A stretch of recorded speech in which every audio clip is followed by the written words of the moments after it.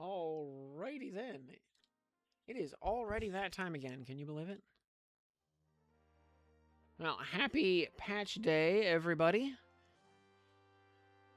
We've been here a full week already. Can you believe it? Yeah, time flies.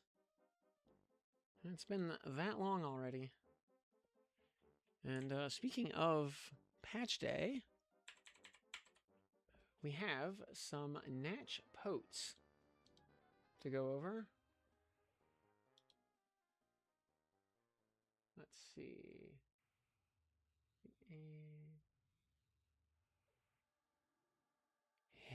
Hey, Popper. Wednesday, 9 a.m. Okay. Weekly. Okay. So.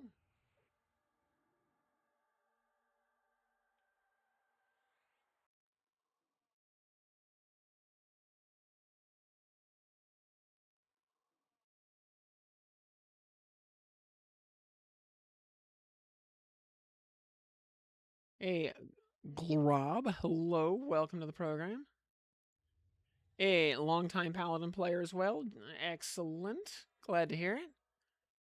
Yeah, saw the YouTube stuff. Hopefully that has been of value to you.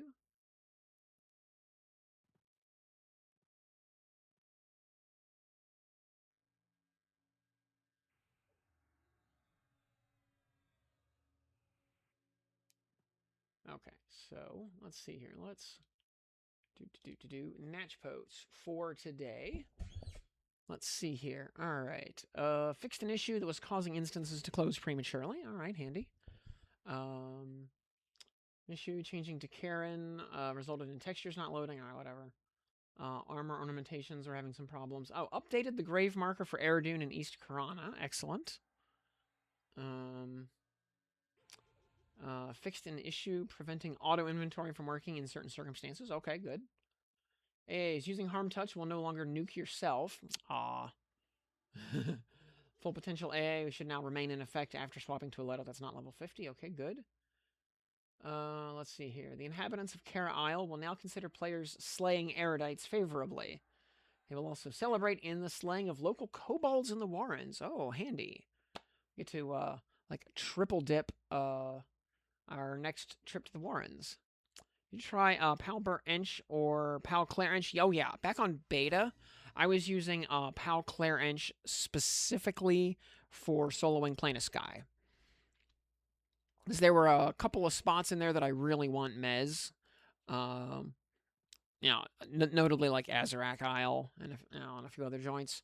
So yeah, I always took Enchanter when I was soloing Sky.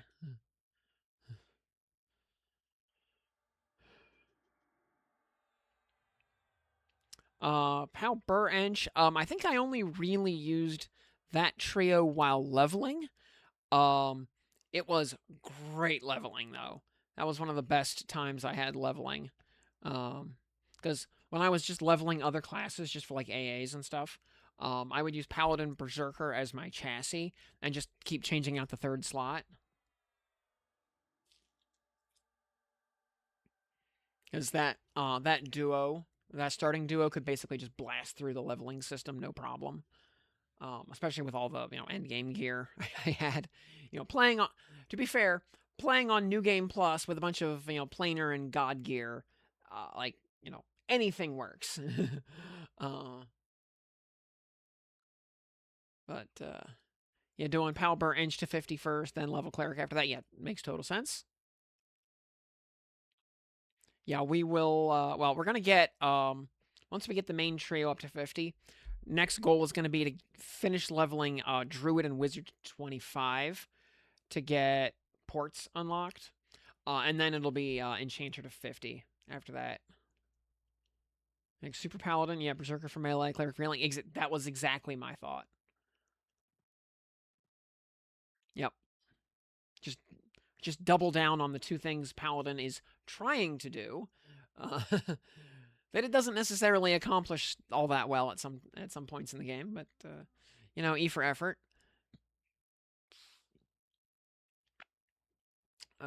Let's see here. And also I found that like Berserker specifically fit in really well with the Aralisi Paladins. If you see them in action, especially like Sentry Zyron, they all have a bit of the Berserker in them.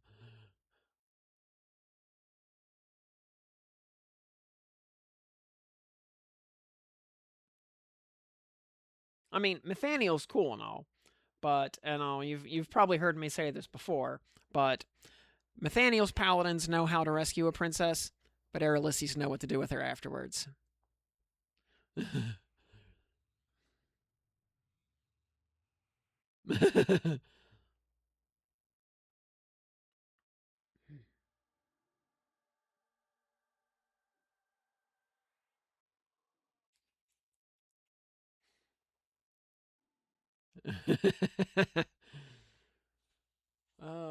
Let's see what else we have in patch notes here. Shannis McDarren should no longer tell new barbs to talk to Halidorf or whatever. Fixed a bug where Cleave wasn't working with one-hand blunt weapons. Oh yeah, that was a thing. Karen Beastlord should now be using the proper summon tiger model. Guildmasters in New Cebalus should now train all the appropriate skills. Froglock Monk Guildmaster in Wrath Mountains will now properly train monk skills. Orc Apprentice in Crushbone has finished his training and has become a full-blown apprentice. Okay, so new named in Crushbone, whatever. Some misbehaving quest NPCs in Kara Isle can no longer be inadvertently lured into combat. It is now possible to read a specific note type item used in a Kara Isle quest by right-clicking on it. Interesting. And Glob, thank you. Dropping that gifted sub out there. Helping to keep the lights turned on.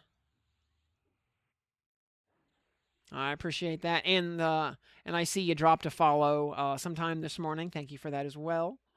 Jarek, good evening. Yep, happy patch day. What else we got here?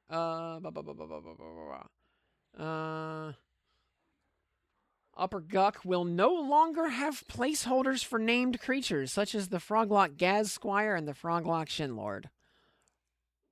You don't say. The Ishvamal will no longer proc Harm Touch. Hway. And the Gloom Water Arrow will now drop one at a time in Kedge. Darn. He used to get like 6 or 8 of them at a crack. Let's see here. Spells. Damage spells that have a stun component should now properly apply the stun, subject to stun immunities from recent stuns. Shaman spells, Tortoise, Slug, and Tortoise and Slug healing have had their prices adjusted to be in the correct order. Necro NPCs and pets should no longer cast Dark Empathy, Shadow Compact, Corporeal Empathy, or Pact of Shadow. Darn. Yeah, alright, well, let's, well,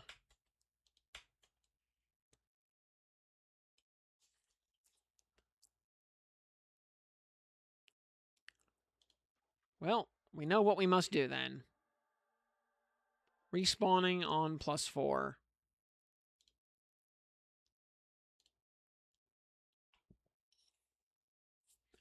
Alright, chat, place your bets. How many Shin Lords will it take to get a Gul'ban?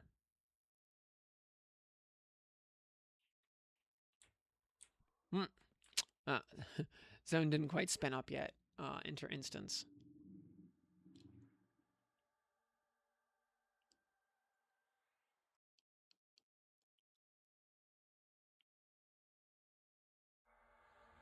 Nope. Alright, it's was needed. It really was. Yeah.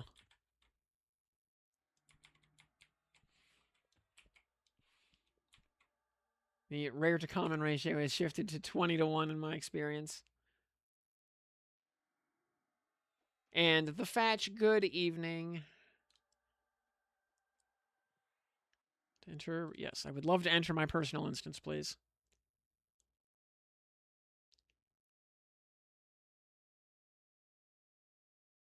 There we go. Okay. So yeah, when you get this message, like the instance will actually spin up. You just got to give it a sec. Thoughts on these summer outfits? No, like Lu Wo, I didn't care about. I mean, he like and like Lu Wo already has a summer outfit, and the other one, Naru. I mean, she's like the the alpha the alpha shill character. I mean, it's a cute outfit. I'm if I needed an extra 10 roll or something this month, I'll buy it because it's the same price as a 10 roll. It's a 10 roll plus. So, then. But otherwise, all right. All right, Mr. Gaz Squire.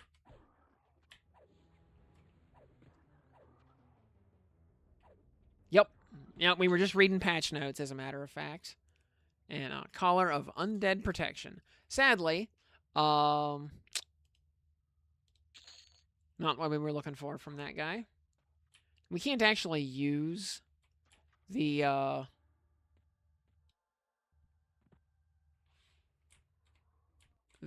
Bone Fork on this kit. We have one of the very few class combos that is incapable of using the Runed Bone Fork. It's usable by a lot of classes, but not these three.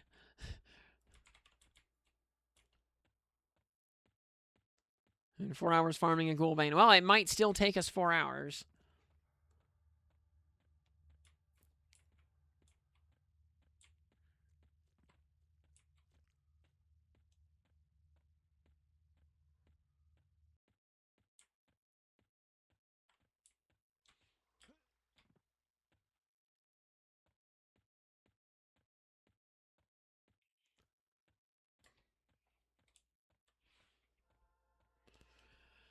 All right, Shinlord number 1 for the day. Here we go.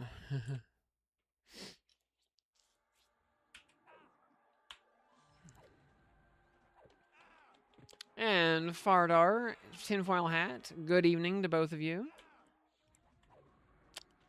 Or good morning in some cases.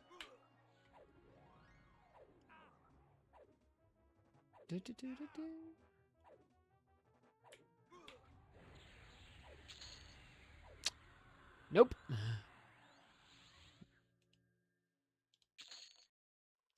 The upside is, the silver-plated bracer we have might become a halfway decent item before we get a Ghoulbane. So, let's see here. So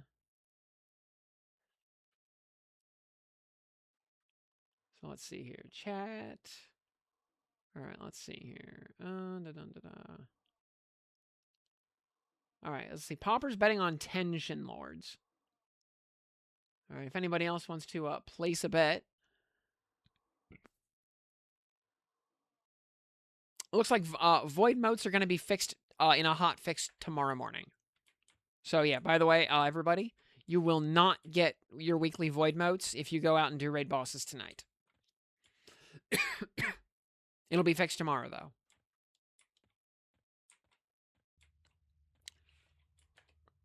All right, the Froglock Warden. Hello there. I don't think I've ever seen this guy before.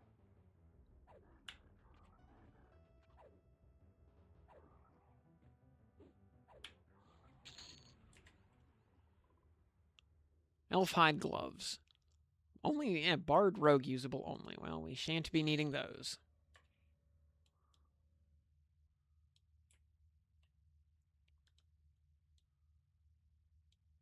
Froglock Scryer. Well, let's see. Any other,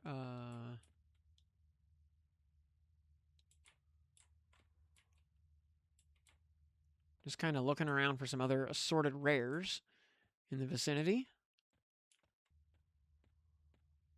Any other like hunter targets? Froglock Summoner? Yeah, I have never seen the Froglock Summoner spawn before. He had 48 on Monk last night. Nice.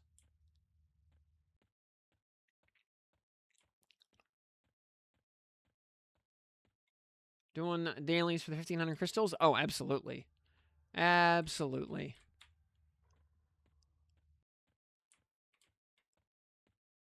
1500 crystals a day? Yep. That is, yeah, cannot miss out on that.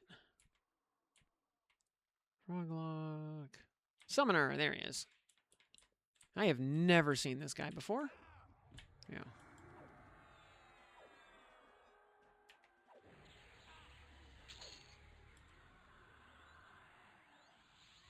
Lens of glowing amber. Does that do anything? It has no tags.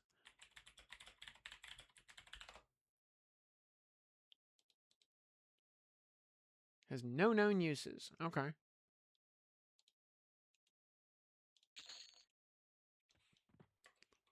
Oh, we can also go pop the croc up here while we're at it. So we have like 16 minutes between pops. So at least on this first run, we might as well make some use of the time to go just tag hunter targets. I don't think I've ever actually seen the ancient croc spawn either. Not that I go looking for him that often, but you know, still a thing. Kill your last two D4 lockout instances based. Palnek Eng can solo all raid instances. That's no surprise. I mean, you get the all those big boy taps from Necro, Ench buffs and slows.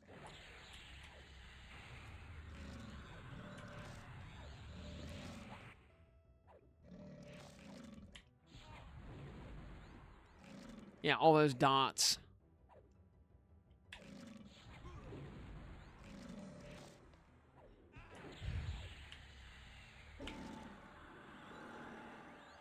Well, Gator Scale leggings, sadly, they get absolutely mogged by pristine studded leather.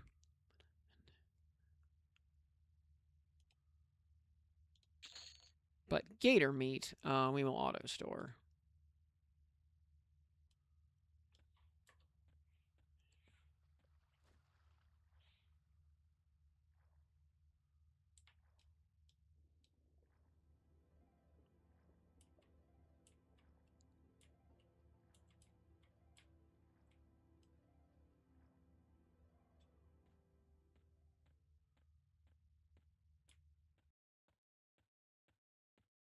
Yep.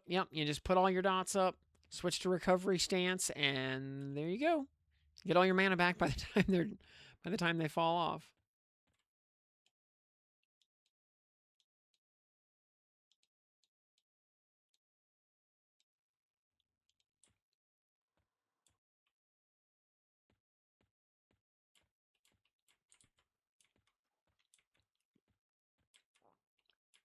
Filled up 9 backpacks full of gear.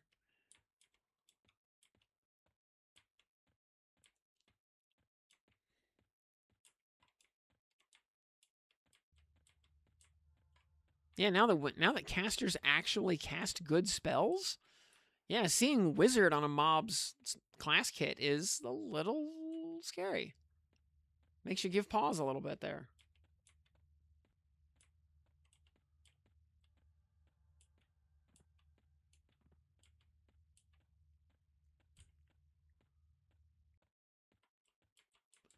Yeah, the thing with Befallen gear is A, it's just good by default, and B, just the amount of time you will spend in there grinding those fast respawning named, means that in the span of a normal XP grind, you will absolutely get those things up to like +7 or +8. Well, I guess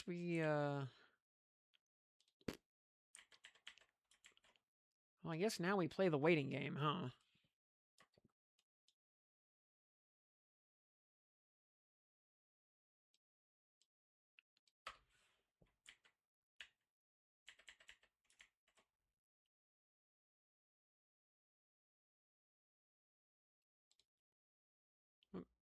Wrong thing.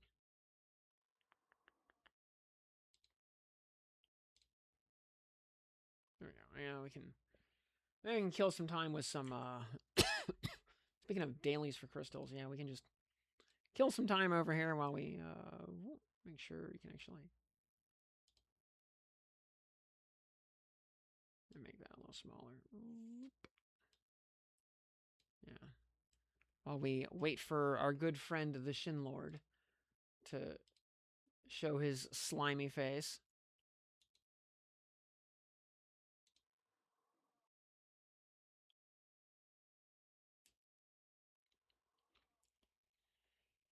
Yeah, I mean, at least like Best in Slot is pretty straightforward in Old World. And yeah, no more placeholders in Upper Guck. All Shin Lords all the time. Oops, all Shin Lords. uh,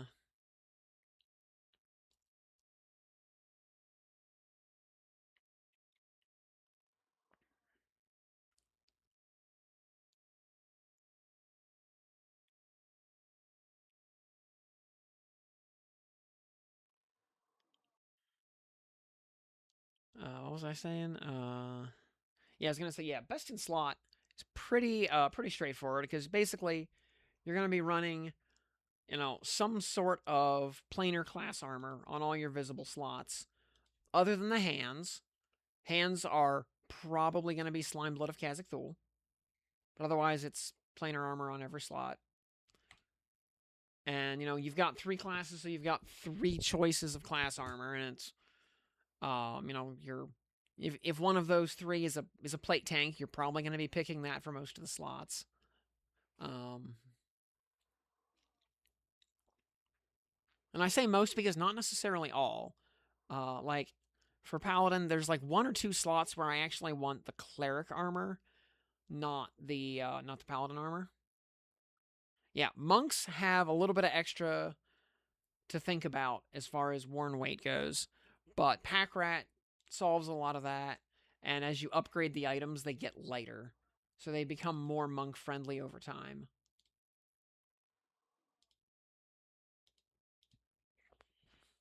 I mean, yeah, I think Russet is a good filler.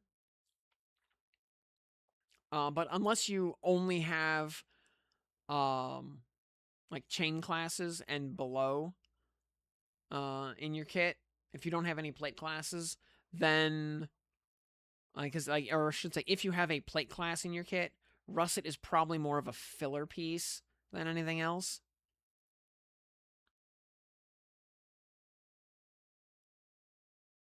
Uh, the initial heal, I've actually sign whether the initial bit is affected by healing boon or healing gift.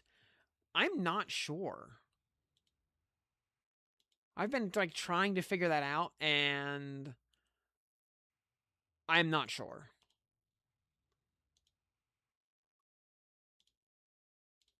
Um,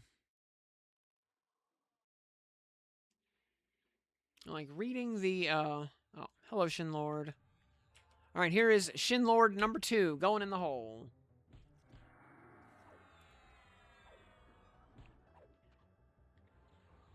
Like I know on Flowering Heal, for example, the big heal at the end is definitely considered a direct heal.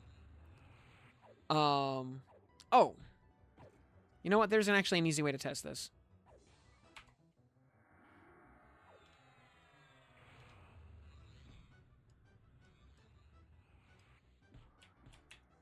There's a very easy way to test this.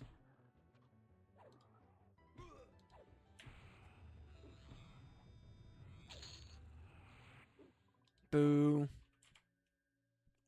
So, Sacred or Renewing Echo heals for 280.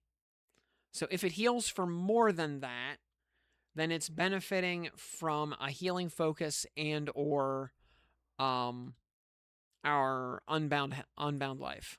So let's see how much it heals for on the first tick.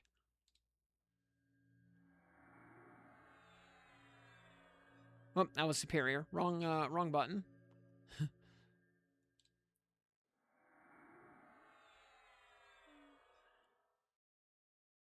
Do we not? Do we actually need, interestingly... All right, now it does not trigger the healing focus, notably. Here, we'll just let this guy bash us for a little bit. Yeah. I'm gonna say, yeah, other things will, yeah. We'll turn around and start sitting. Doing some science here. Let this guy wail on us a bit.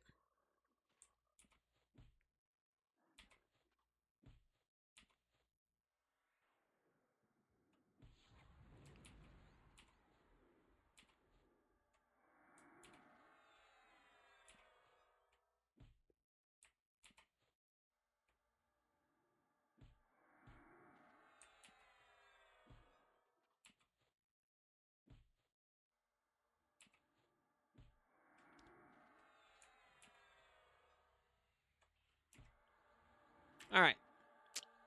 We will cast it and see what happens. Oh, it healed for 292. Now, it did not activate the improved healing focus. But...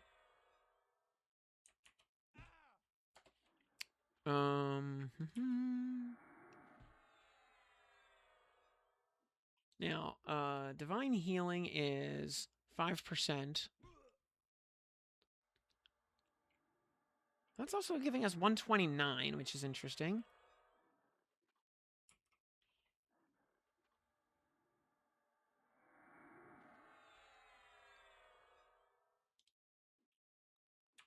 $129 divided by 110 is a 17% boost.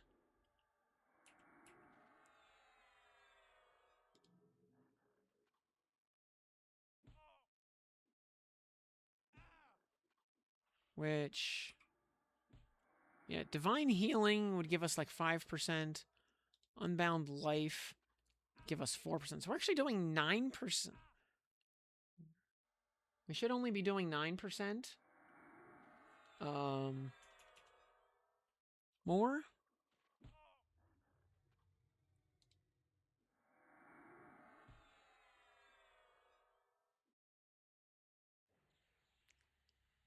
$292 over 280 is 1.04. Okay, that makes more sense. So, the Unbound... All right, so what it's worth, for what it's worth, the Unbound Healing is affecting that first tick.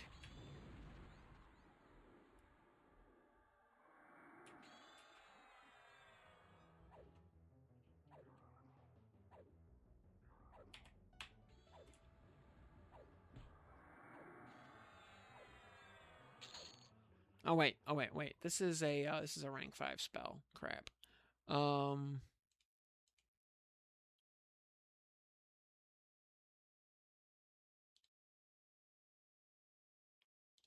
me heal. Yeah, Echo of Health is only tier 0, so this makes sense. Yeah, this will be better for science.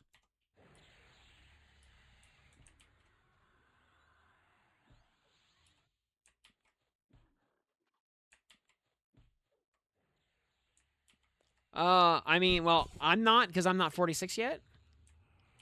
So that'll be tomorrow, presumably. My goal is to hit 46 tonight.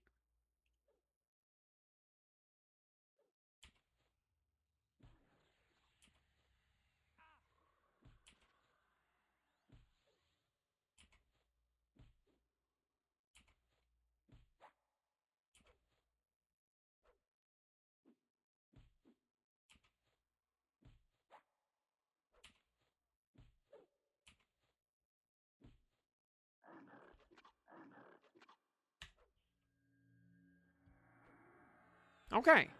It healed for 53. And then just 20. Okay.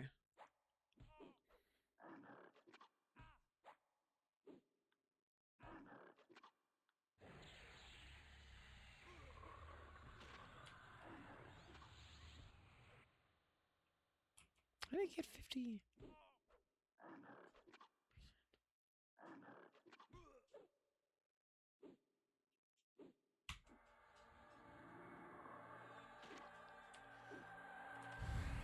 So, normally heals for...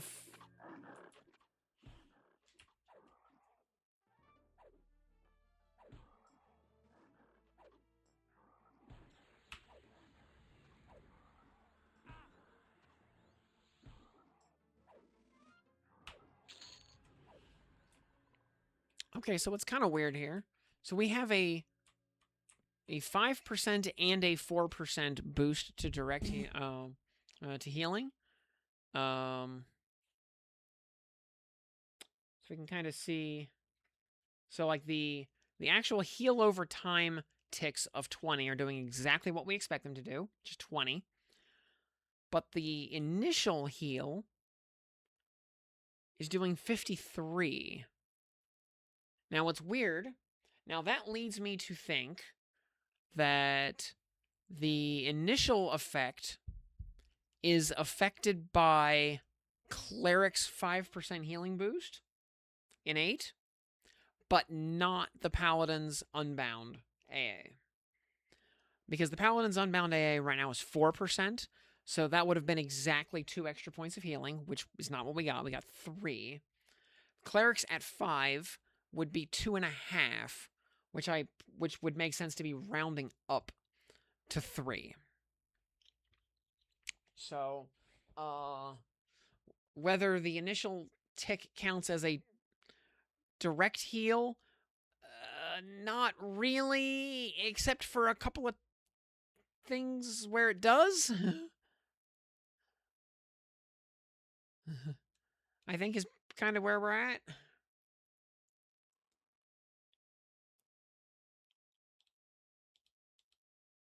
Now, which effect makes it crit? Oh, I have no earthly idea.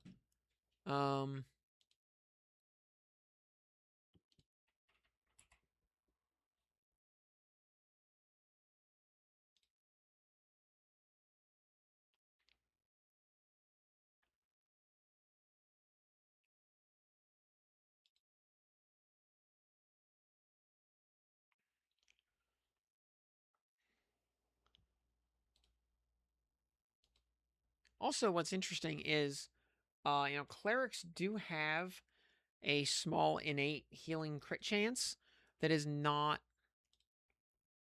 that is not mentioned in their innate divine healing ability. Because you see, we are able to crit those hot ticks, despite not having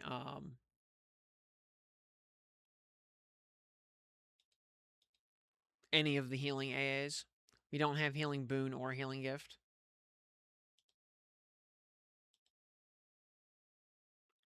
And I know for a fact I have the ability to crit direct, and clearly that applies to both overtime and direct heals, because we can heal that tick of echo, and we also can crit superior healing.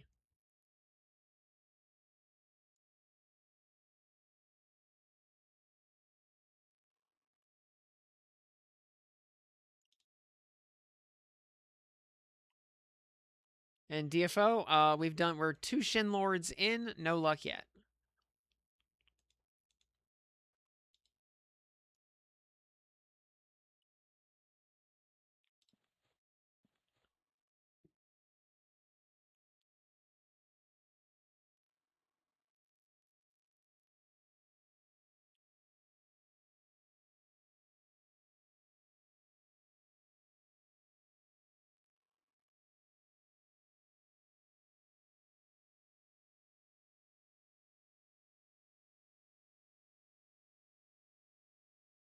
Oh, yeah, you want 2 pieces of wind-etched row? Yeah, sadly that stuff is not in the game yet. Someday. You've unlocked Shadow Knight. Okay. Yeah, Shadow Knight's actually pretty easy to unlock. A lot of their drops are pretty common. They have a lot of quests. But they're all pretty easy, actually.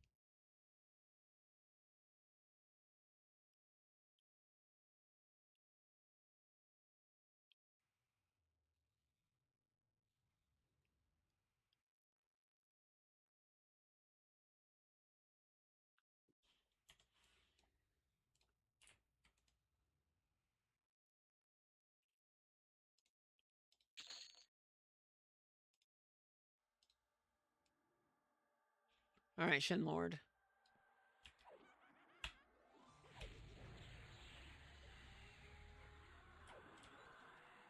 All right, Shin Lord number 3.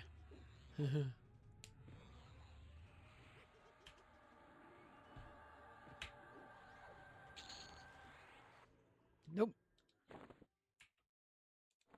On the upside, though. 12, 10, 10. Can we replace our Lego bracer? Pristine? Not really.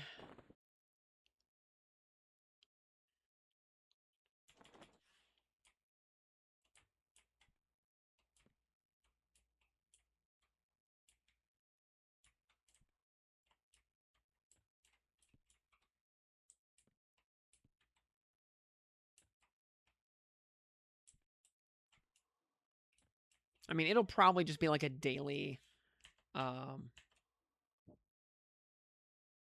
routine, like every morning, log in, gate to Guck, kill 2 Shin Lords, add some Ghoulbane, hope for some Ghoulbanes. Because remember, we need 16 Fiery Avengers before Kunark.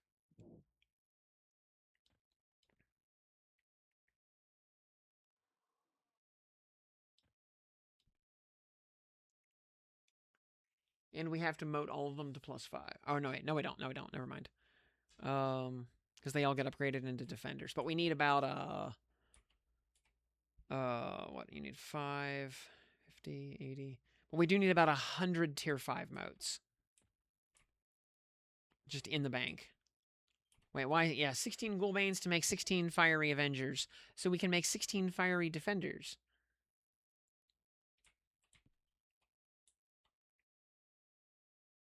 Then moat them all to +5 and take them instantly to take it instantly to +10. Why not just use black moats? Because this is more fun. Fun in the kind of dwarf fortress sense of the word.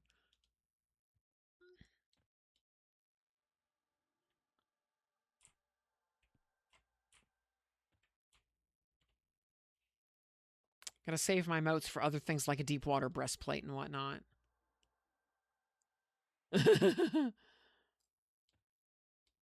Which will, I'm sure, take like 50 Trachanon kills to obtain. Because on vanilla, well, assuming the traditional armor sets even still exist, and assuming Trachanon is still even a thing, on vanilla, Trachanon drops what? 2 breastplates per kill? I think. I mean, it's been 15 years or more since I killed Trachanon the last time.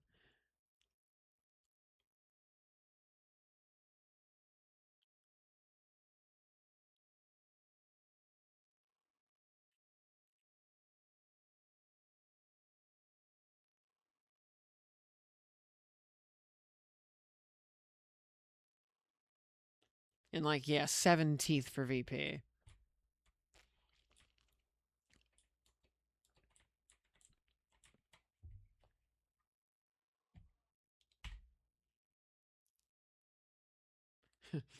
Put moats into our player housing and make a +10 chimney.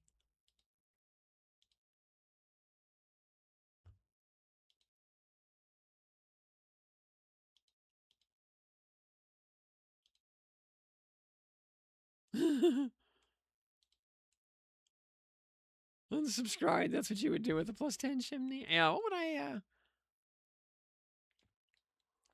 What even is the difference between a +0 and a +10 chimney? Does it just have like a good like soot filter or something to stay clean and not put out too much carbon or anything? More log capacity?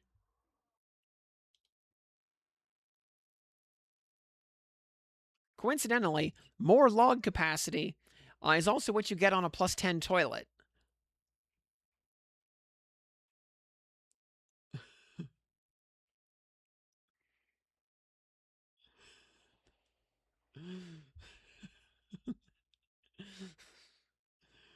Not messing with housing, yeah.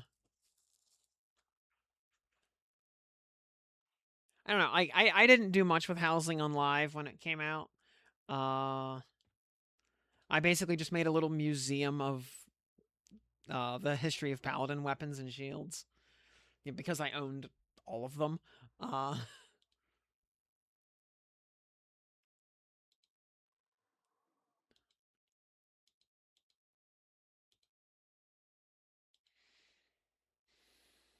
You have to create your own personal instance in lower Guck after you zone into lower. Yeah, you got to be in lower. Yep. If you're in upper, you will make a personal instance of upper Guck.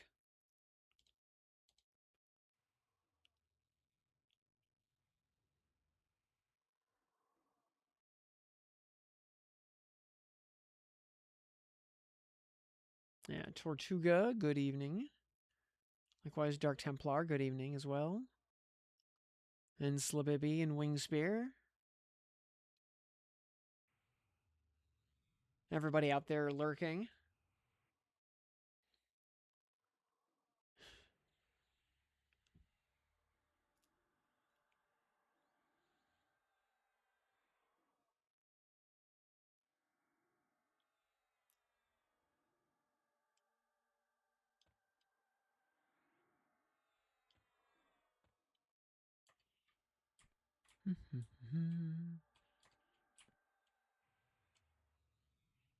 They bump his spawn rate to 100%, drop his drop rate to 1%. The finger on the monkey's paw curls up.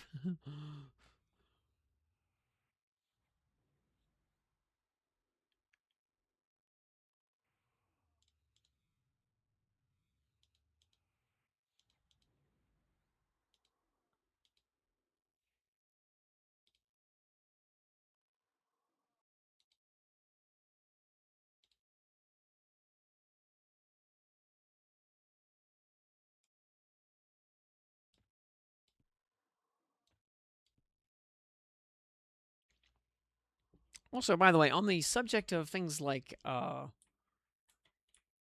transmog or whatever you want to call, or glamour, whatever you want to call it, there are so many games that so massively overcomplicate the process of changing the graphics of what your armor looks like. I'm going to call out Final Fantasy XIV for this in particular, because the whole system of glamoring in that game, and especially using the the glamour plate system in your house, good lord, is that overcomplicated. There are 50 extra steps in that don't need to happen. You know, the correct way, I would say, to do glamour or transmog is the way Path of Exile does it. Like, this tab of your inventory is what your gear actually is. The next tab over overwrites the appearance. Anything equipped in the other tab takes priority for appearance, but gives no stats. That's it. That's the whole system. One tab for stats, one tab for graphics. Done.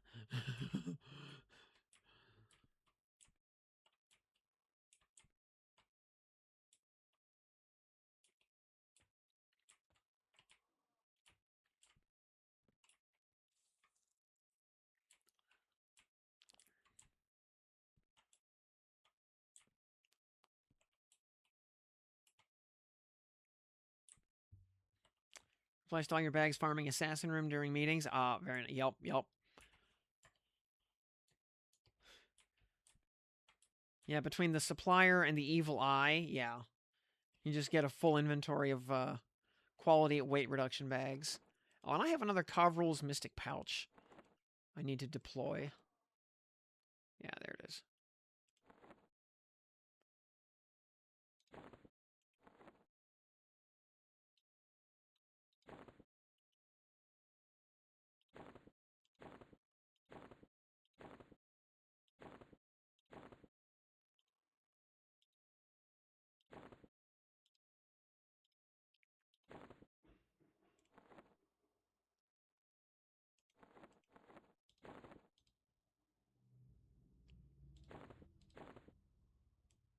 So this McVaxius's horn. We can just pull that horn effect out. Nope. And then, yeah, if this thing was like range usable, it would be so much better. But it's only primary, secondary. So off it goes. Oh, so yeah, we've still got 4 Dark Reavers to give away if anybody needs them.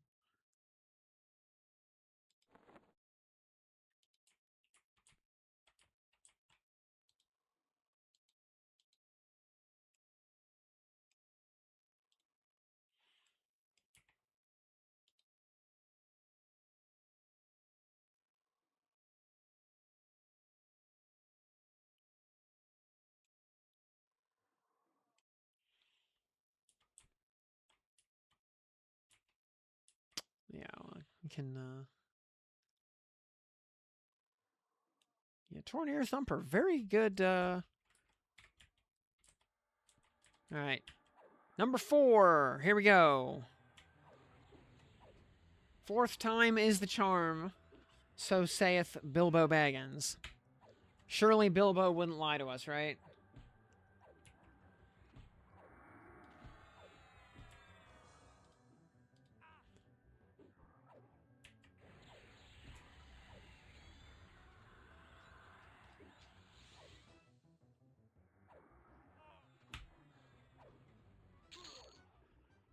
Bilbo would, in fact, lie to us. Okay.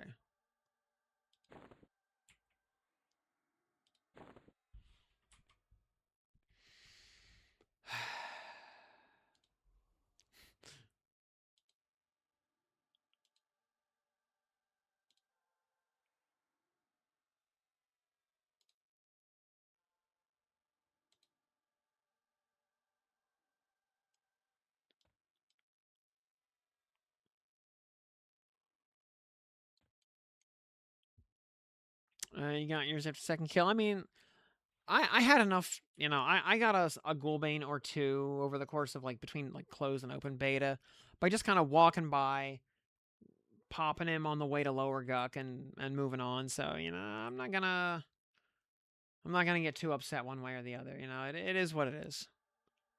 You know, RNG giveth and RNG taketh away. And, you know, sometimes it feel like RNGesus is doing an awful lot more of the take a thing away than the give a thing. But surely that is just observation bias.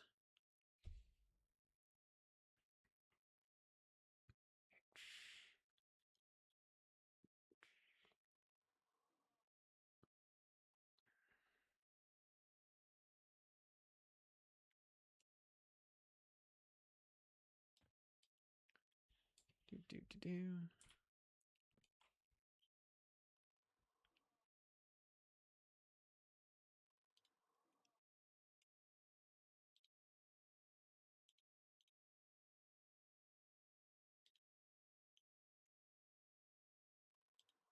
Well, fortunately, we have the ability to do gameception here, and, you know, second screen some other stuff to do in the background while we wait between these like 16-minute respawns. How's our moat supply looking? We get 23 plus 5s.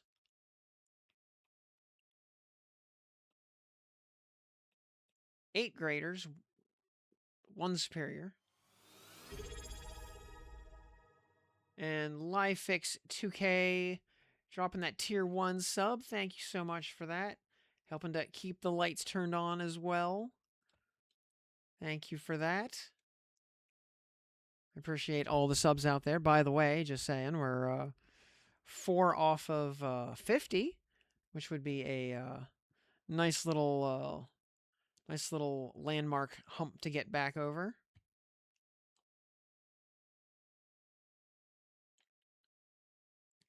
Just want to say, yeah, appreciate all the videos and info.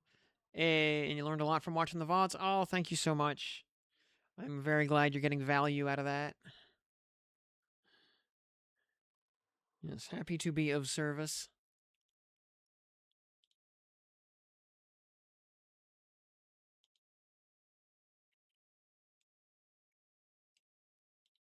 Oh yeah, since somebody was in one of the video comments was asking about doing a Divine Might guide, we're gonna do that in a couple of days.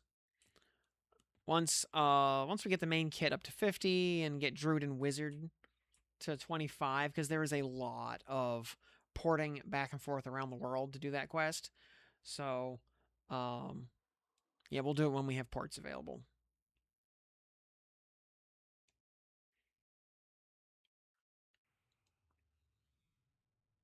So we gotta go.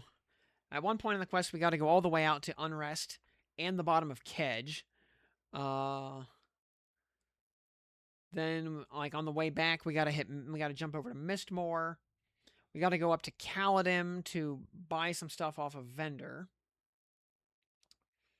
We gotta take that vendor stuff out to Beholder's Maze to turn it into a guide. That's actually the beginning of the quest. Where else do we need to go? We need to go, rest of the bones. Oh yeah, we need to get a diamond from somewhere. So by the way, if somebody has an extra diamond on them, I will buy that off of you happily.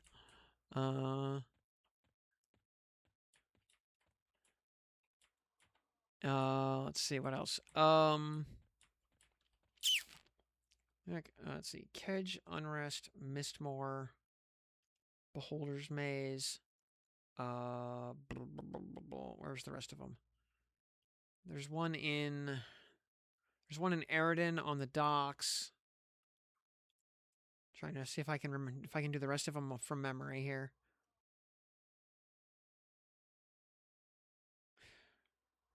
It's 4.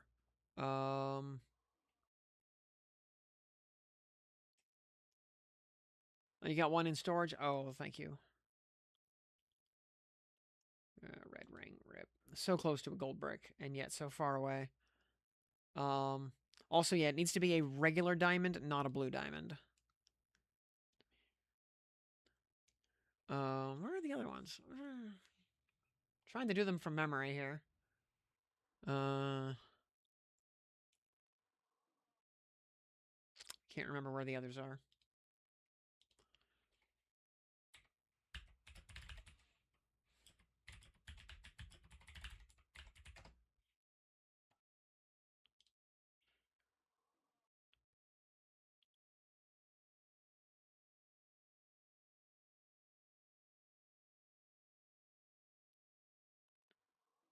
Oh yeah, Minotaur Caves. Mistmoor, Unrest. Yeah, there's one in Everfrost right next to Miragul. One in Eridan, one in Kedge. Okay, yeah.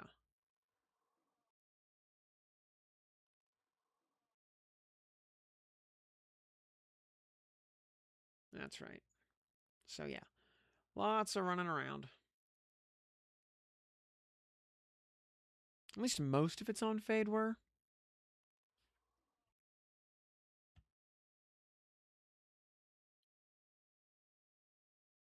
Oh, we also have to get Enchanter to 32.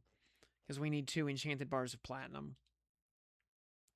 Which quest was it? Yeah, it's the Bones of Derek Lightforge is the name of the quest.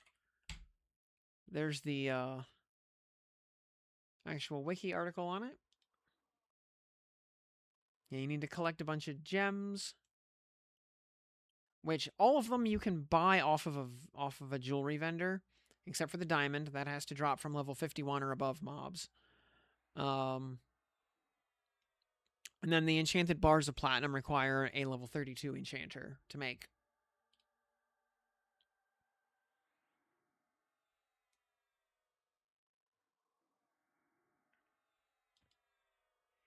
Our enchanter is currently level 19, so you know that 19 to 32 on enchanter will not take long.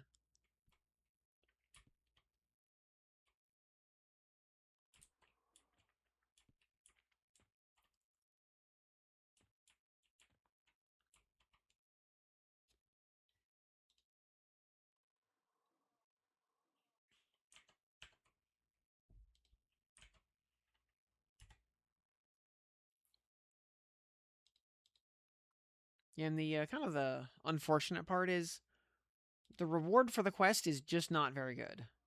Divine Might is not an amazing spell for the amount of effort it takes to obtain. It's a 65 damage proc. And consider the Ruby Stiletto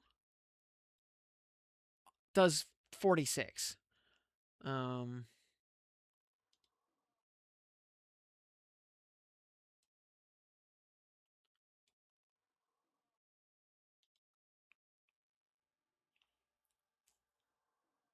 So it's only a little better than what you get from a Befallen weapon.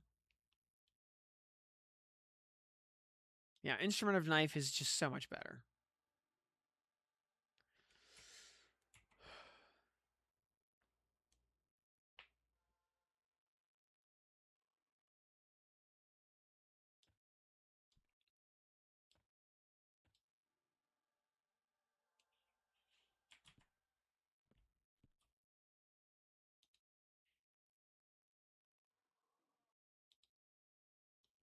Now, of course, Instrument of Knife is undead only. Yeah, Tito Man, yeah. Yeah, some beginner questions on raids, absolutely. Yeah, well, what you got for me?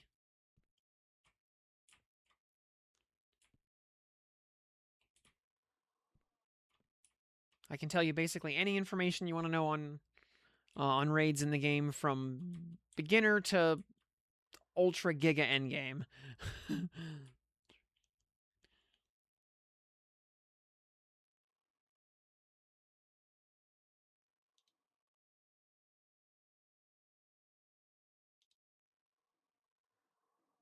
Well, ultra giga endgame up through Reign of Fear. I did not play after that, so.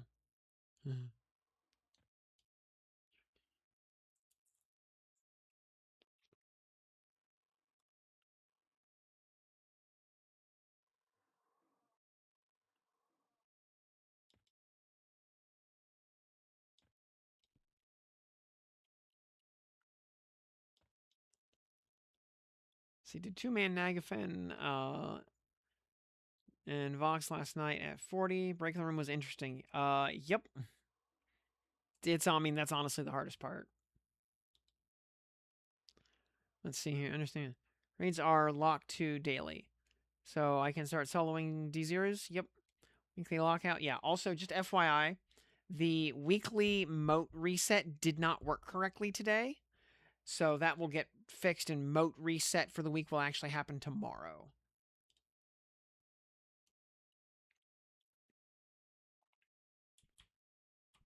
And yep, they are doable daily. You'll see as soon as you create. Also, number 5, here we go. Shinlord number 5. Alrighty. Yeah, you'll see the replay timer on the zone, which also means even if you fail the raid and just give up and leave, you can't go back and retry the raid. You can't recreate the instance until the next day. Obviously, you can wipe as many times as you want, as long as you stay in the instance.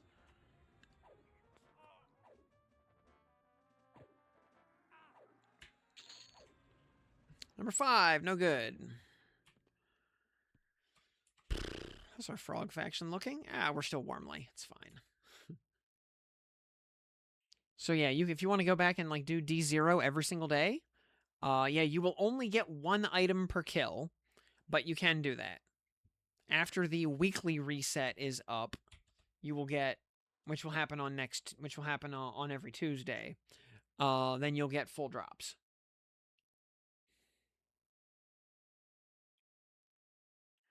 D0 solo between D versus D0 group. I mean, the only the core difference is D0 group has to deal with the full deck of ads in the lair, and you need some way of dealing with the crowd. But a perfectly valid strat is run in, kill the ads, die, respawn, rebuff, fight the dragon. That's totally valid.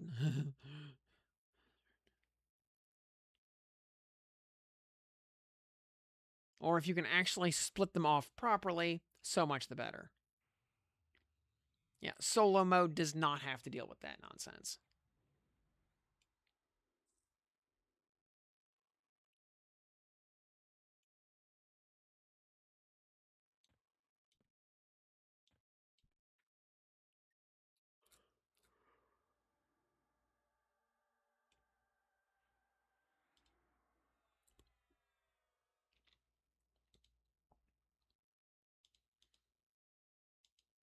And yeah, Vox and Nagafen are actually fun at level 40. Because at 40, they're a little tough. Allure 10 should go to 61. Because each upgrade tier increases the level cap by 1. And it caps at 51 by default, I'm pretty sure.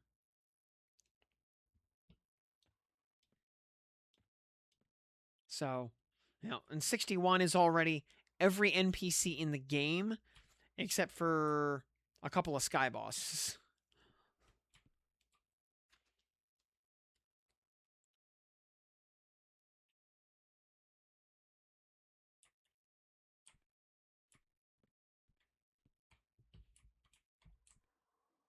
I mean, for that matter, 61 already covers most of Kunark.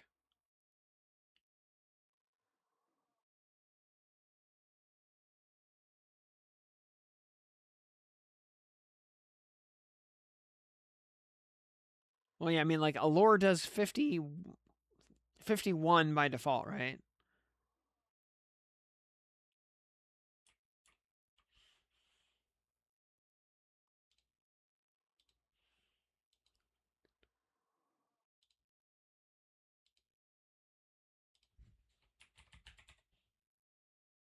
Yeah, Allure does 51 by default. So, at rank 5, it goes to 56. At rank 10, it goes to 61.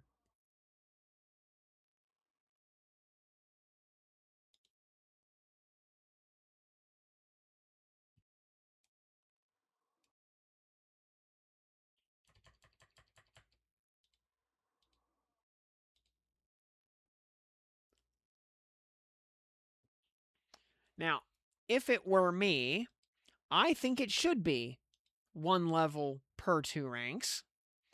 Or maybe even 1 level per, like, 3 ranks. Or, per 2.5 ranks. I think 1 level per rank is a little excessive. But, that's, but that sort of thing is, why I tap the sign. um,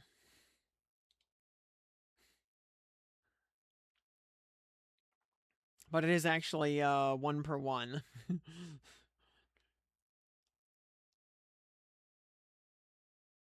Yeah, I mean, AE, yeah, name brand mesmerization um, needs toned down just across the board in many ways. Um, for the same reason.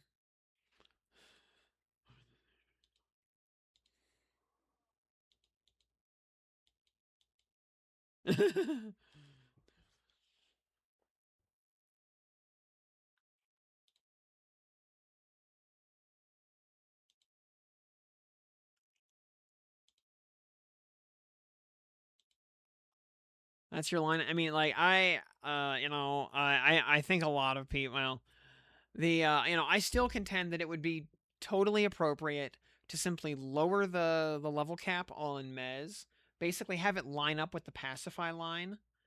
So the level 16 version goes to like level 30. The level 20 whatever 25 version or whatever goes to 40. The level 40 something like 42 or whatever goes to like ends up going to 55, and then you add your motes on top of those if you feel like it. Just so that you have so the higher level spell can have a more level appropriate mana cost.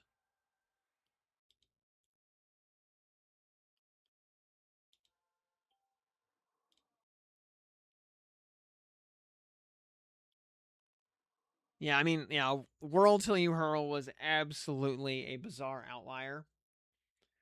And I mean, like, that was one of those spells. I mean, going back to um,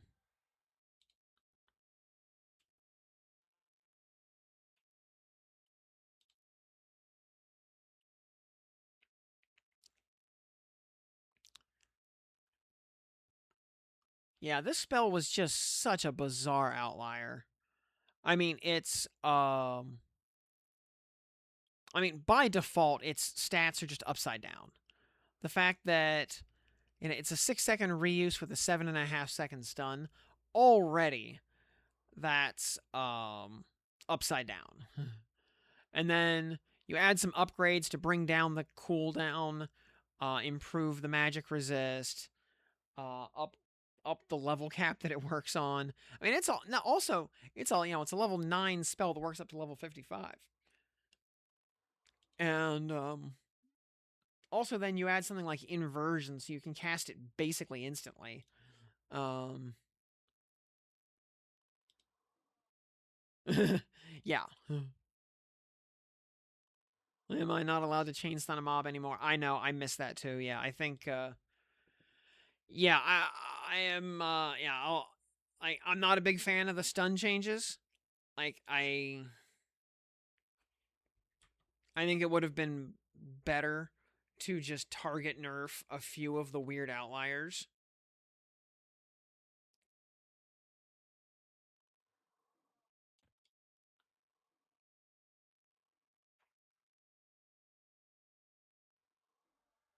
Like Whirl.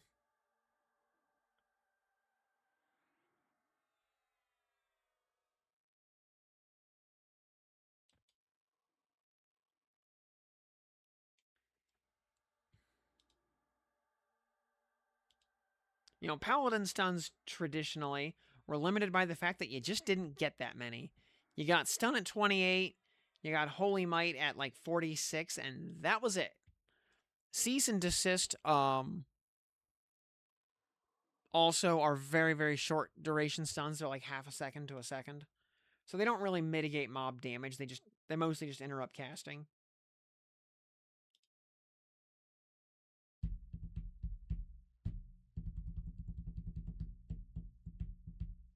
And yes, last gambit, yeah, Divine Might is in the game. Uh, it was originally a Kunark spell, but the one step of the quest that happened in Kunark was just removed. It was like in Kunark, you had to go get a special Fire Emerald that dropped off of certain drakes in Firiona V, and they just changed the quest to use a regular Fire Emerald. Is it worth doing? We were just talking about this earlier actually, because I'll record a guide for it in a couple of days. Um, it's a lot of effort for a spell that is not that great. It's a quest you only ever do once, and then you never look back.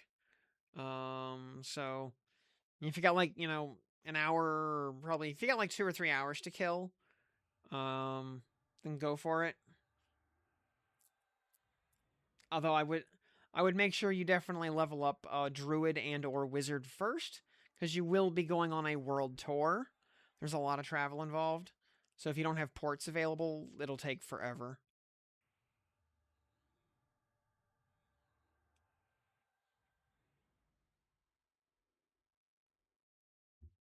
You're leveling druid as we speak. Well, there you go.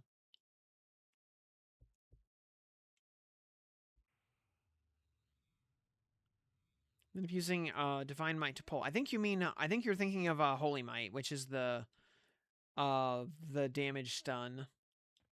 Divine might is the proc buff.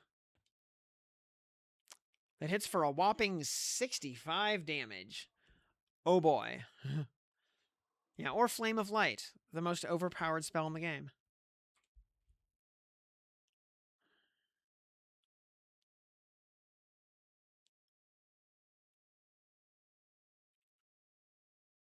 Someday, uh, someday those just atrociously awful spells like Flame of Light and Divine Purpose will get rebuilt from scratch to not be wastes of ones and zeros.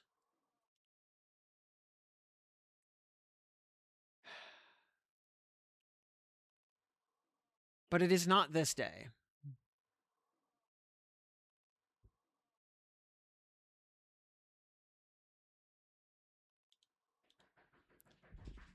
Hold on, someone's knocking on my door.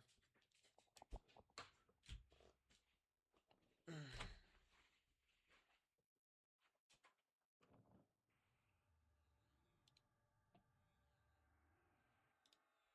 we're back. Apparently it was not very important because by the time I got to the door, they were gone and out of sight. So, alright, hey, VOD watchers. Y'all got to just save that like 5 minutes. And hey, there's a Ghoulbane waiting for me when I came back. That's cool.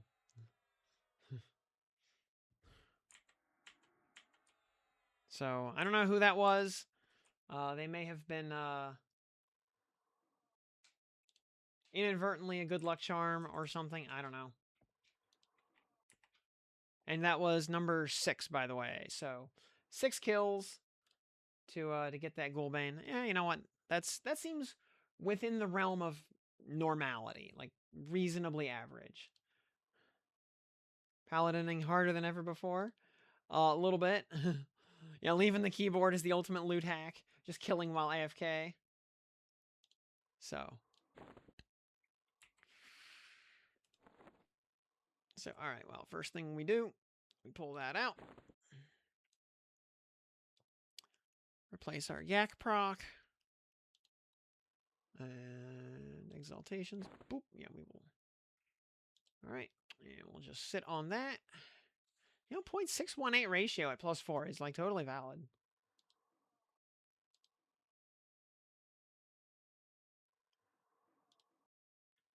So, alright, cool. We got that done. So, got the hardest part of our Fiery Avenger accomplished. Actually, as soon as we get our... you know what? Do we want to go... No, we're only going to get the 1 copy for now. We'll work on duplicates later, because we really need to just get rolling on levels. So, okay. What time is it? Wait. This session, hour and 17 minutes. You know what? A little over an hour to get a Ghoulbane. Not bad. Not bad at all. I'm okay with that. So, if we can retain that average going into the future, so, you know, like, so if we need 16 Fiery Avengers, ultimately, then, you know, so 15 hours of doing this in the future. You know, that doesn't seem so bad. Again, if we just kind of make a daily routine of popping in, like every morning before going to work, kill 2 Shin Lords, you know, we'll probably get, we'll probably get all the Ghoulbanes in the world, you know, in due time. We will get them eventually.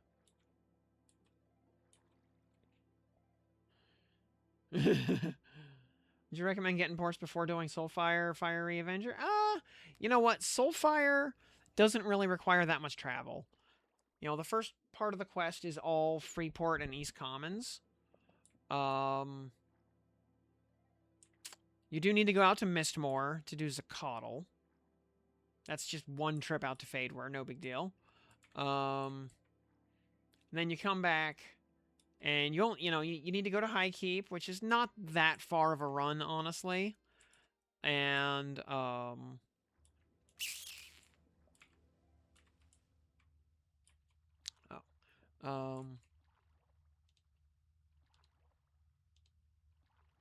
create instance. Okay, we do.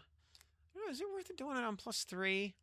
I think +2 for XP reasons is like kind of the sweet spot.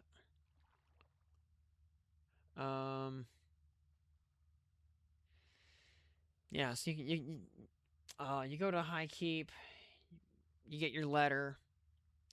You go from High Keep to South Corona, which is not that far. You do the turn in. That's the whole quest. Fiery Avenger requires going to Vox and Nagafen, which are on opposite sides of the continent. Though, you get your Jagged Pine Forest. Or no, it's not Jagged Pine. Surefall Glade port on Druid at level 15. And that's as close to Vox as you can get.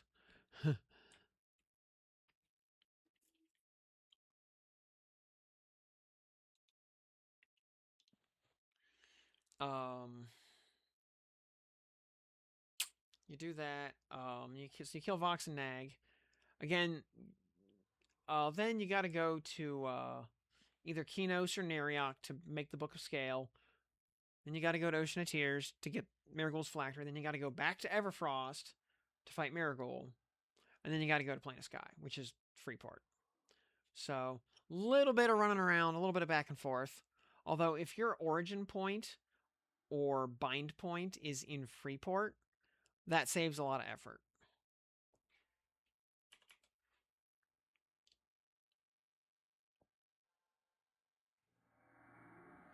Yeah, Ritual to North Corona, Horse to High Keep. Yep.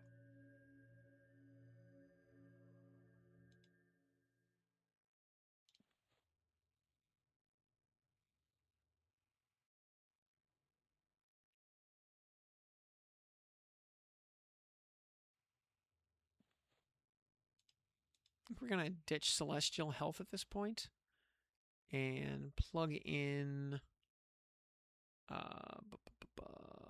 Promised Renewal. IVU we will keep up. Expel, I'm pretty sure we have a... Nope, we only have Expel for like 1 or 2 more levels. Keep Counteract Disease up to deal with slows. Pacify, we keep that up. Stun. Superior Healing, we use that for like 1 more level. Promised Renewal is currently at level 8, by the way. So, looking pretty good there. And, okay, I think we're good. We will IVU down past the small fry, because they are just not worth anything. Yeah.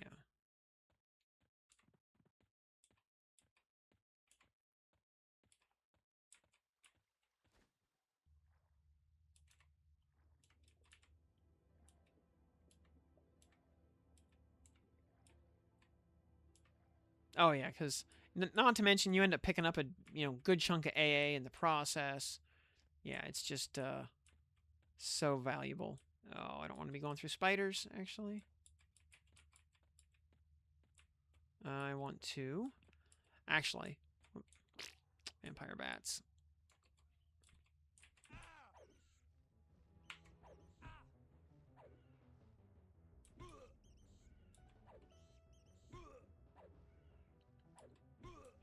Because like 10 to 32 will get you about 24 AAs.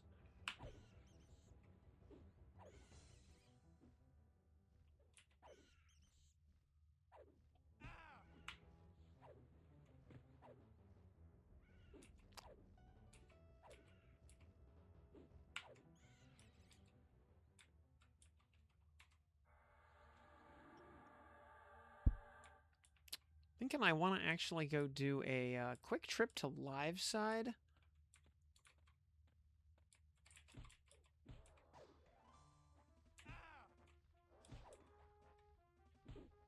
Because I just want to hit the Crusader real quick for his focus. Oh, and the Yun Priest.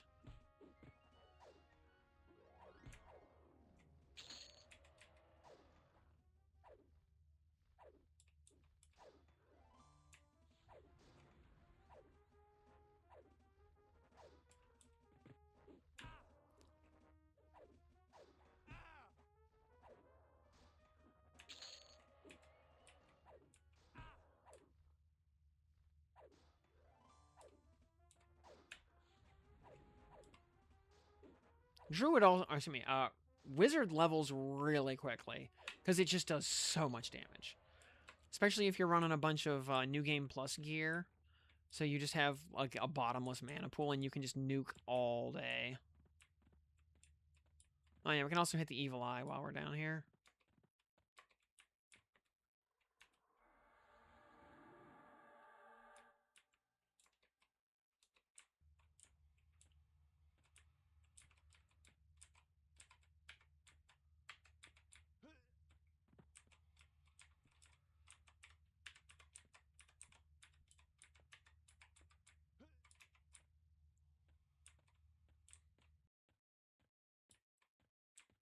Wind Rider Drakes. Yeah. Because they are straight up immune to Mez, right?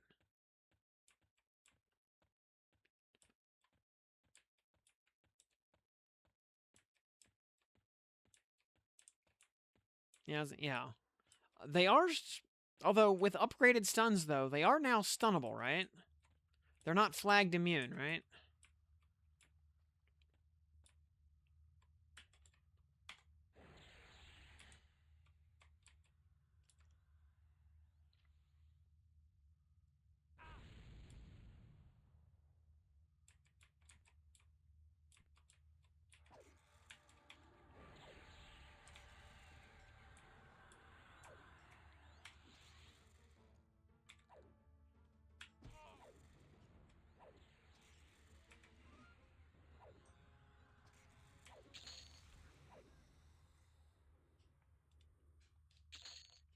Another bag of Sown Evil Eye, thank you.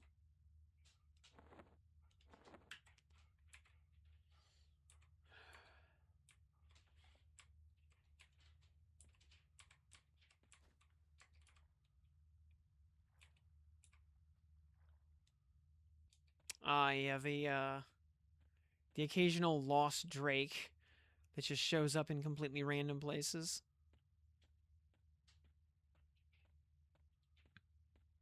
Gotta love it. Hey, Chippy. Hey, buddy.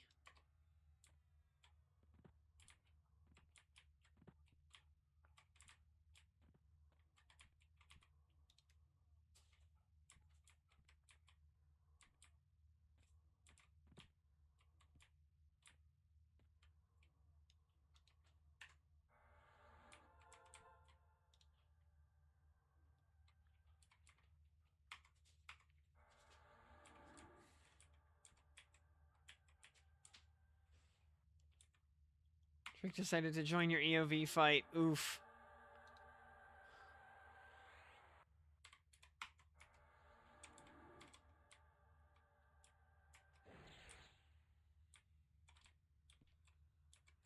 Frog.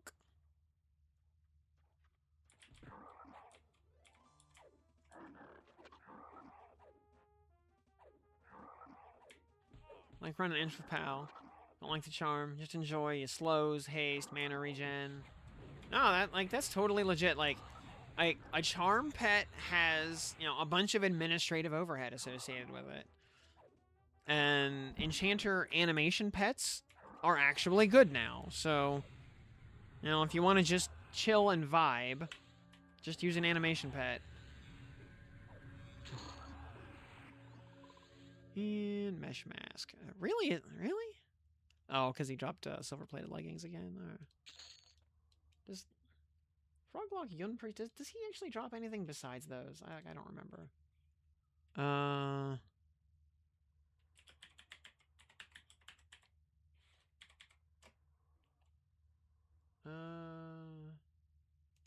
Oops. Not Yun Shaman. Yun Priest. Oh, Amethyst Bracelet with Rage and Conservation. Okay. 25% of the time. Alright. Well. Seems like a lot less than that, but whatever. Yeah, Zol Knight. Get pacified. Upgraded my last animation. They increased damage to hitting for 70s. Hey, you know what? Jekken was our goat during that that level 46 interrupt kill, so. And that was before spell upgrades were a thing. That was just vanilla, like, not even the best enchanter pet. It was the second best pet. with his base stats.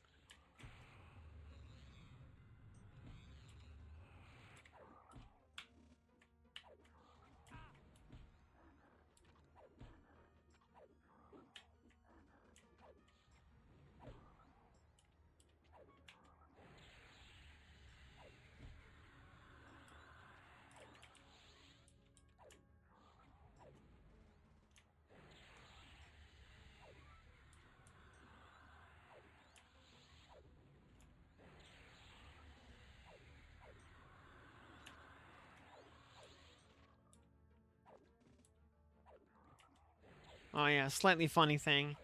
Some people on the public Discord were saying that there's no way the Paladin Cleric Berserker trio can sustain properly in another Runed Falchion. All right, Crusader.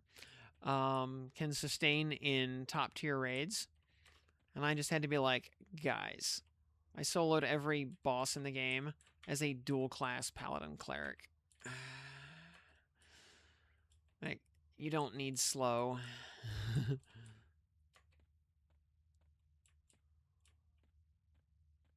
Slow's great. Makes up for having, like, the lesser healing of a druid or a shaman, or even a paladin. But especially with cleric healing, you just don't need it. You can just soak the damage and heal it. I don't know. I am no legend.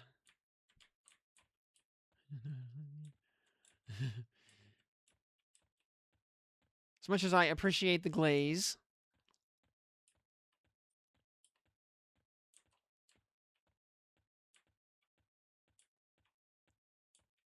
that is definitely the exaggeration of the century.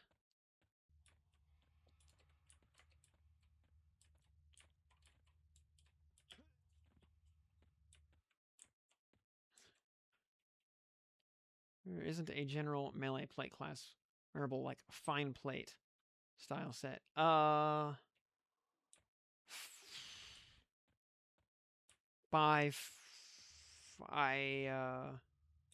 don't even remember what fine plate was, actually. Like, was it? Like, I remember the name being a thing, but I don't remember what it was or what made it special or anything. Okay, yeah, because, yeah. It might have, yeah, it was like the enchanted, like the full, like cultural crafted and stuff is not in the game yet. That's for sure.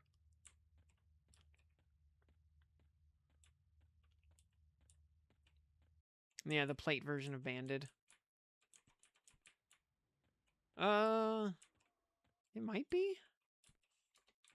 I don't know. I mean, I am like the last person to ever ask about anything trade skill related.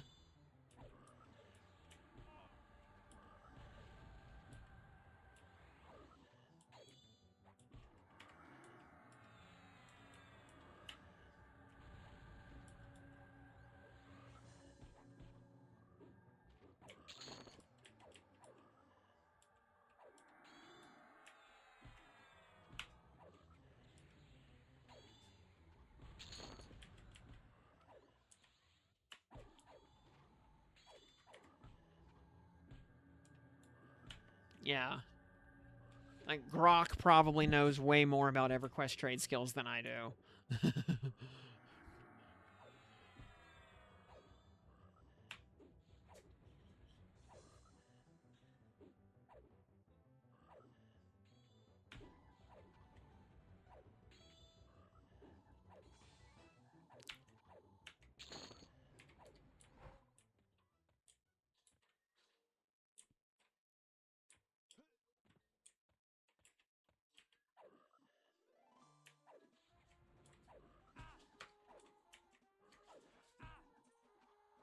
Hey, kitty. You want to sit in Daddy's lap? Psst, psst, psst, psst, psst. Hey, Chippy. You can lay down, bud.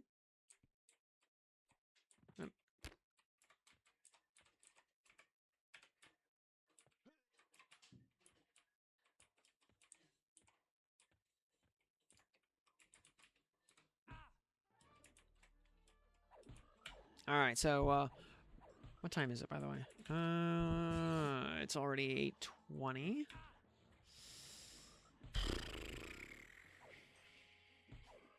We need to gain 3.5 levels. You know what? I bet if we're reasonably consistent here, we might be rolling until like 1 a.m. or something, but I think we can make 46 tonight.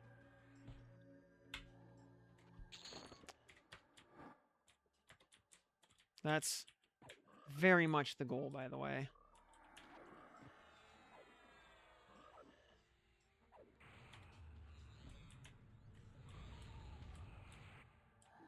Because I, for one, would love to go do a round of Deicide tomorrow. Ping 200 AAs, GG. Evasive besides... Ranger gets it also. It's basically the melee DPS classes other than Berserker. Because Berserker gets Mage Hunter instead.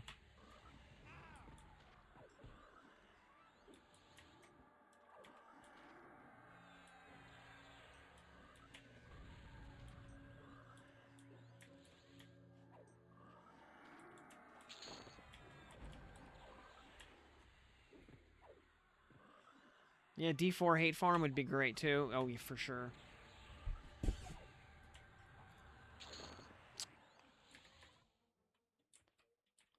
Yeah, what I would hypothetically like to do... actually...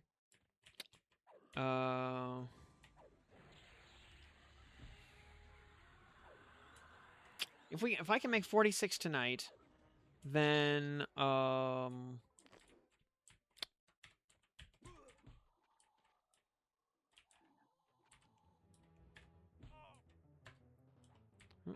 oh, we got a line of sight issue here. Oh, come on. There we go. Actually, if we can get 46 tonight, what I would really like to do, maybe, is hit,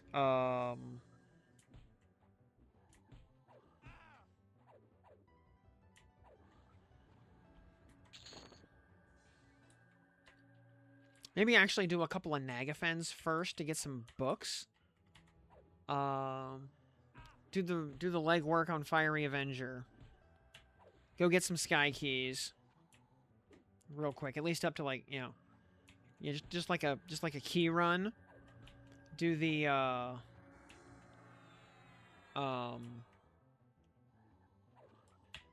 grab Fiery Avenger. And then go do some Deicide after that. And yeah, you guys don't need me to go grind, you know, D4 hate or whatever. I mean, you're all perfectly capable of doing it yourselves while I catch up.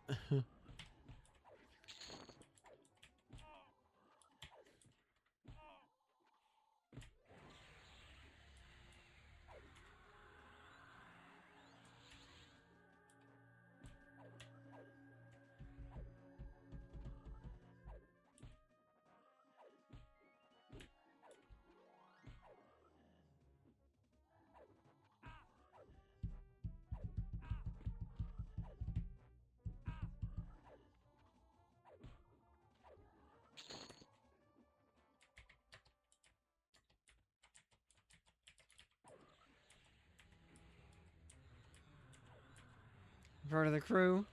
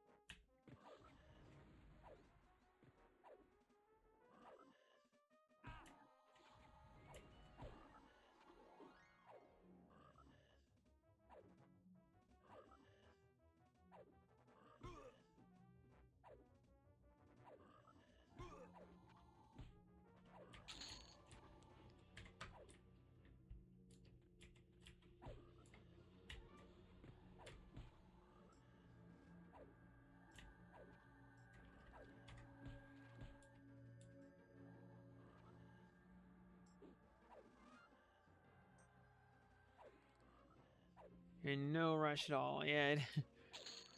I get it. Yeah, it's...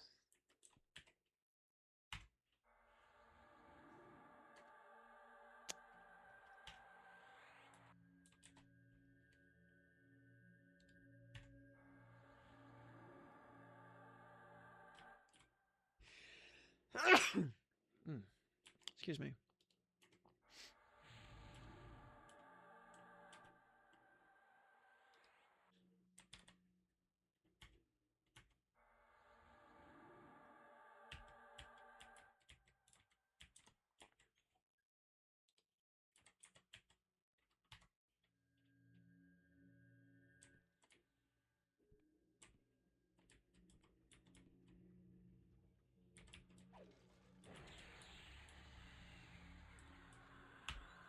Alright, Hopter. Let's,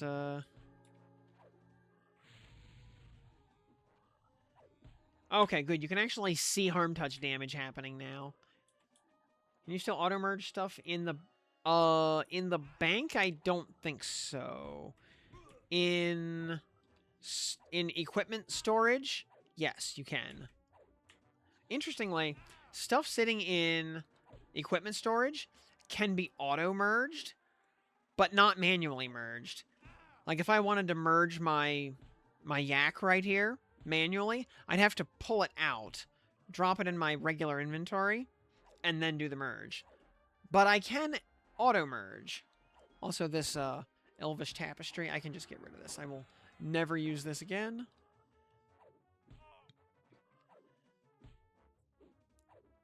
Slaver's Lash. Likewise. Nice weapon, though it is. We'll never use it again. Dark Mail Gauntlets. Actually, those can stay there for Fashion Quest, for edgy Fashion Quest.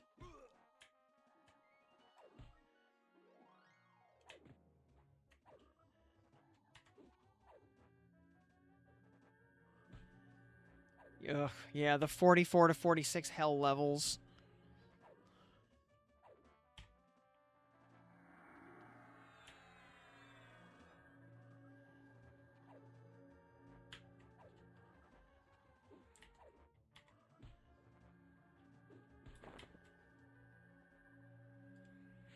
How much do those sell for? 61. Actually, we might just start auto-selling those. Crown of King Tranix is the same item, but better.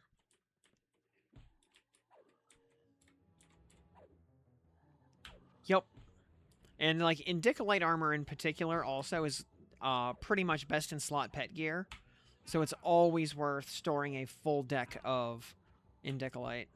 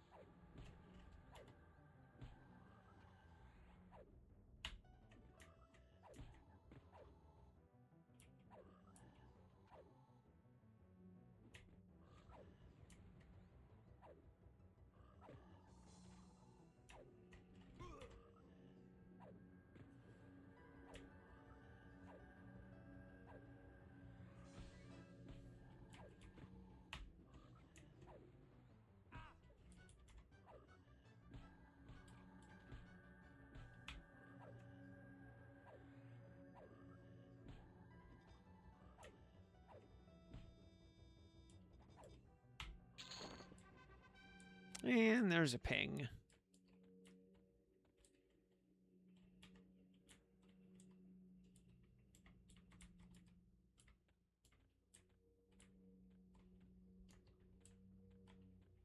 Ah, dang it. Stupid pit.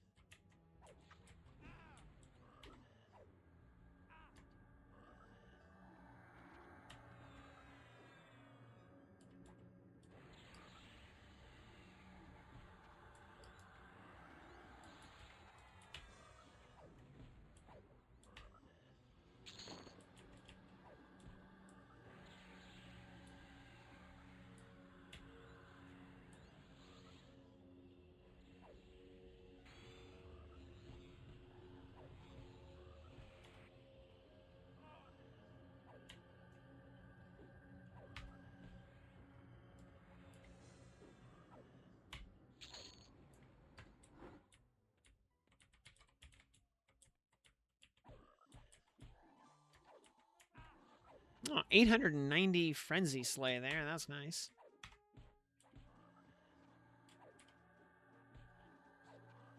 Also, a couple of dings there.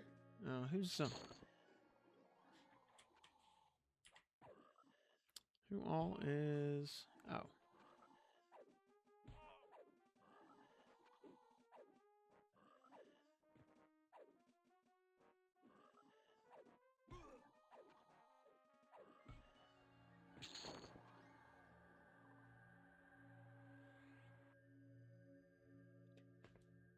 cool. Just some people reacting on Dick's Sword and dropping some glazy comments on some of the YouTube videos. So that's cool.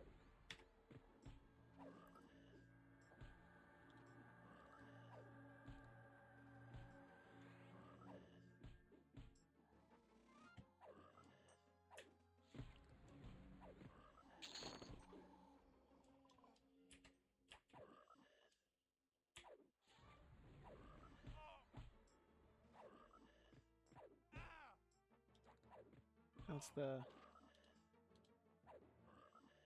Oh, jeez.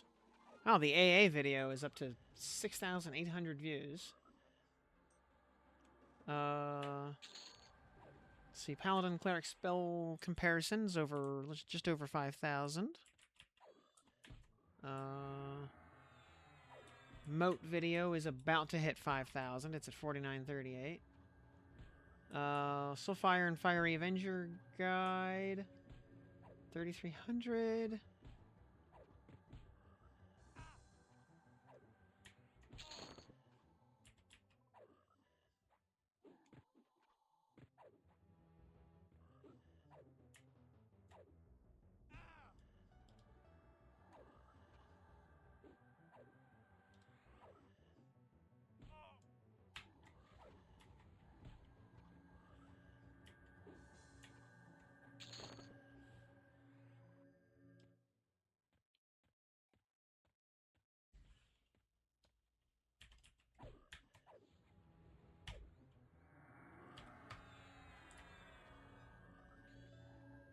So that's cool.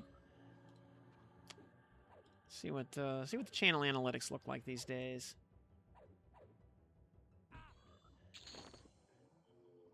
Had a huge spike on July 21st for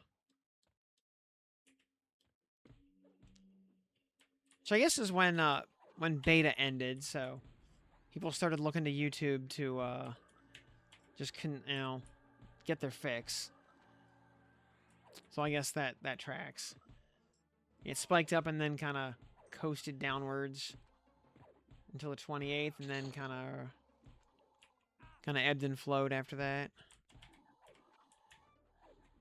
We got 21,385 total views in the past 28 days.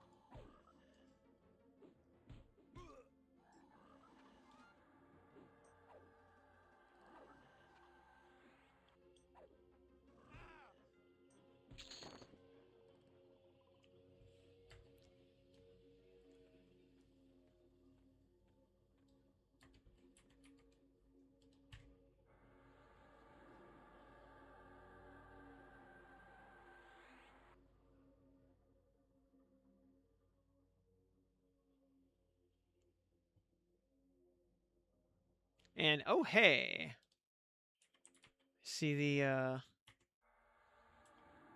female audience is increasing quite a bit, going from 0.0% of total viewership on YouTube up to 0.8%. Very nice.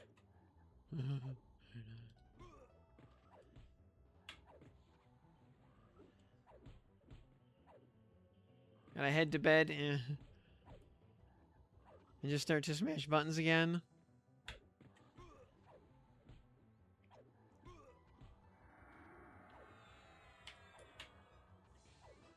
Those are your grandma that I recommended the channel with premium EQ content.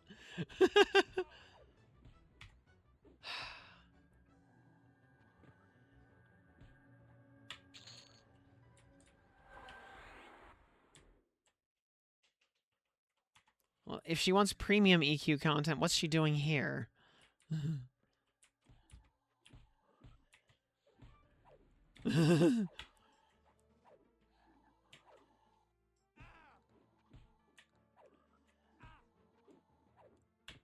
Hey, Vilum, good evening.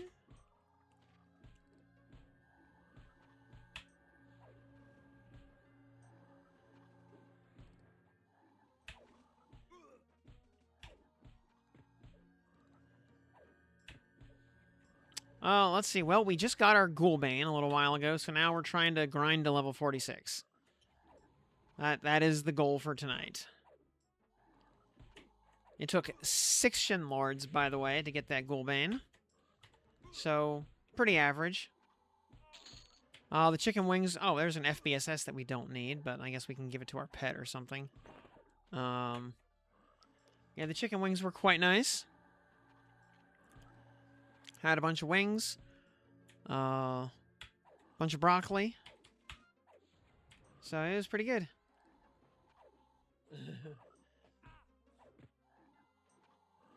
If they want to nerf Mez, well, I mean, they haven't said anything about nerfing Mez. That's just, you know, that's just me tapping the sign.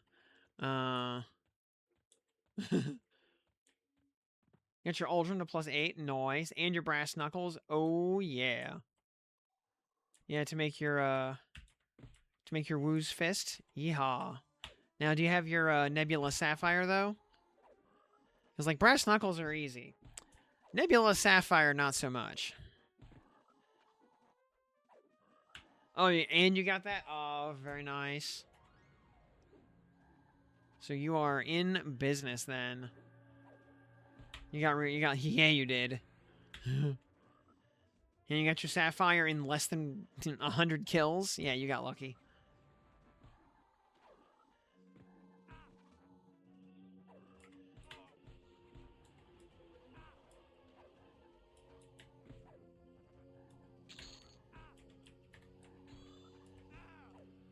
Oh, hey, the Brigandine Tunic. Have not actually dropped one of those at any point.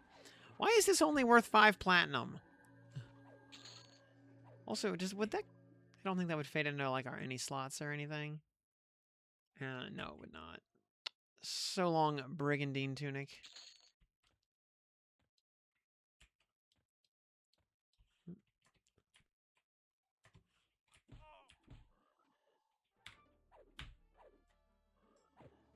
Literally every other weapon. Yep. I believe it.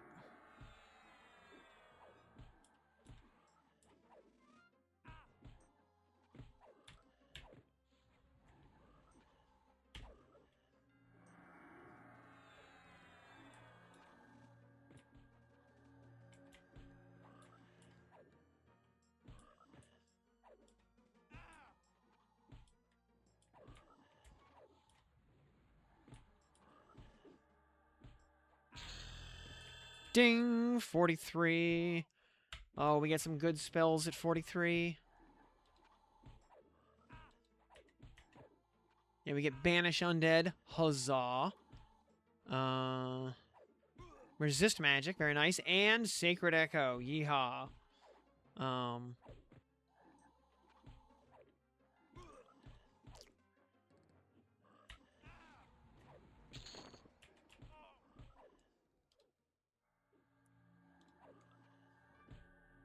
I was just thinking if... As I mez like 15 mobs in Plane of Fear. Yeah, or, again, you know... Have some, you know... Yeah, tone down the level 16 spell. And give it a higher level upgrade. Pick Undead. Banish Undead. Yeehaw. And Sacred Echo. Heals. Echoes. Sacred Echo. Those are the top 2 spells of their respective lines. So, storage, currencies. We have 23 majors, so let's go ahead and pull out 4 of those. Take Banish up to tier 6.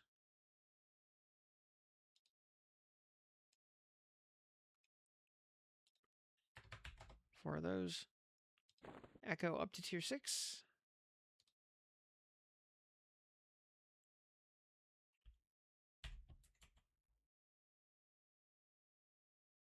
And, oh, you know what? While we're at it, storage, currencies. Yeah, 1 more major. Oh, wait, he needs 2. All right. Maybe not on stun.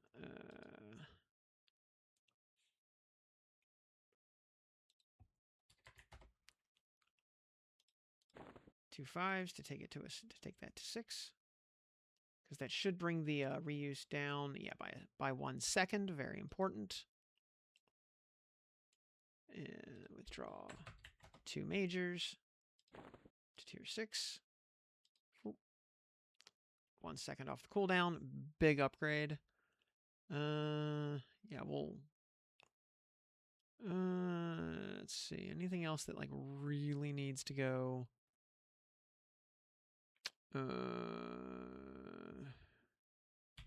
Nope, that's all. Okay. Good enough.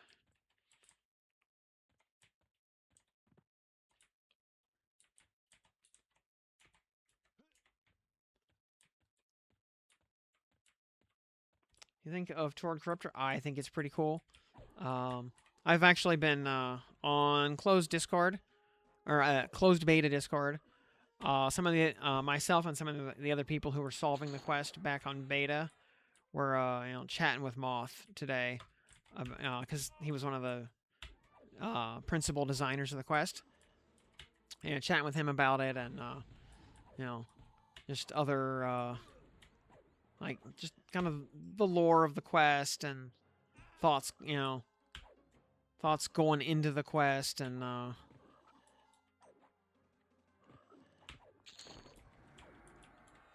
the basically the way you're supposed to find the quest is not the way we did find it.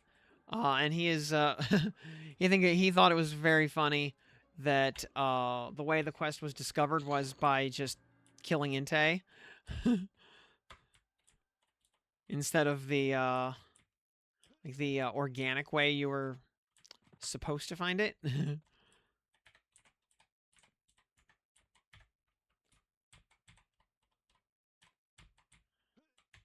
So I won't quite spoil that right now, but yeah, there's some dialogue involving the quest that I don't think anybody has ever seen before, or if they have seen it, it's not documented. And that is those are the only hints I will give in that regard.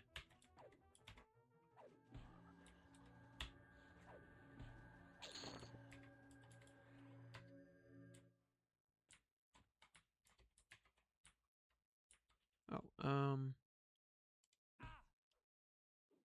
save cleric standard. Yes, please. What's the lore? Okay, so the lore was born out of the fact that Soulfire as an item is actually a much more lore-relevant item in EQ2.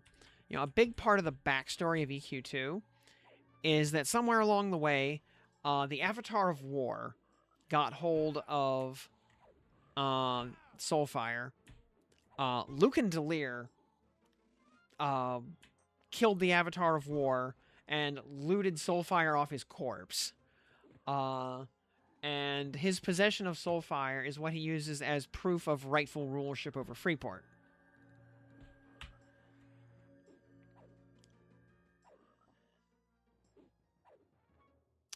So the intended way to find it, like I said, there's the way you are supposed to find out about it is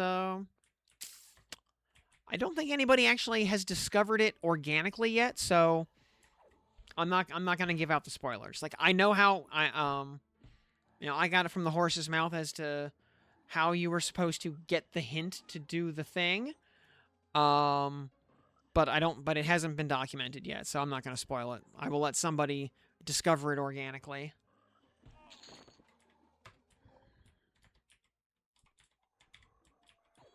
Suffice to say, just killing Inte on a whim was not the intended way to discover the quest, but you know what? It worked. um.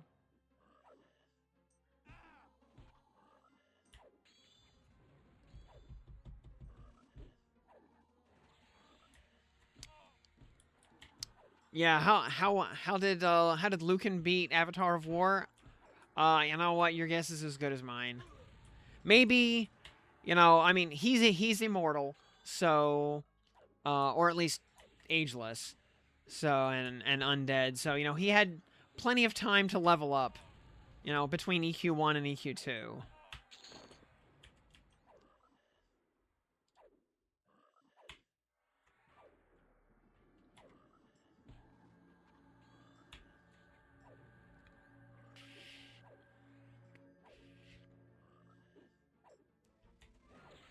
Yeah, entirely possible he just ninja'd it after a raid.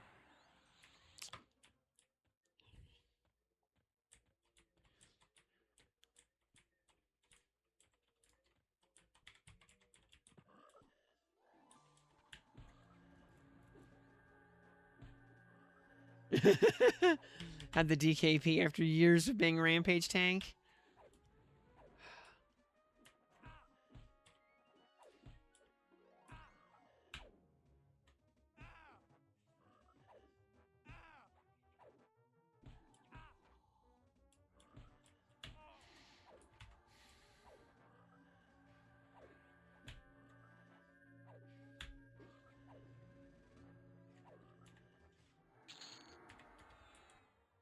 Yeah, so like in lore, Soulfire is like a major artifact level item.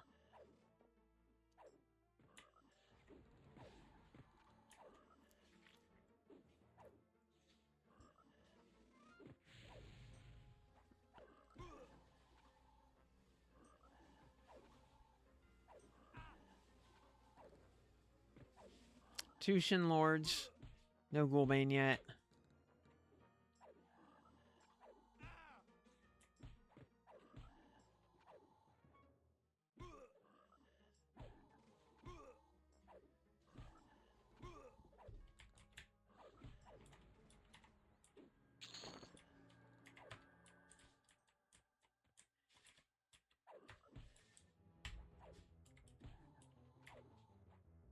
Yeah, like I said, it took me 6 today, so.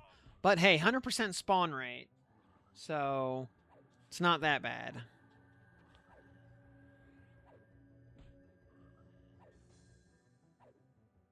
The,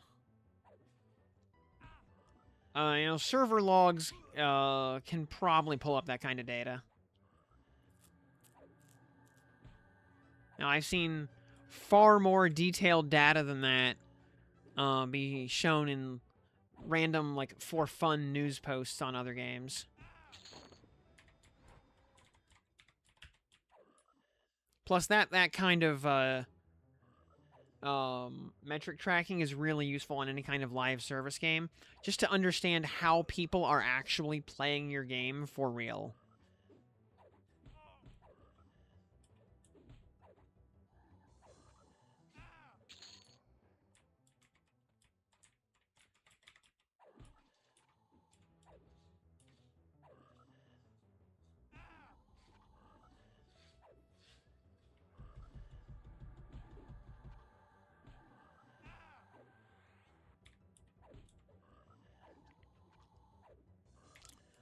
With the level of detail that server logs track, they could probably pull up any level of obscure, bizarre data, if they just wrote a script to scrape the data logs.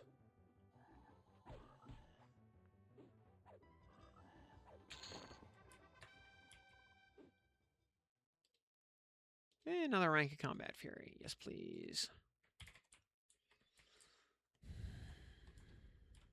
Oop, oop, oop.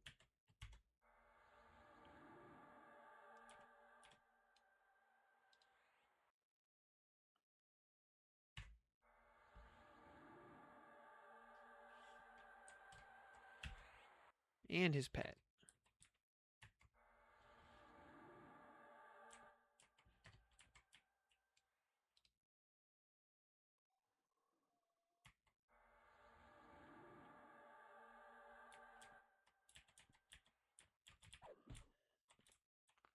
Anyway, to sustain endurance better. We got sky weapons, 1 or 2 mobs in offense. I mean, offensive just wrecks your stamina. That's the long and short of it. You know, one of the advantages that Berserker has, in addition to Berserker stance just being more damage than offensive stance, it's also a lot more endurance efficient.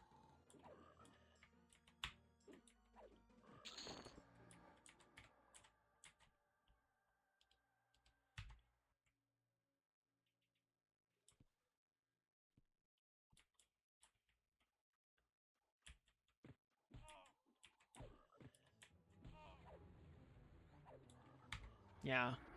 I mean, yeah. Upgrade your cat necklace to +10.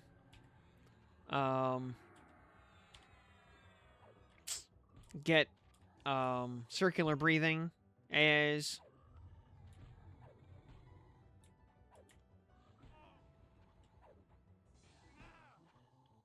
yeah, I'm taking my cat necklace to +10 tomorrow. It's just too good.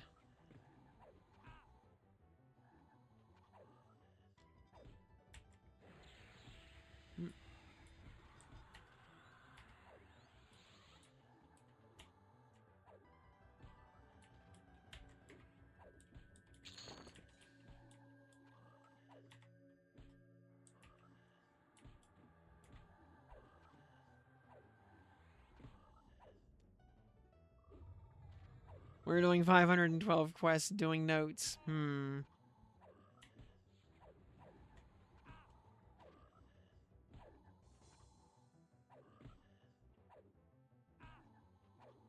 Oh, yeah, I mean, pumping Fiery Avenger also, you know, very, very valid investment.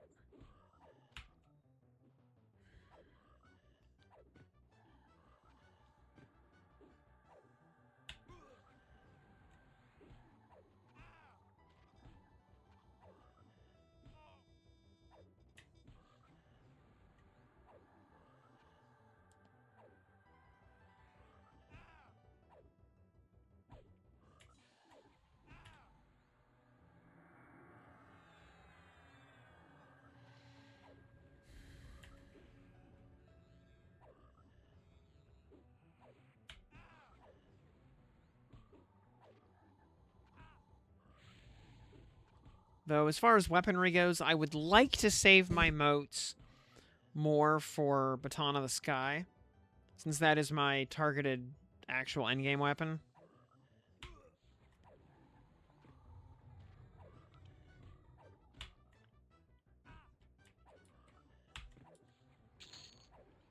Oh, another yak.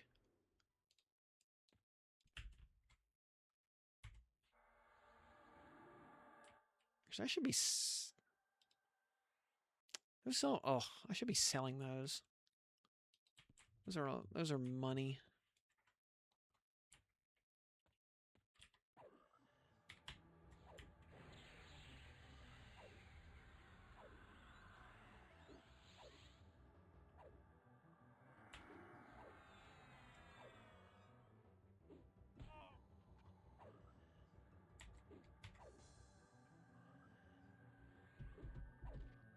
Not gonna do Cudgel? Nah.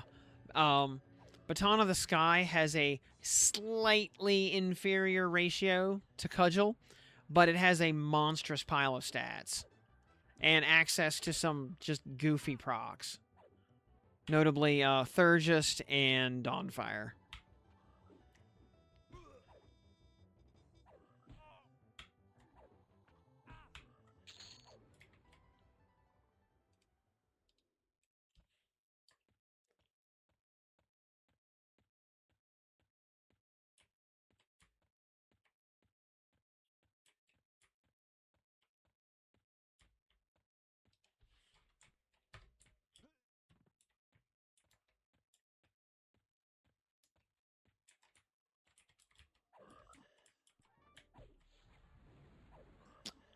Yeah, Dawnfire, yeah, is plus 54%. Yeah, it's... Yeah, and it's Banish Undead.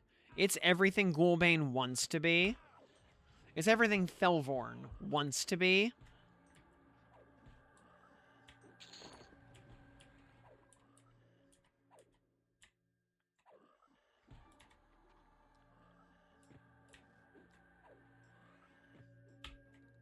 Plus, yeah, it's just got a monstrous pile of stats. I mean, it's got the stats of like a Kunark weapon. It's like almost epic stats.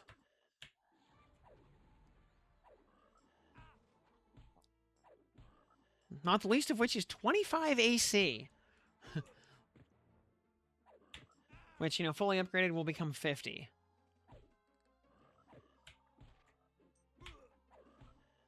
.25 AC is just a goodly chunk of AC in general.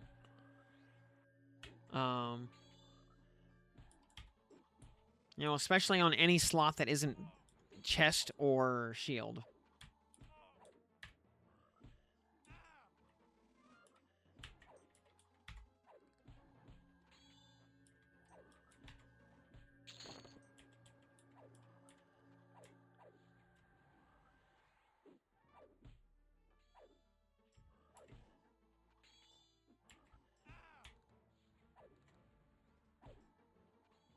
Yup.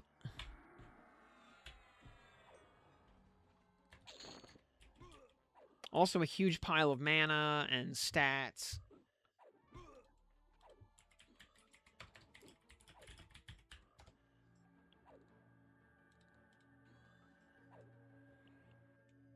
Yeah, 25 AC, 75 mana, 10 strength, 10 stamina, 15 wisdom. Oh yeah, and you can click it for Blessing of the Lord Commander. For whatever that's worth.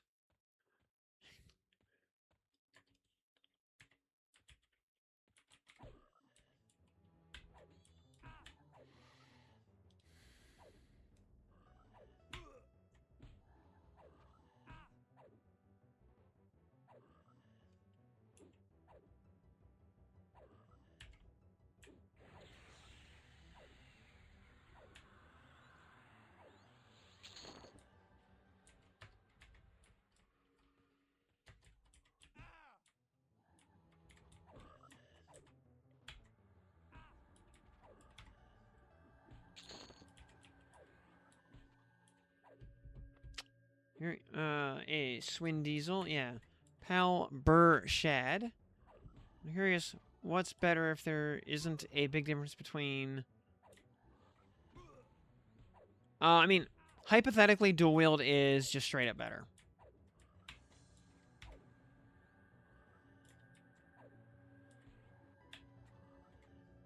And if you look at any kind of like endgame parse from beta, yeah, dual wield just mogs two-handing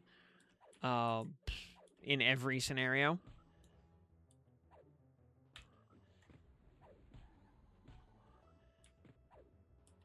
Yeah, actually, knights don't even have dual wield at all. Neither does Berserker.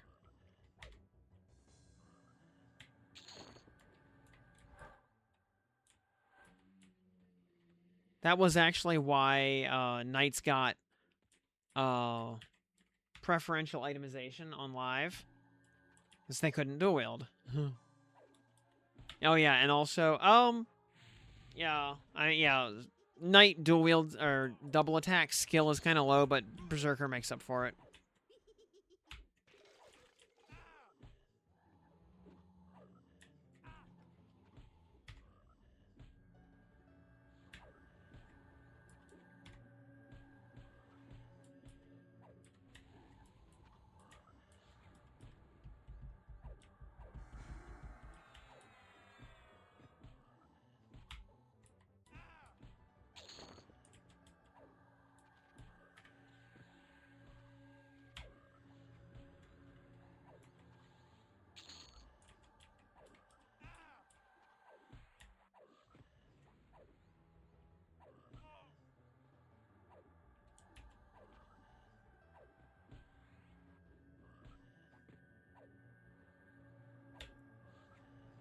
I mean, you know, big fat two-handers are still great.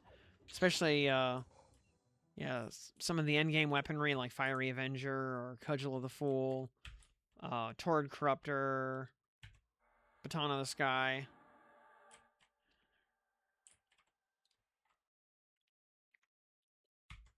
You know, saying that dual wield is objectively better doesn't mean the two-handing is bad.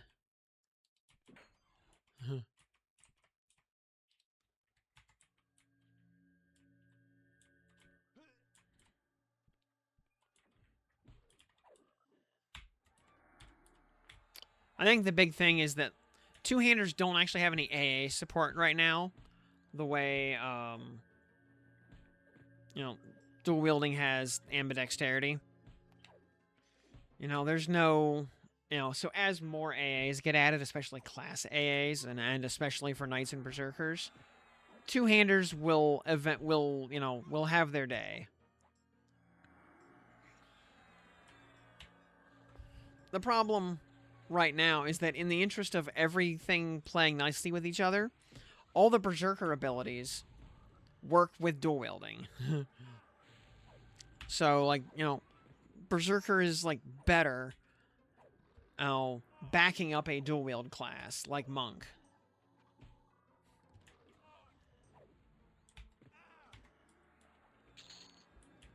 Oh, another FBSS, okay. How much does FBSS just... oh, I'd only have vendors for 8 platinum. Hway.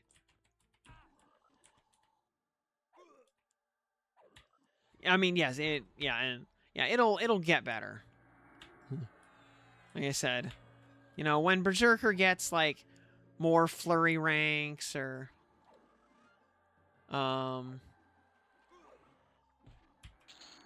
triple attack skill cap or, you know, both. Maybe a skill cap bonus or something.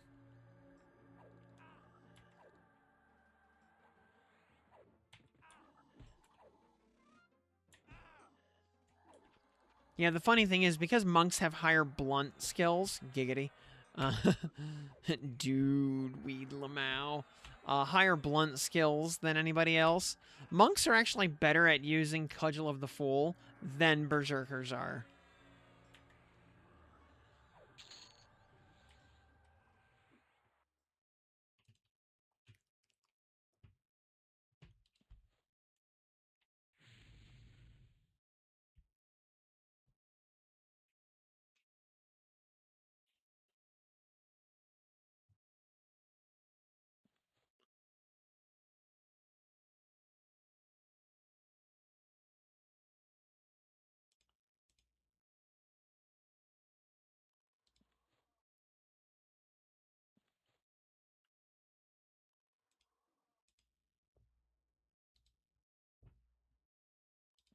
Okay, that has not been replaced yet.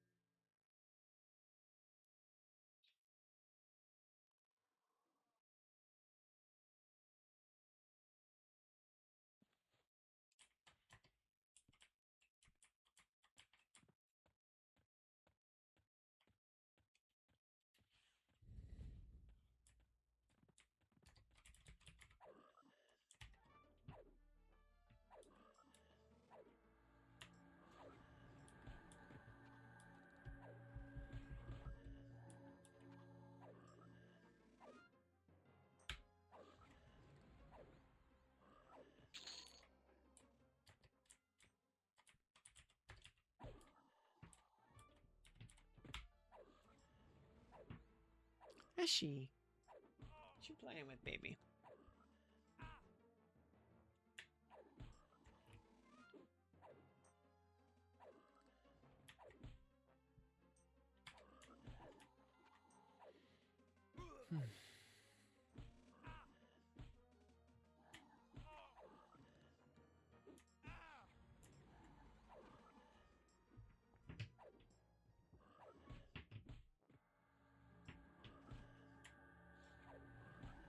Yeah, I really think Berserker should have higher skill caps with two-handed weapons. You know, it makes sense that Monk gets higher caps because they're a specialist. They only get half the weapon skills in the game. Berserker is similarly a specialist that only gets half the weapon skills in the game.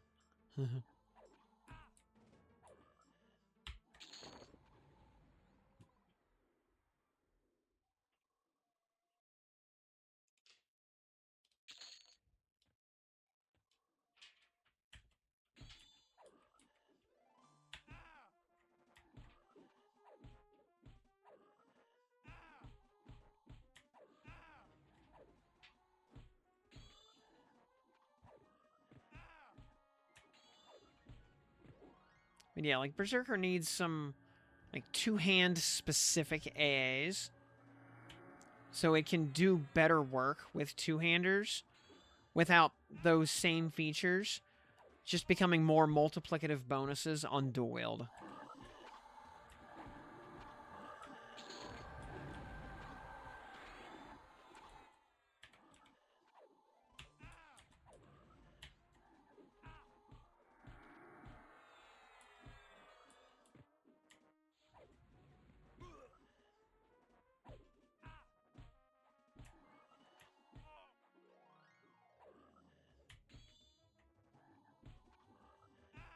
Like, even Frenzy will swing with your offhand if you have one.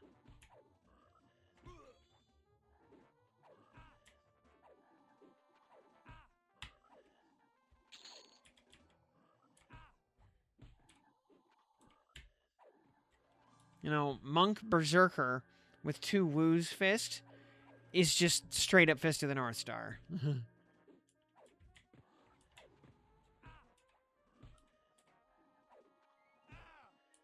You know, you just turning on auto attack, you just are performing the Hokuto Hyakuretsuken while you inform enemies that they are already dead.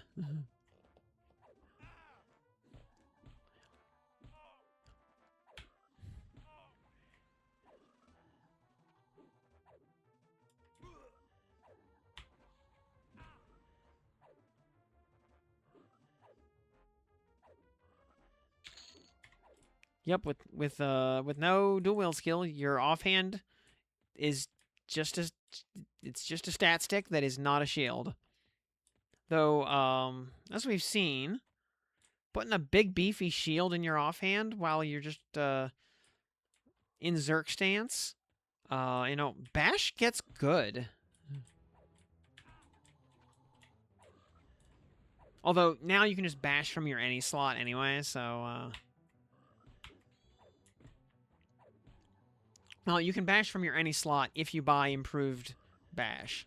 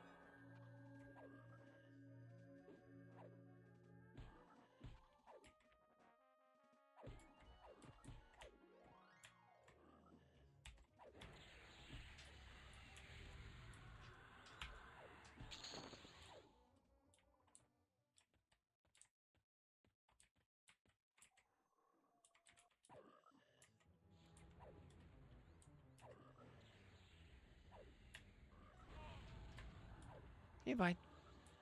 Hey, we're halfway to 44. Almost to the hell levels.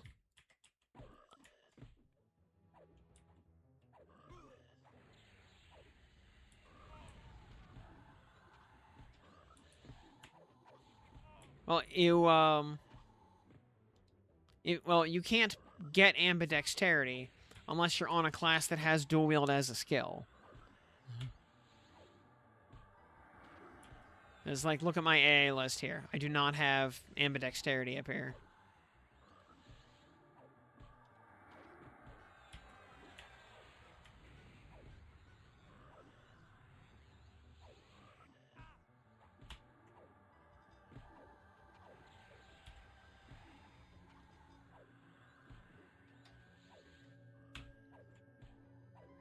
Now, burst of power, unfortunately, right now is not very good anyway.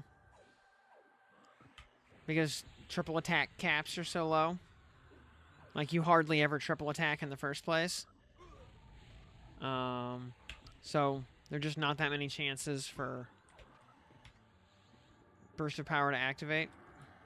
It'll get better as level caps and skill caps go up and triple attack becomes more common. So we'll grow into it.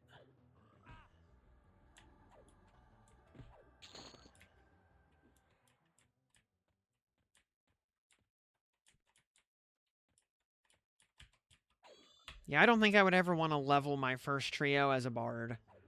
Bard is so AA hungry, and all of its gear is so backloaded. Like, all the good instrument mods come at the end of the game.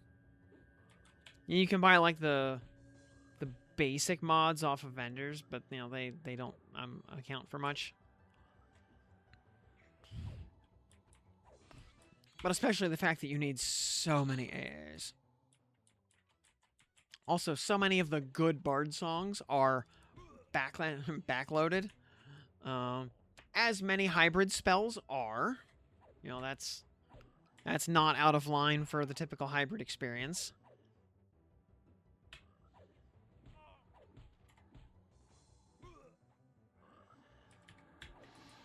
Now, by the time you get to 50, you know, get all your instrument mods and get all your AAs, then Bard is beastly. But you gotta work for it.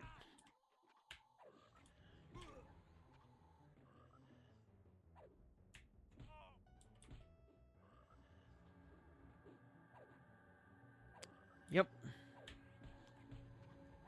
Yep, all the classes that have dual wield as a skill have access to ambidexterity.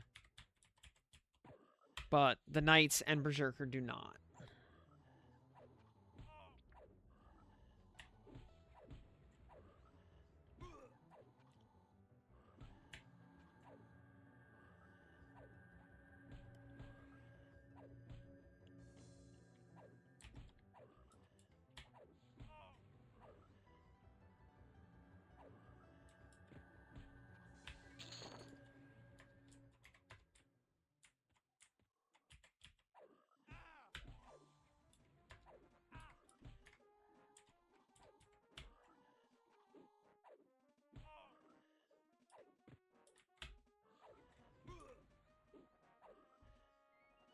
You know, that's one of the nice things about Cleric.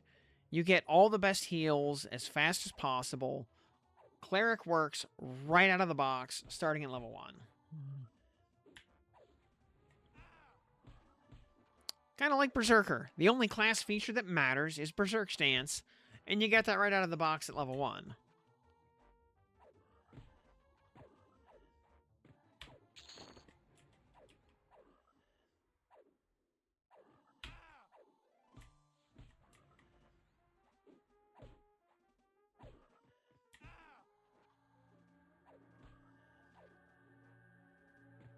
It shows Cleric to wear plate, totally valid. Like, Ethereal Mist armor is actually quite solid.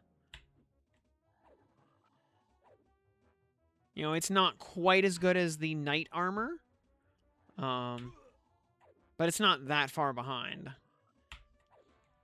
And it looks good. It's a very high-tier fashion quest.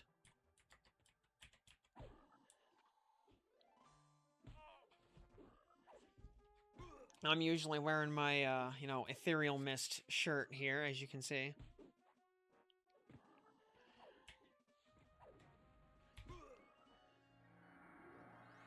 Yep, clerics can wear russet as well. Because russet is just chain, actually. Because,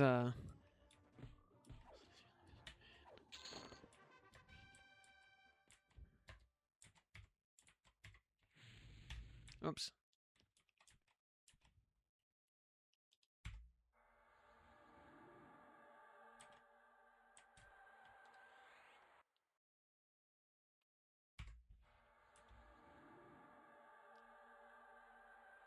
Yep, same stats as in Dicolite with just less AC. Admittedly, the AC gap is pretty big. Because you're going all the way from warrior gear past knight armor down into chain territory, but yeah, same stats. So yeah, very good physical stats. All right, Farah, you're going to catch some Z's. All right. Well, have a good night. We'll hopefully see you back tomorrow.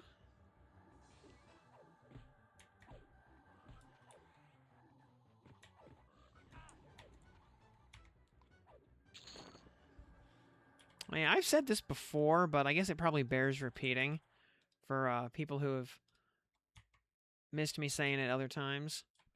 One of the great advantages that Cleric presents on the healing front, especially as far as sustain goes, is because the two best spells in your healing repertoire, Promised Renewal and Sacred Echo, both have very fast cast times. You do not need Inversion to cast them easily in combat without losing a lot of action economy. You can just live in recovery stance, and it works just fine. So you can just have double mana regen all the time and not have to think about it. Zakai Z, good evening. Welcome to the program.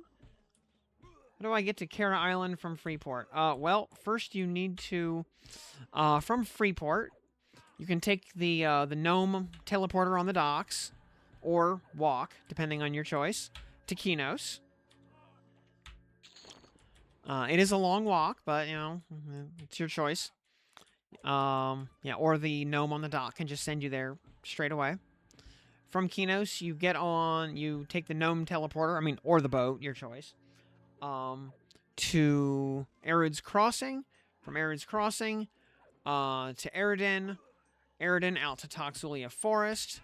Or if you have Wizard or Druid leveled, you just teleport to Toxulia Forest.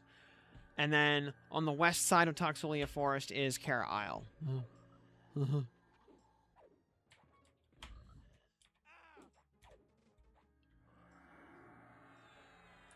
Taking my time? Hey, that is okay.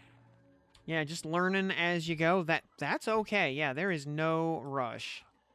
Stop and smell the roses. Yes, the necklace is unironically, the Talisman of Kajar Kareth, unironically the best necklace in the game, and it is not even close.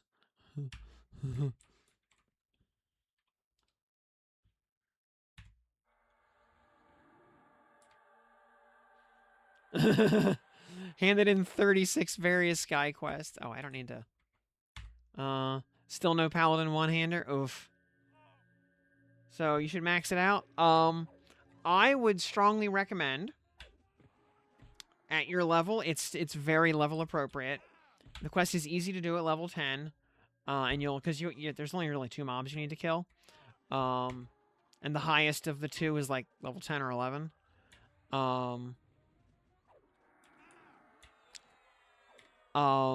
Do the quest 16 times. Yeah. So, that will give you enough copies of the item to fuse together to make it +5, which will get you 7 HP, mana, and endurance regen.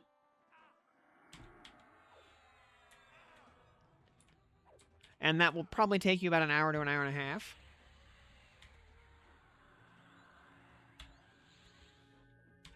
And then once you have moats and such, you can worry about upgrading it past +5. Because getting it to +6 would require doing the quest 32 times.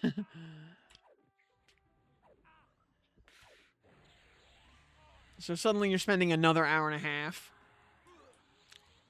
to just get, one more +1 on there. And that's starting to get silly. But yeah, 16 times is easy. Because the mobs are on like a 4 or 5 minute respawn time. So yeah, you can...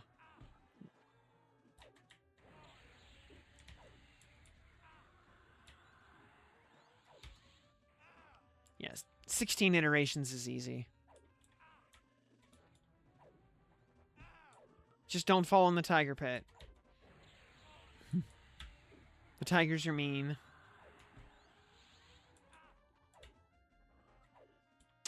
One of the mobs also, the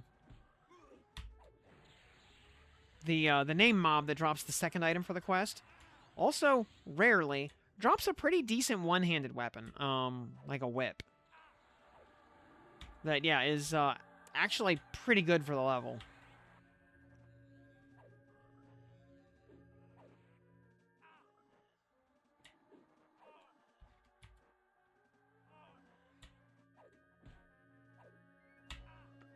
Oh, my pleasure. Always happy to help. Yeah, Scalp of the Ghoul Lord. I always wonder if this will someday have some kind of like quest value, so I'm going to store it away. But yeah, the skull-shaped barbet, we can just start auto-selling these. Yeah, we get 46 platinum for those. Nice.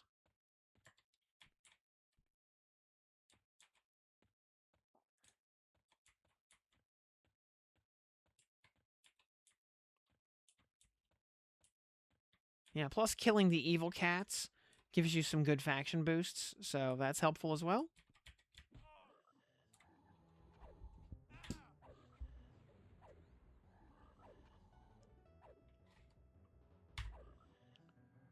Yeah, thankfully the teleporter gnomes are still free at level 10. Starting at level 20, they will cost money. Yes, faction is important. Because if NPCs don't like you, they'll just kill you. Yeah. Once you hit level 20, the teleporter gnomes will start costing 1 platinum per level, counting the highest level you've ever attained on any class. Yep. And dropping back to 10 does not count. It always goes off of the highest level you have ever been.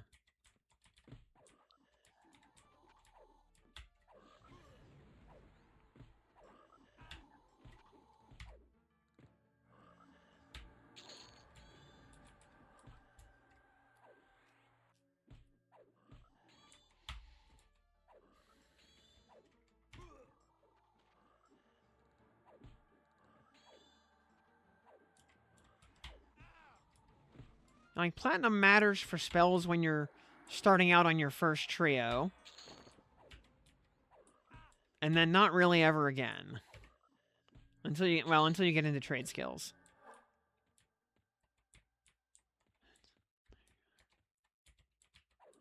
And you want to level up Jewelcraft or Smithing or something, you know. You gain like 150 skill points and you're like, where did all my money go? Oh, right.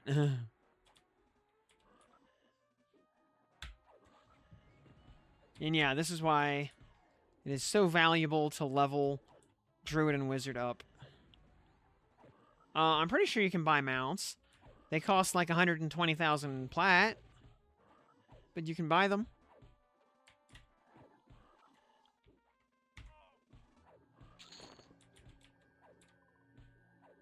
Or just, you know, be a Paladin or Shadow Knight and spend 5 AAs.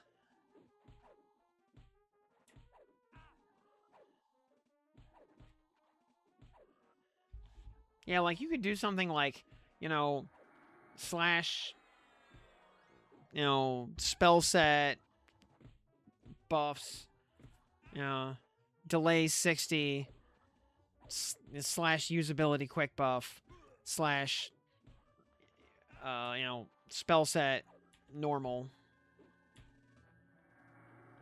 Or something like that.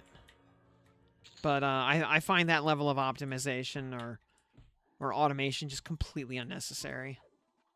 But that's my own style.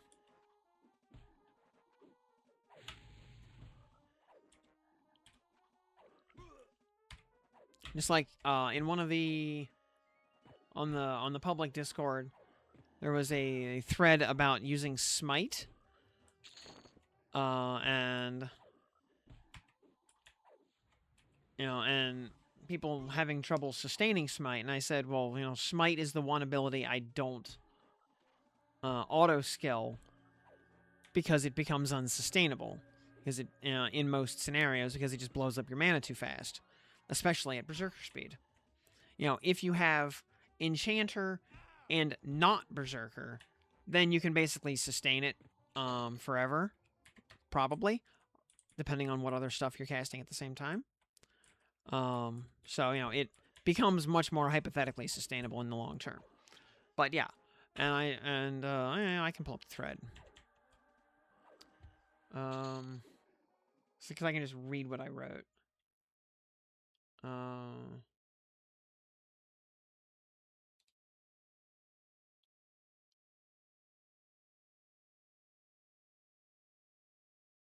Best God.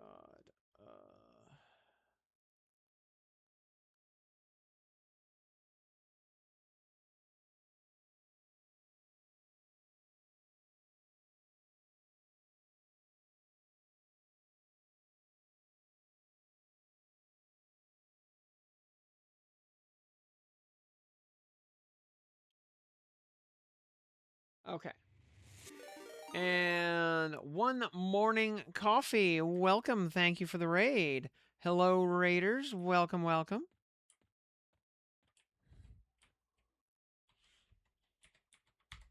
Glad to have you all here with us tonight. How goes the grind? Ah. Well, we're going to be hitting 44 here pretty soon. Should hopefully be getting to 46 tonight so we can go commit deicide tomorrow. And we were just talking about the sustainability of Smite here. I was going to read something I wrote on the Discord where people were talking about having trouble sustaining Smite, and because they were auto-skilling it and running out of mana. And I say, consider reframing the way you view Smite. It's not an always-on thing like other class features. It is a high-impact way to convert resources into damage very quickly for when fast damage takes priority over other things. And it comes on a class that does not normally have the ability to do anything like that. Paladin's usual methodology is that slow and steady wins the race. So, being completely outside the class's normal wheelhouse, it comes at the cost of being inefficient. And that's okay. This provides you an avenue, as a player, to make a choice as to how you want to spend your resources, and particularly how quickly you want to burn through them. This is where metering the usage comes in. If you've got excess mana to spend, click the button. If you're largely scraping by trying to survive, then don't click the button. Not everything needs to be automated and active all the time.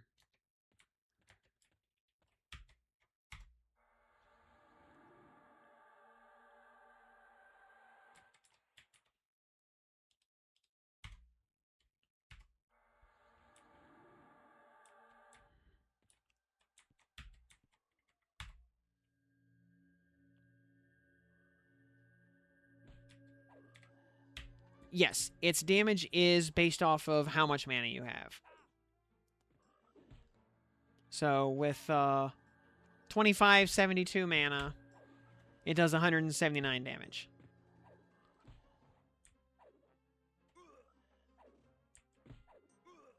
Which we can calc that. 179 divided by 2572. Yeah, it comes out to 7% of your mana is damage. Because it's 2% mana spent and like 3.5 damage per mana.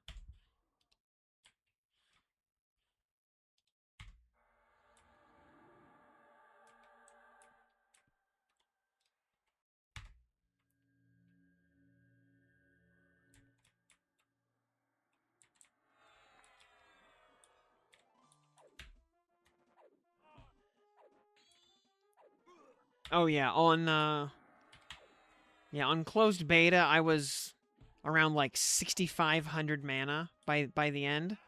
Smite was doing close to 500 damage.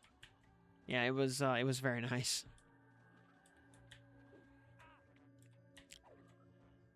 You have 8,100 mana? Yeah. Noise. Mega mana. Yeah, about 600? Yeah, that sounds about right.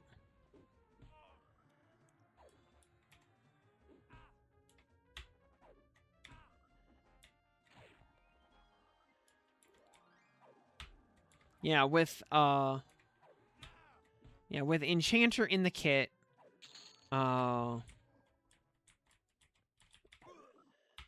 just auto skilling it becomes a lot more plausible.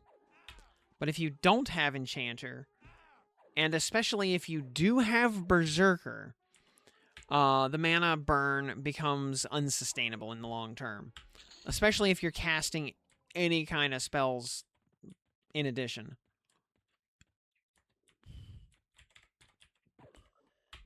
And so yeah, I do not auto skill it. I just click it manually.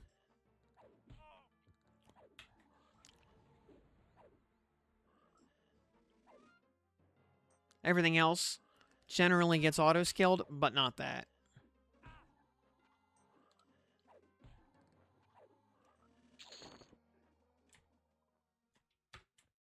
Oops, I got some this cluster over here.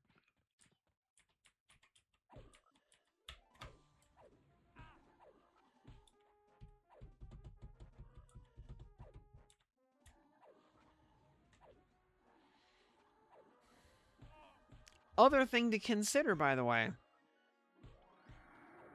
Mana regen in combat does not scale according to your max mana pool. It's not percentage based. So as your mana pool grows and your regen stays the same, Smite costs more and gets harder to sustain. Like Wiz, Eng, Bard.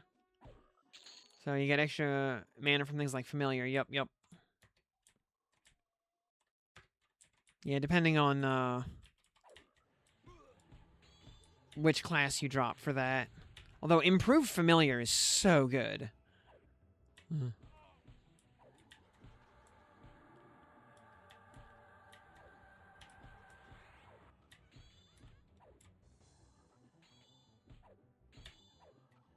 Yeah, Improved Familiar is so good. That's one of those AAs I would call like borderline mandatory.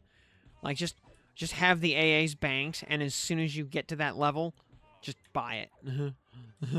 Don't even don't even think about it. Just do it.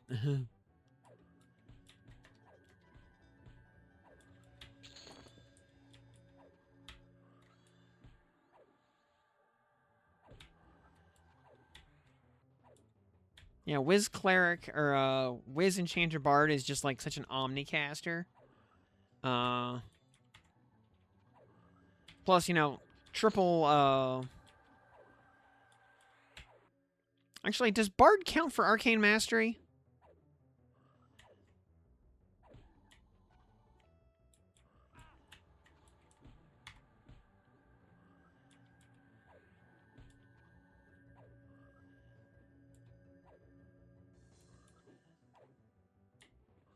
Oh, you're always sitting in power. I mean,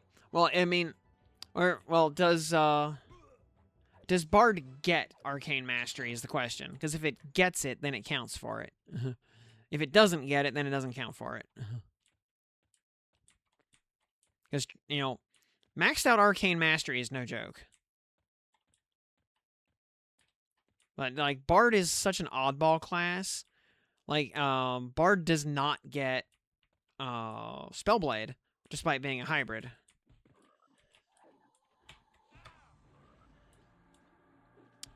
Okay, yeah, no Bard, just Shadow Knight plus Incasters. Okay.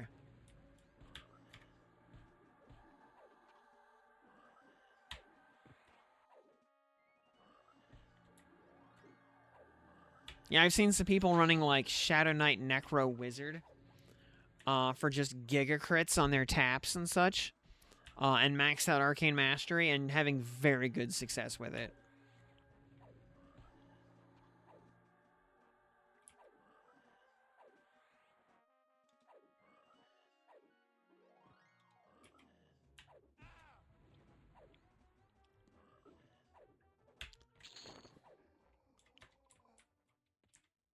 Oh, we're going to be hitting the hell levels here soon.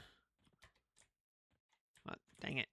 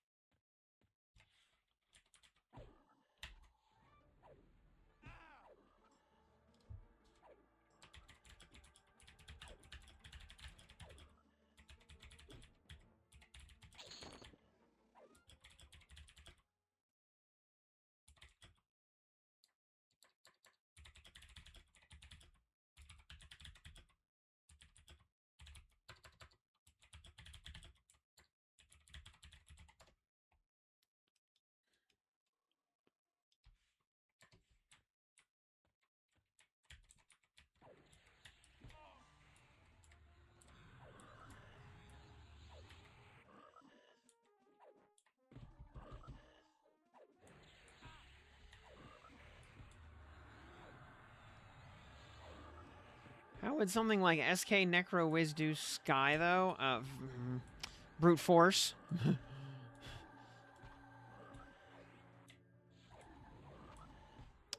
Brute Force plus Feign Death, if things get weird. Monk procs lacking in vanilla. Yeah, monks do not have a lot of proc options. On the other hand, Wu's Fist is one of the best weapons in the game, so, you know, my heart does not bleed for them.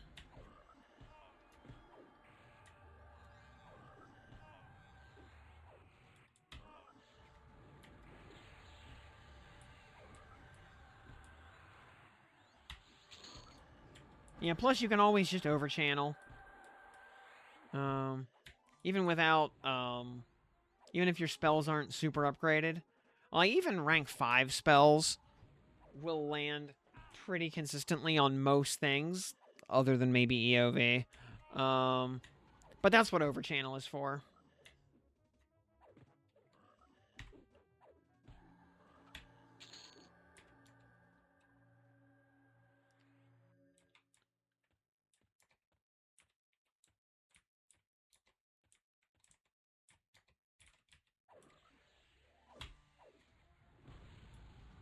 Yeah, double woos feels lame. Yeah, you want to add an Aldrin to the mix? Yep. Yeah, you know, I see everybody else dropping Aldrins left and right. I have never owned one in my life. Violem, you got your Aldrin, grats. Yeah, no such luck here. And Truvanon. I mean, I had Thelvorn and Truvanon on closed beta.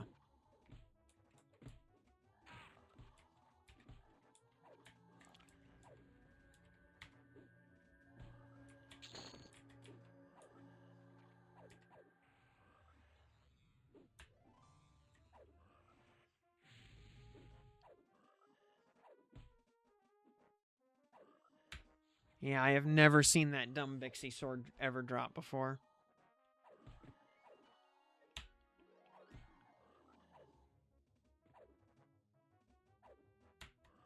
I did get a Nebula Sapphire for Wu's Fist on open beta. Never got one on closed beta, though. Despite killing dozens and dozens and dozens of sisters. Never saw the Ifriti Warblade drop either.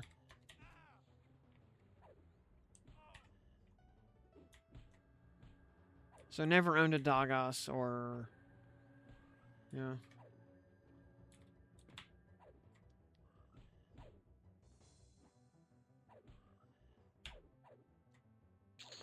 The Enchanter Earring, I'd have to look that one up. I don't remember.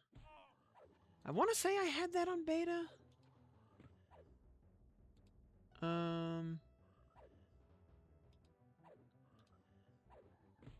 Yeah, the Earring of Displacement. The Adamant. No, wait. I think that was one of the... I think that was the one Chanter item I never saw. Because I had the mask. I had the necklace. Had the rod. Had the belt. Had the shoulders, yeah. The earring was the one enchanter thing I did not have.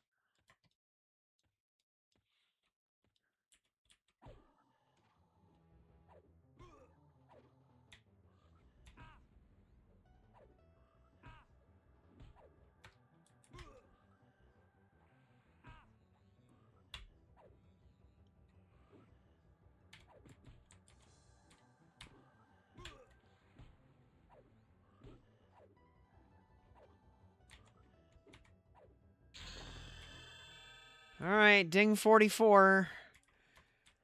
The hell levels cometh. Alright. 942. Let's see how long this next level takes.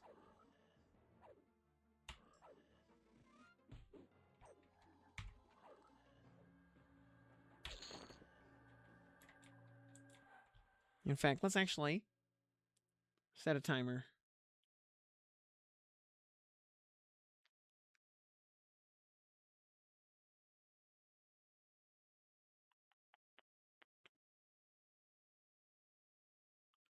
Alright. Stopwatch is running.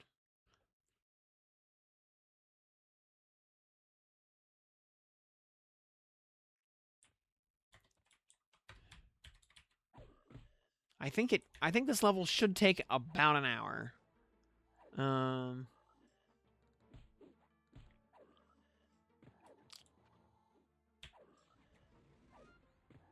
PGT for your... Wait, can monks use PGT?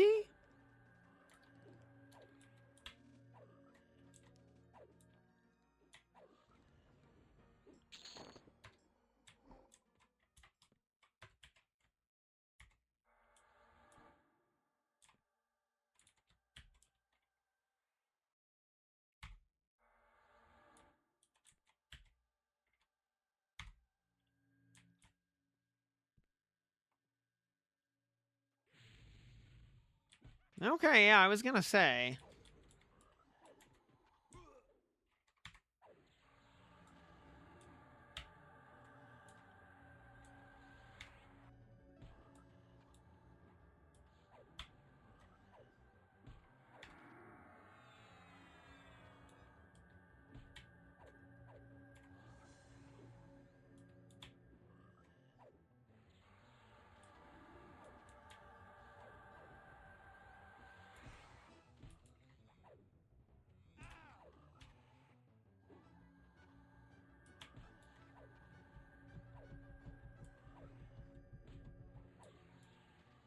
Yeah, I mean, a laceration strike is really good.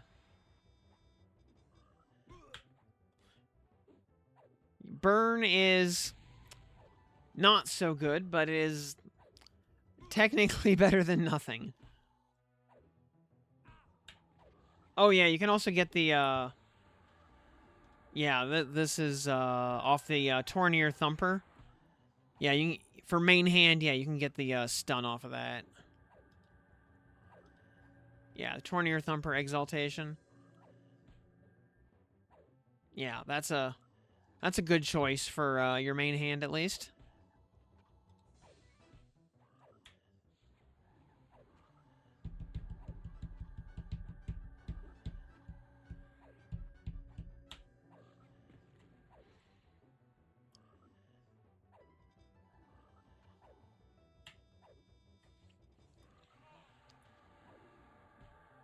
Main hand is Earthquake at the moment.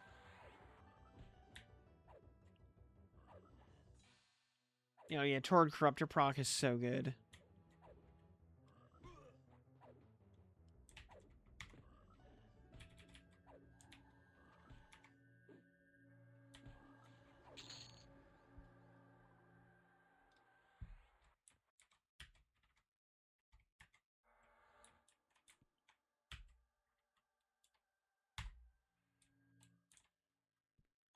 Oh yeah, you add some Shaman .AAs to that, and yep. And it hits 2 targets.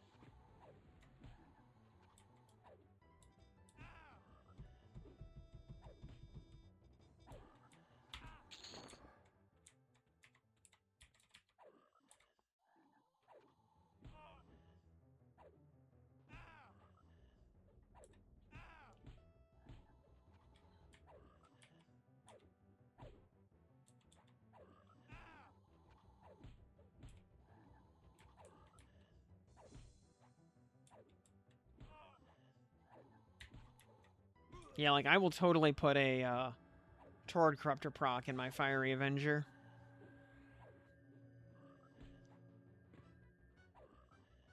And, yep, you can absolutely pull Exalt out of an item and then turn in the empty item. In fact, if you try to turn in an item with exaltations in it, it'll pop up a little warning about that.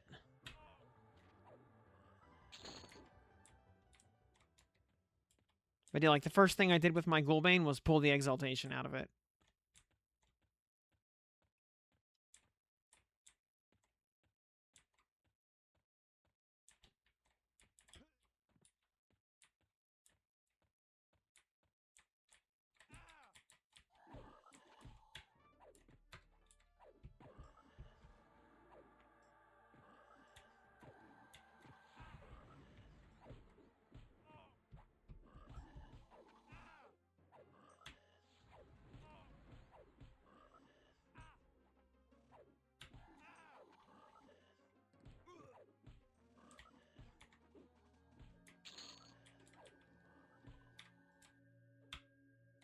Most relevant epics. Well, a couple of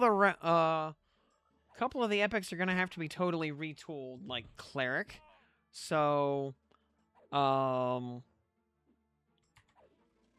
we're gonna have to,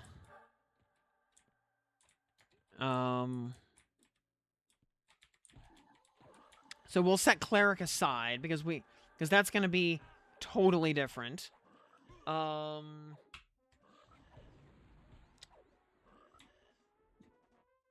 Rogue is really nice. Even just sitting in the any slot as a backstab stat stick. Very relevant.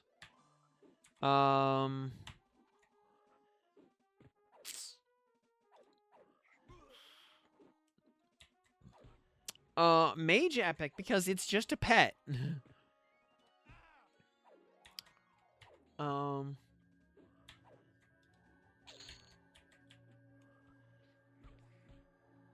Yeah, Bard Epic is, yeah, all your, I'm gonna say, Bard Epic at the very least. You do it for the focus effect. You rip out the focus effect and then you throw away the sword. Yeah, because it's 4 focus effects in 1.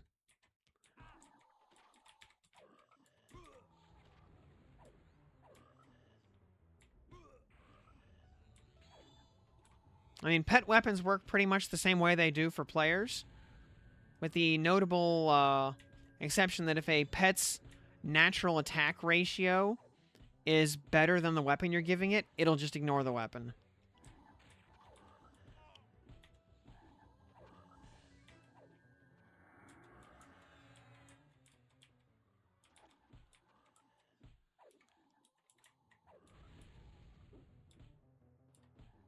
And by the way, Hendo, welcome to the program.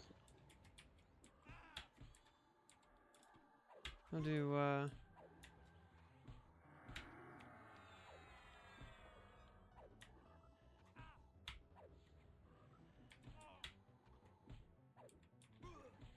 And, you know, since every pet is at least a warrior, every pet has access to dual wield.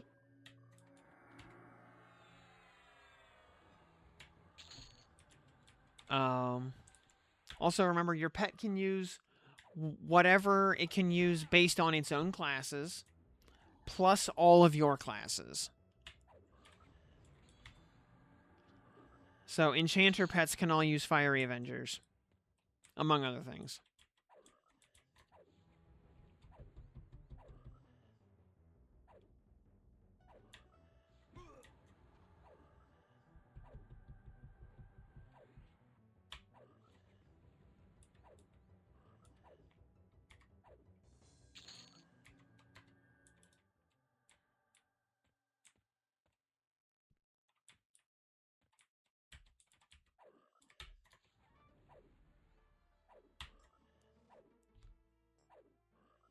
And pets do need to meet level requirements to use weapon procs, by the way. Now, that's much less of a problem now that you can just upgrade the pet spell and make the pet gain extra levels.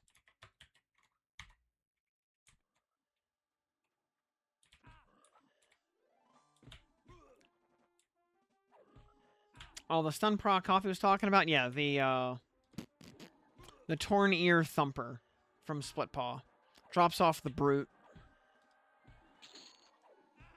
Procs good old vanilla stun at level 30. Usable by Warrior, Monk, Beast Lord, and Berserker. The weapon itself is also actually quite solid. At +4, it is a 2130.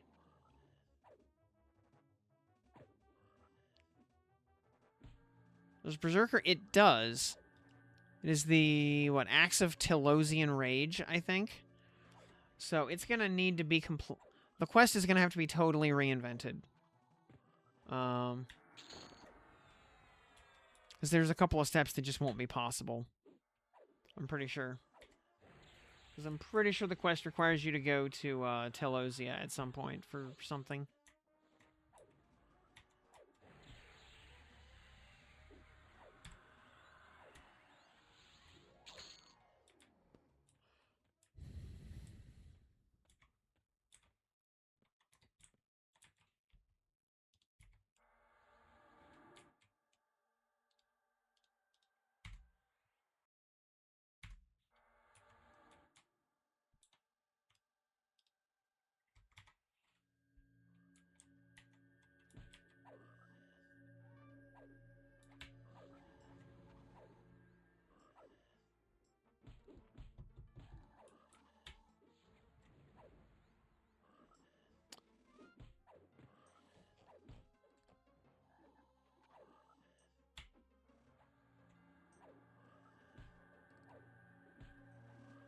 Well, you know, VP key...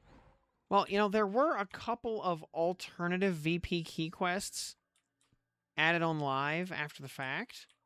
You know, maybe they'll keep one of those around, or... Also, the fact that, you know, we probably will have named spawning 100% of the time in a lot of those places. And the fact that, you know, everyone will get their own full deck of Trachanon drops. So you won't have to wait in line to get your Trachanon teeth.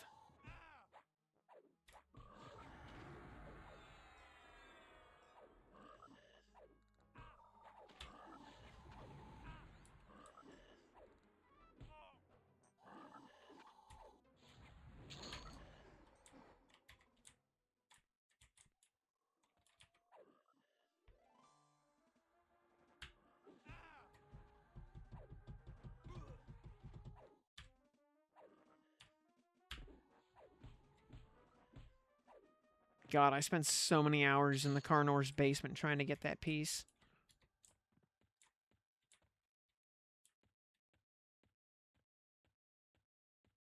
But yeah, like, I fully expect Venetian's Peak to be cleared day one of Kunark. And people will run through, do the VP key quest. Assuming the quest is vanilla, then go through and clear VP at level 50. Oh, 51, I should say, because everybody will be at level 50.99 and they'll ding to 51 on the first thing they kill. So...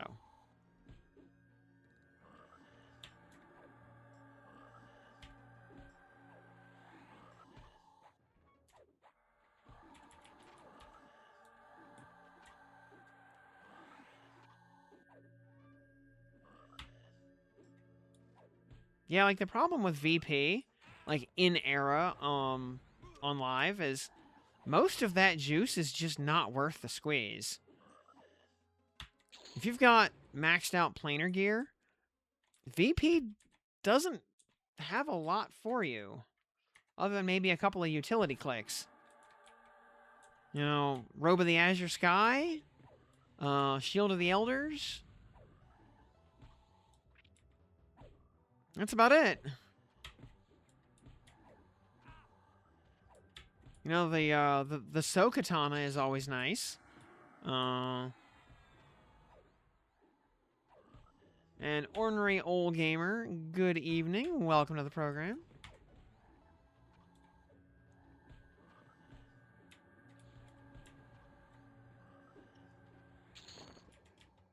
We made 23% in just under 15 minutes here.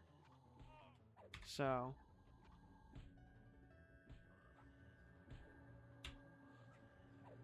Oh, Crown of Ryle. Yeah, that one's pretty good.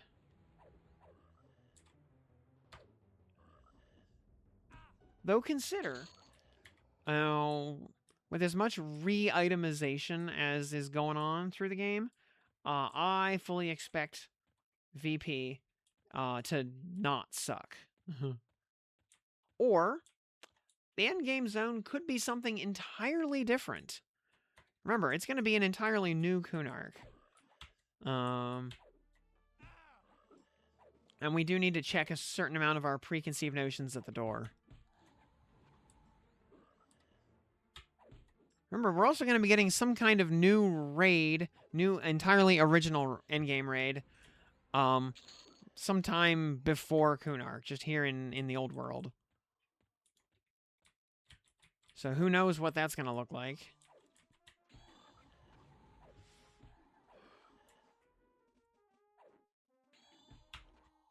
But I am excited to try it. You know, I really hope that if you have good Ring of Scale faction, that there is just reason to go to VP and just chat with the dragons and get quests. I really want that to be a thing.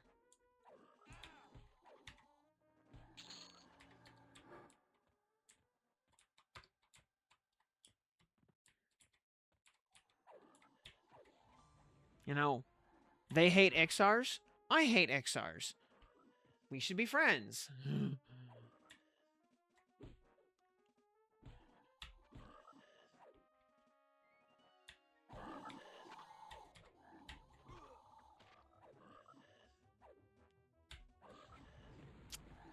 Playable dragon race?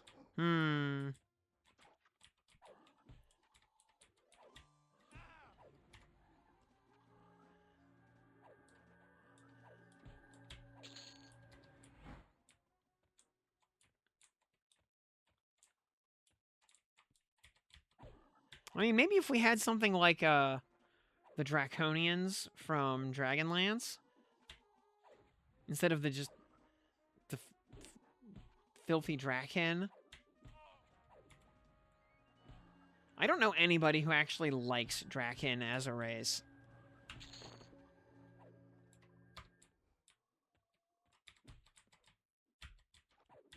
Well, I don't like anything that worships Khazak Thul. So,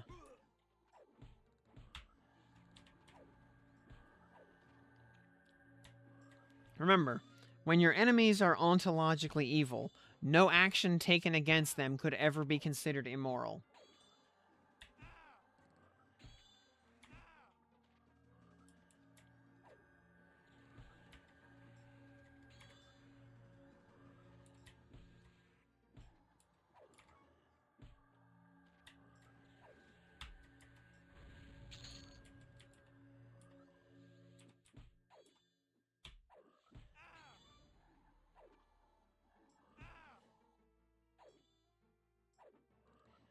Well, there is the actual... Well, there is the one half-dragon.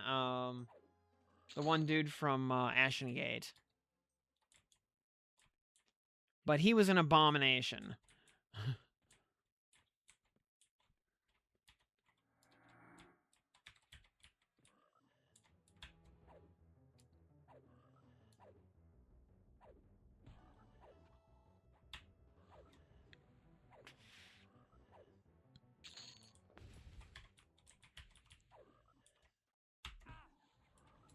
Also, I really liked it like at the end of Ashengate in the raid instance when you're fighting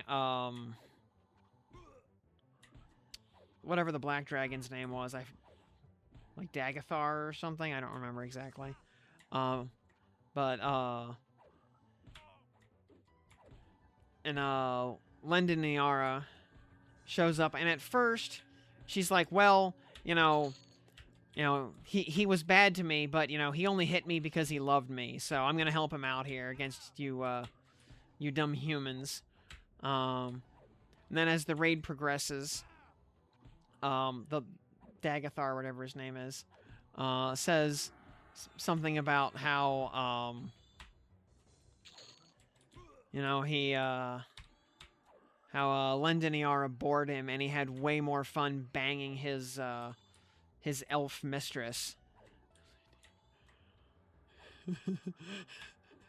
And Lendiniara just is like, what? Alright, humans. Yeet this asshole into the Shadow Realm now.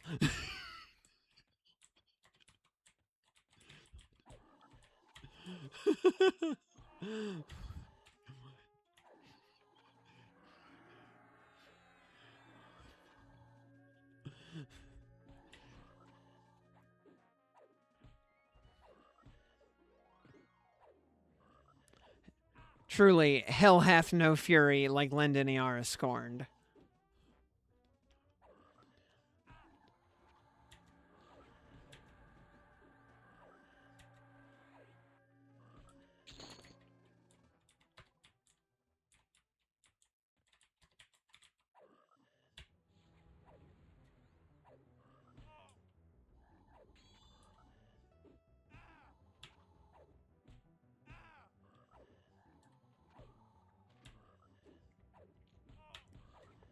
So yeah, remember, the D&D rule that that dragons can breed with anything and everything is true in Norath. They just choose not to.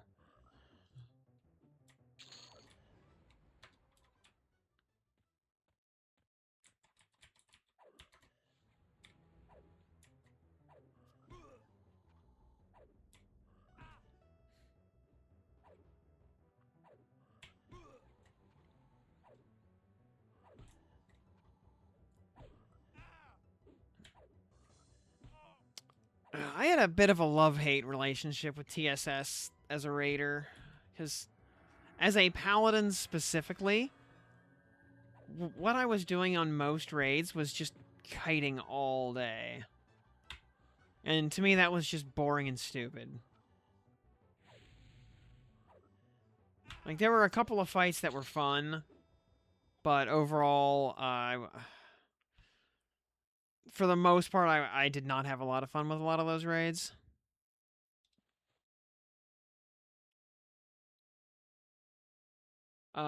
Burn is the torch from Slizik the Mighty in the Hole. Laceration is a pair of claws from Blackborough.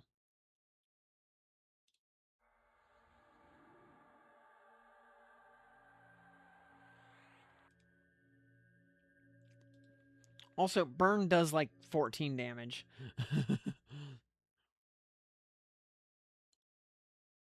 It is strictly better than nothing. But not by much.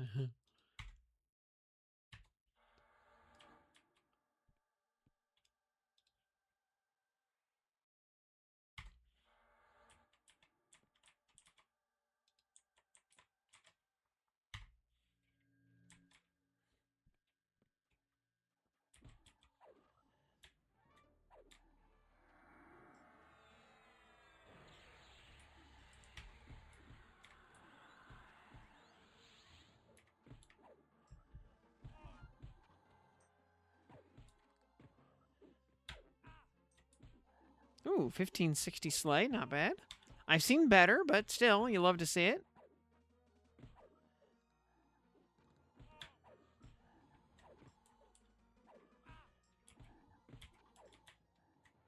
I'm gonna ping another rank of Combat Fury here in a second.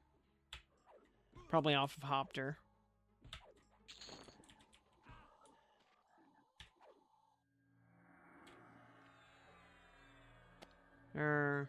Two guys that drop the totem, one guy that drops the letter. Yep, yep, pretty much. Or eventually you just stop killing off the totem guys and just focus on everything else. Or you kill the totem guys and you just stop looting the letter. Yeah. Either way. Do you know Hopter lore? Not really.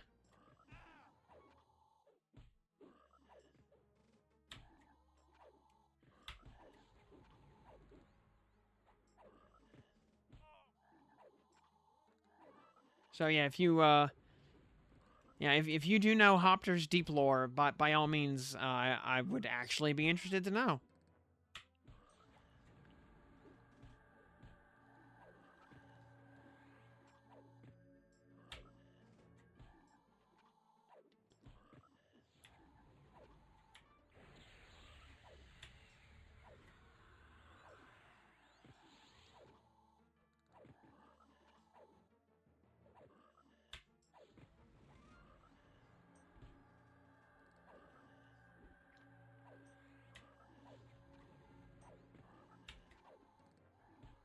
All right, 37% so far in 26 minutes. So I think that like 1 hour for a level target, I think was pretty spot on.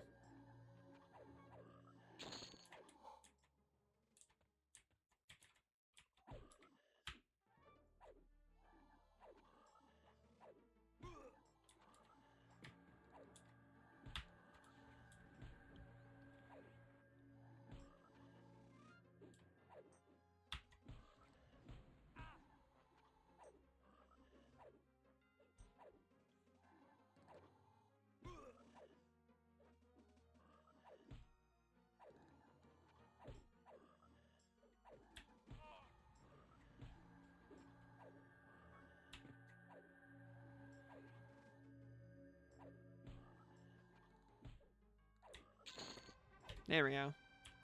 Ping Combat Fury 3.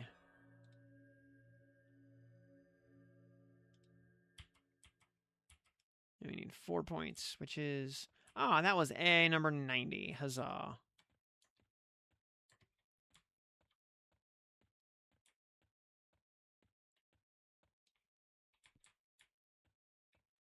Legendary Froglock hero who led his people drive the trolls out of the ancient undercity of Guk. However, vengeful troll shaman's curse and the dark hatred of Inarok killed half the Froglocks, including him. Was later resurrected as the notorious Gourd. Okay. I assume some of that lore comes out in the deepest Guk Eldon stuff. Where you get to go deal with the actual cauldron of hate itself.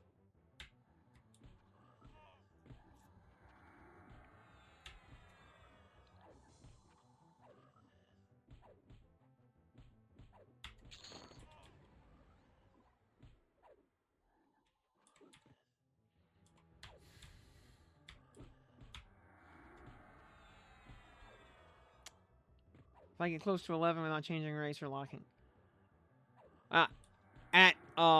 When you get to 10.99, your XP gets locked until you choose to lock in your main class. So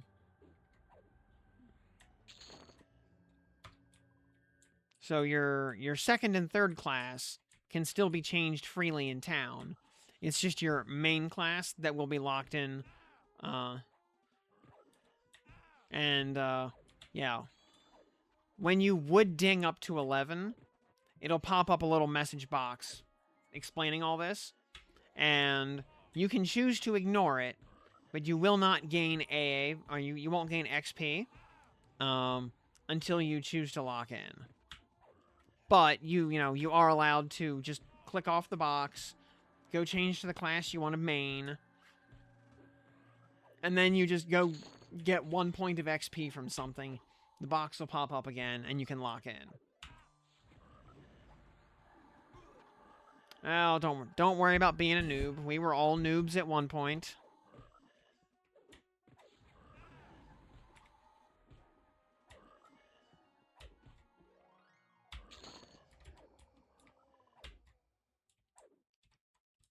Remember, even Bruce Lee was a white belt at one point.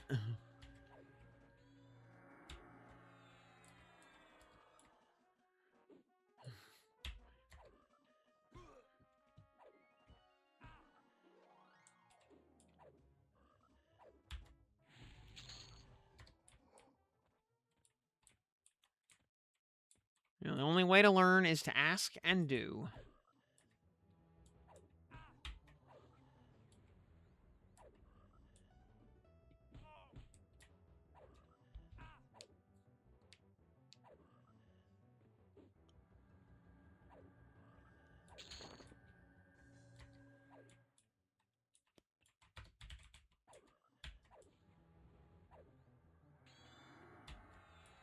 You know, just like, I've been playing, say, Path of Exile since 1.00, 13 years ago.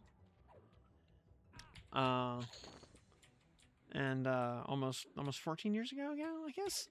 And, like, anytime I'm working on some new build, especially one that's a little bit outside of my usual wheelhouse, I'll be sifting through items and stuff to look for how to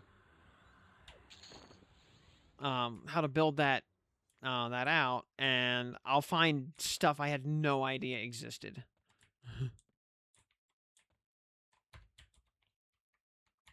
Because, so many items that were just never relevant to me in the past, suddenly become relevant, and I have reason to pay attention to them.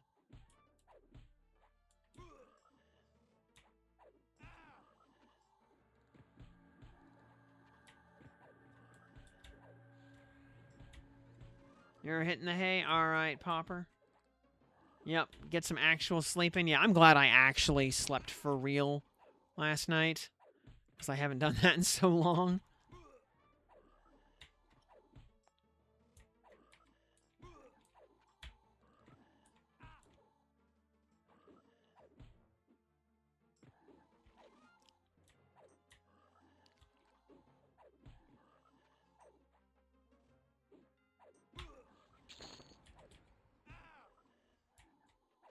Played a different build the past, like, 10 leagues.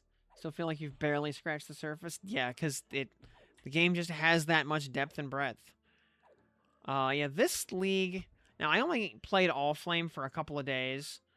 Between the end of beta and the actual launch of EQ Legends. But, yeah, I was playing a Holy Hammers of Spiraling Inquisitor. It was actually pretty good. Now, I will say, I think it was going to have single target problems at the high end. I only basically played it up into, like, white maps. But, I mean, it soared through the campaign with extreme ease.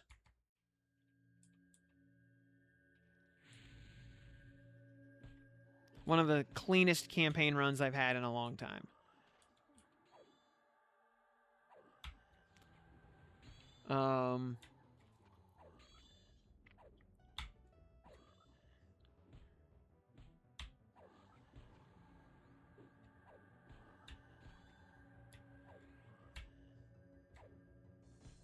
But yeah, I think that build will hit a ceiling fairly early in its career. Just because the way the hammers deploy, I think getting, like, more than one hit on a boss, on a 1v1 boss, is gonna be a little tricky.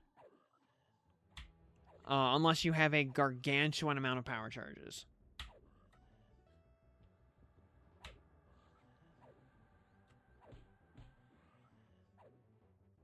And, you need to be using a mace, scepter, or staff.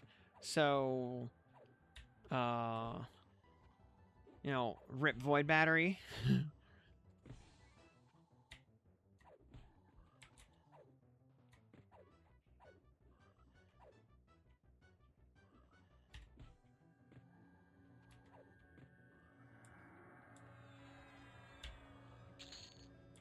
Once you get with the the problem with Holy Hammers of Spiraling specifically, as opposed to vanilla, is so you hit the target in front of you at 12 o'clock. Your first hammer spawns at 9 o'clock, and then it goes around to 6 o'clock, 3 o'clock, and then ultimately back to 12 and loops from there. If you, depending on how many power charges you have. So you need, like, you need a handful of power charges to get back to 12 o'clock. Now,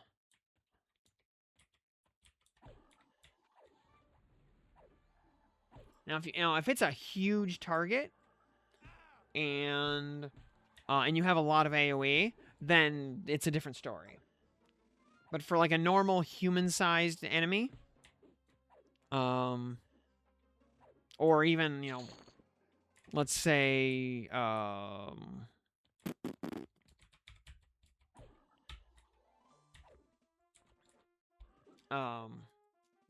let's say like Cirrus, you'll need a like goodly stack of power charges to have it loop around and double tap Cirrus on any given use. Also, now that being said, it gets a nice more damage multiplier for all the power charges it consumes, and it consumes all of your power charges on every use. So you really want to be generating a lot of power charges instantaneously. What I was actually doing, I was grinding like it was 2015. So I was on an Inquisitor for easy, high amounts of crit. At white maps I wasn't crit maxed yet, but but I would get there, in the foreseeable future. I was running like, I don't know, 55, 60% crit or something at white maps. And white maps and garbage gear.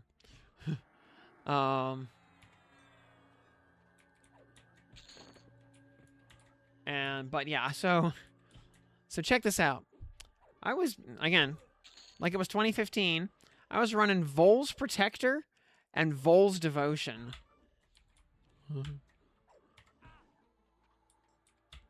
Because every hit of an attack that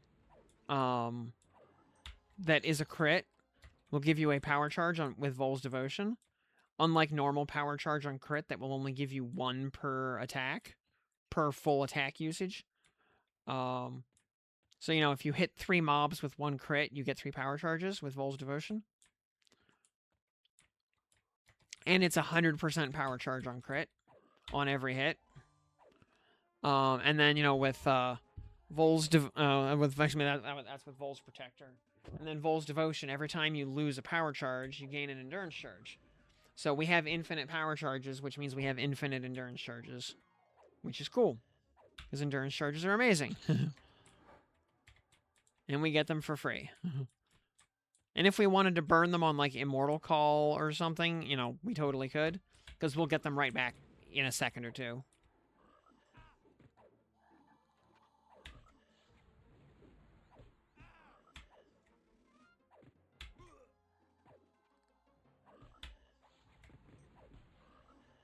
Also, charge stacking, especially power charge stacking gear, is just giga expensive by default.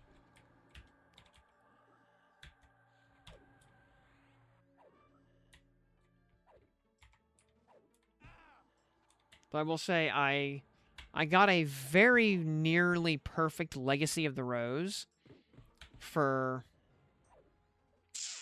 a couple of chaos. I think 8 chaos. Yeah, 8 chaos.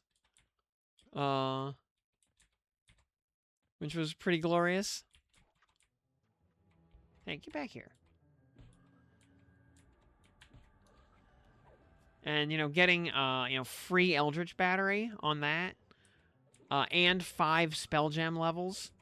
And, like, 33% cast speed.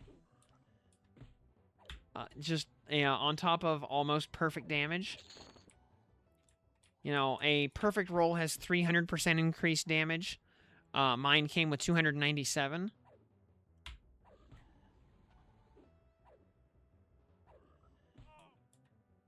Yeah, the new corrupts do add more, like, charge stacking options. So, there are definitely things I can do. If/when I actually have time to play the League for more than 3 days.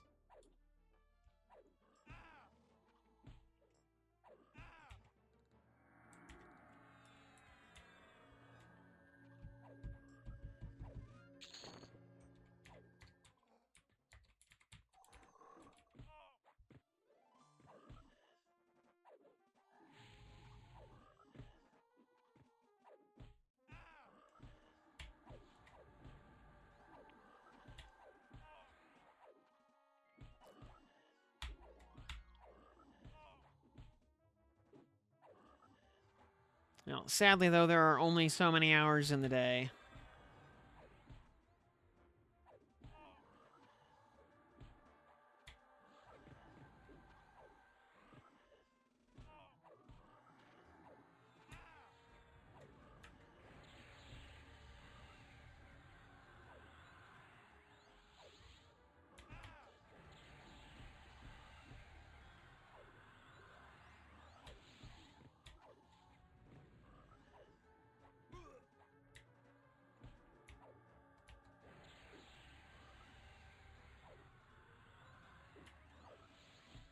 Yeah, so you're in the same boat as I am.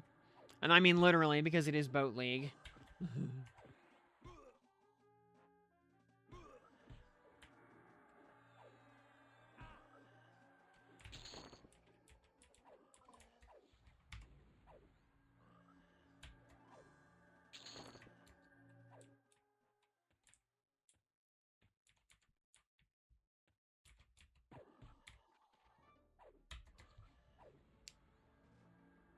Well, I will say, yeah, the going OG with Vol's Protector and Devotion was pretty fun.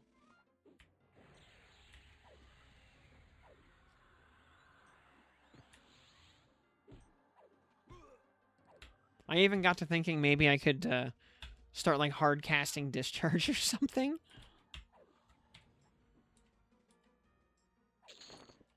Because I've got all these extra like endurance charges that, you know, that I am completely free to blow up. Why don't I start discharging them?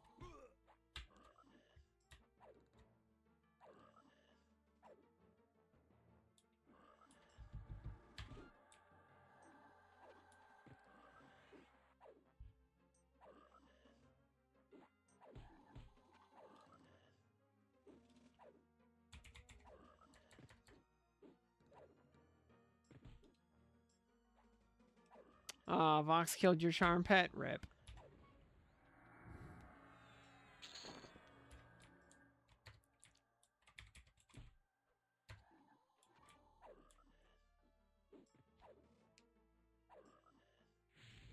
I saw, earlier I saw somebody linking a stasis prison they dropped that had the Cloak of Flames vestigial mod on it. Like, holy cow. That is a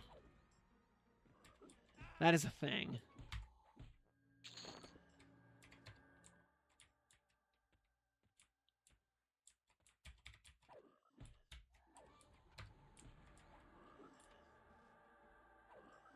I wonder if there exists a stasis prison with the 4th Vow mod on it.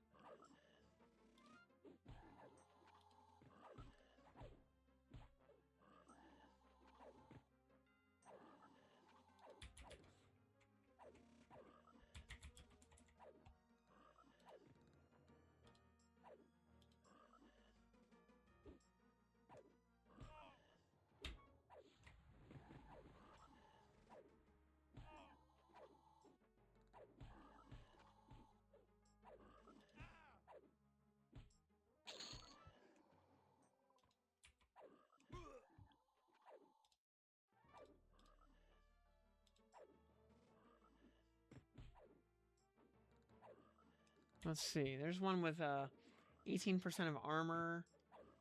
Applies to lightning. 46% reduced chaos damage over time.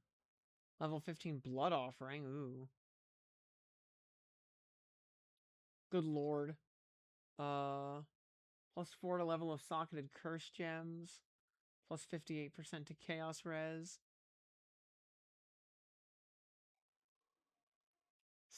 Shocked enemies you kill explode. Oh my god.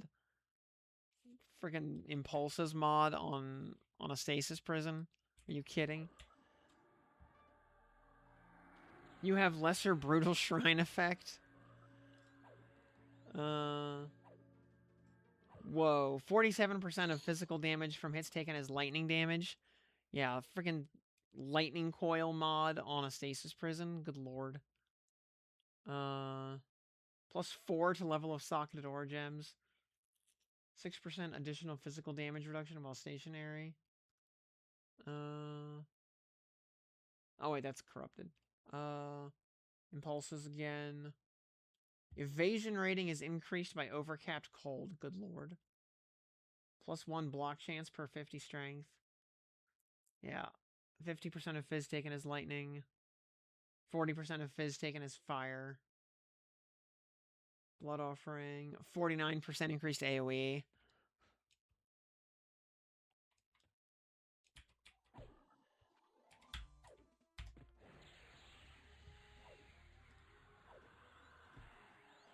%27% of elemental taken as chaos. Very nice.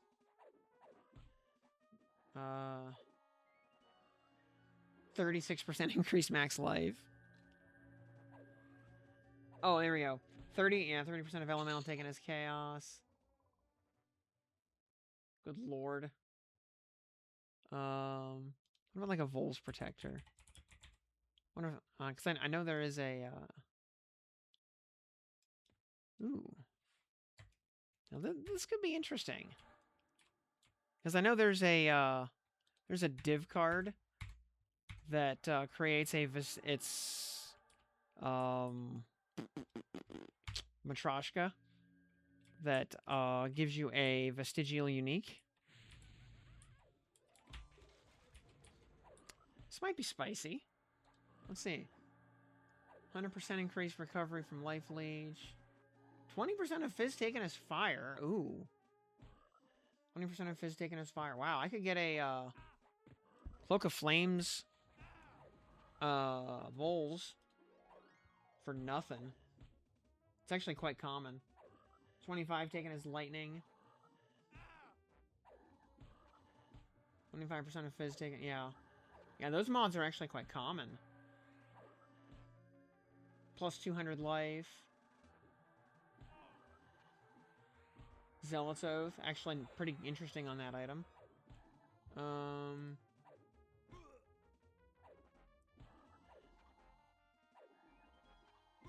Level 20 Death Aura. Interesting. Ooh. Gems socketed in green sockets have plus 20 quality. That's spicy. That's spicy.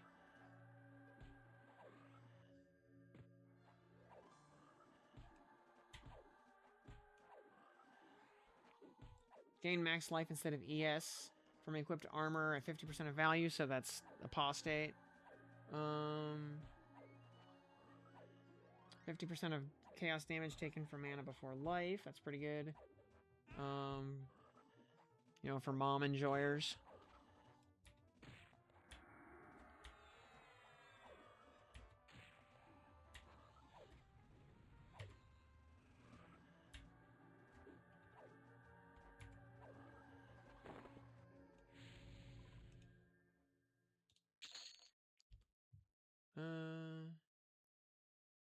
Spell totem.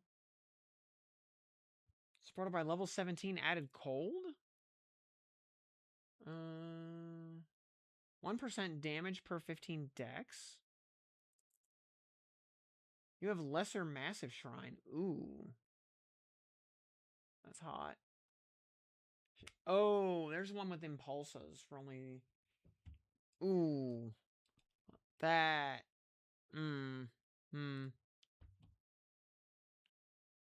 What weapon from Befallen is better for Paladin? I don't have it to show you, but either the Baron's Blade for one-hander or the enchanted Fine Steel Bastard Sword for two-hander. So, you know, whichever style you prefer. And,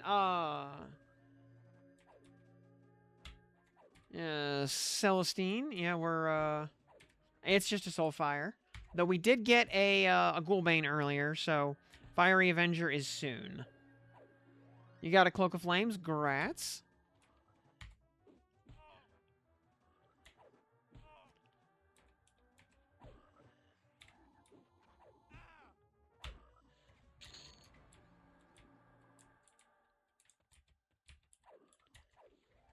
I don't know, between Fizz taken as fire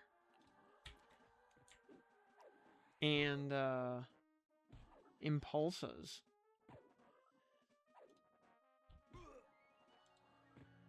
Man, I'm not sure.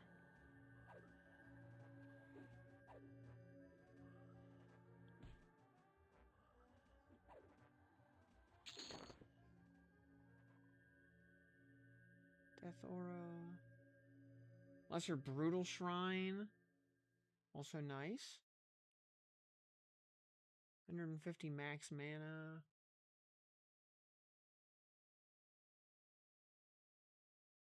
Apostate.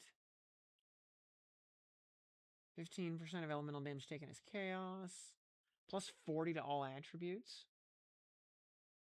Oh, plus 1 chance to block per 50 strength. Socket of Gems supported by level 17 added chaos damage. Ooh.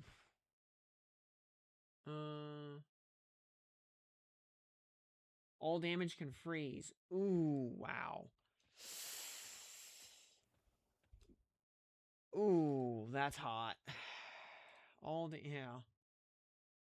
20% of armor can apply to chaos damage taken from hits. Oh, there you go. There's the 4th Val mod.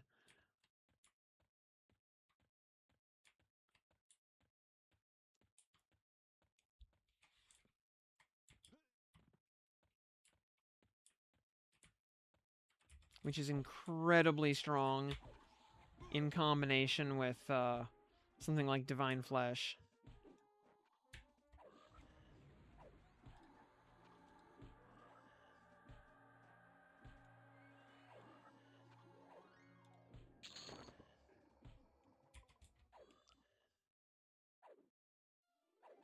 Gem socketed and red sockets have +2 level. Very nice.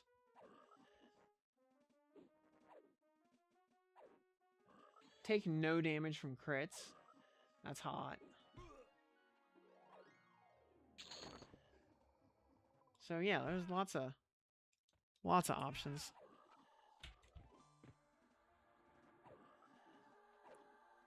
And a lore/strategy guide for Tord Corruptor. Credited your contribution. Oh, thank you. Working on the step-by-step guide as you gather footage.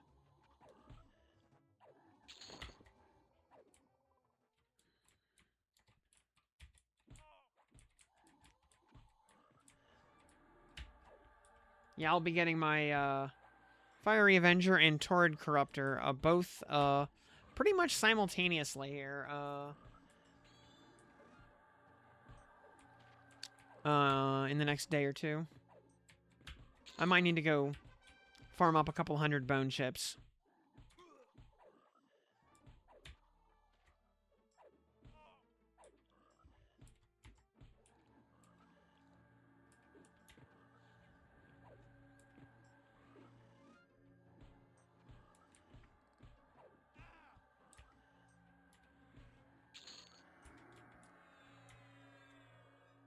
Yep, turn in for Fiery Avenger and then kill Entei. Yep.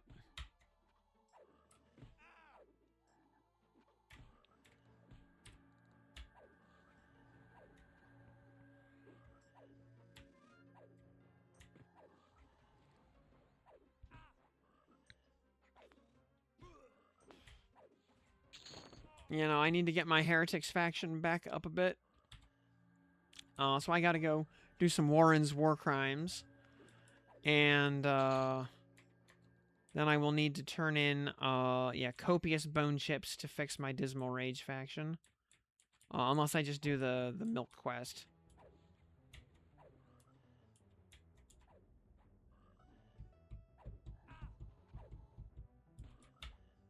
You tanked all your rep for Fiery Avenger. Oh, that's fine. I mean, it's easy to fix. Especially once you have a key to Payneal, fixing Deepwater Knight's faction is completely free.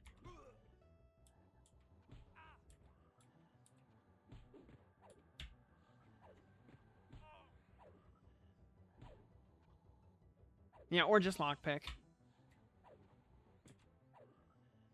And yeah, you only need Amiable to get a Payneal key. And you need that faction for Tord Corruptor anyway.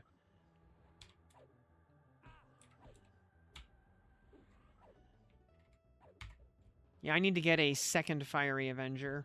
Or, I mean, a second Soulfire. Which is, I just need to do some of the legwork of, like, turning in a shirt and whatnot. Go talk to Hale again.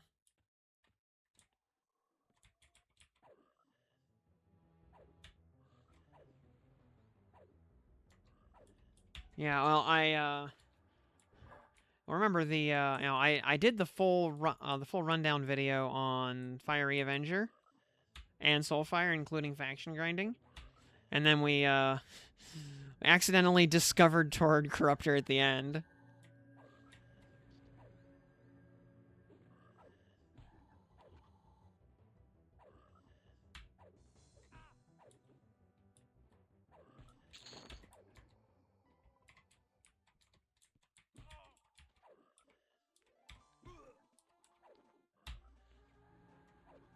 Corruptor and Avenger are functionally interchangeable for the most part. Corruptor has a way better proc, though.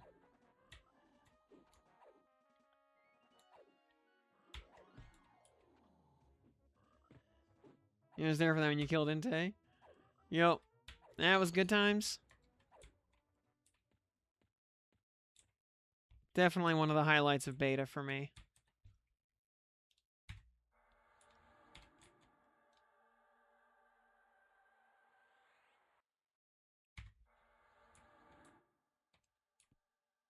And like I was saying earlier, yeah, Moth was very amused that that was how the quest got discovered. Instead of the organic way of discovering it that he had designed.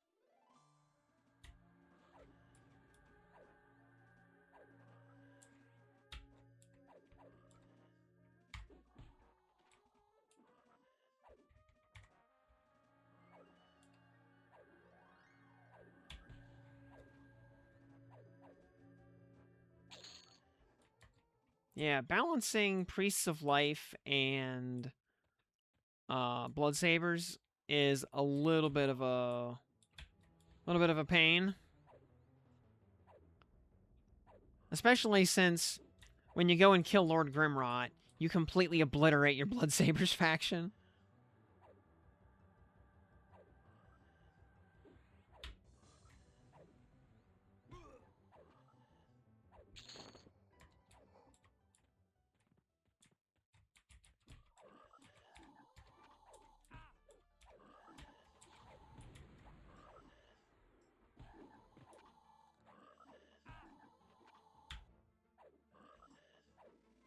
Yep, Crow turn-in works well.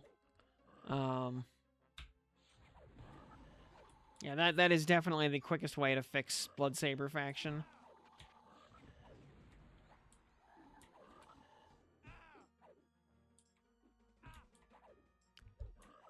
Though,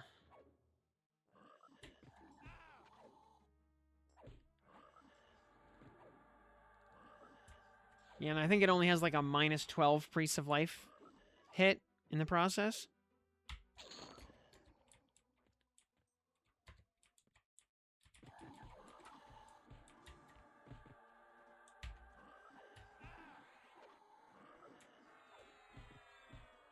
Yep, then you did, yeah. Because, yeah, doing, like, the bigger Wyland head turn-ins, offsets most or all of your blood saber gains. So like it works, but you have to do a lot more back and forth. But so yeah, you can just do gold turn-ins and do it that way. Yeah, blood turn-in is only -1.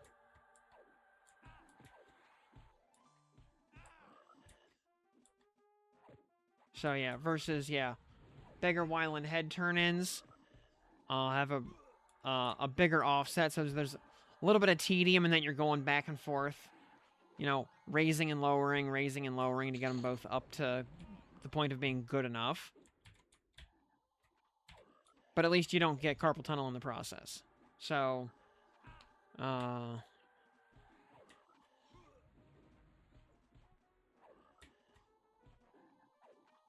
know, I guess pick your poison there.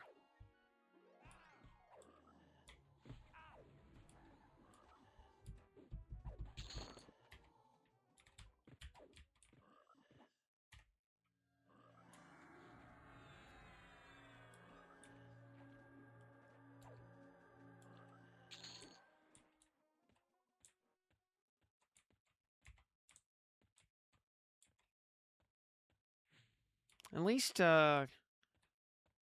killing Grimrot also, like, instantly offsets the faction hit from killing Brother Hale.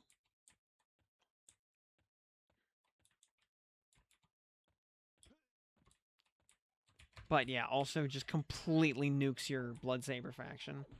Because I think that faction hit is like 912. It's an oddly specific value.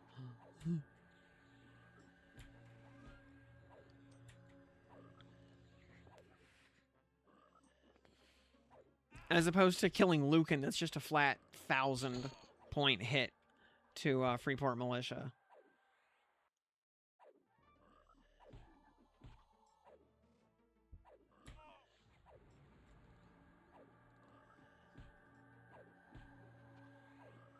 Yep, you can just kill him.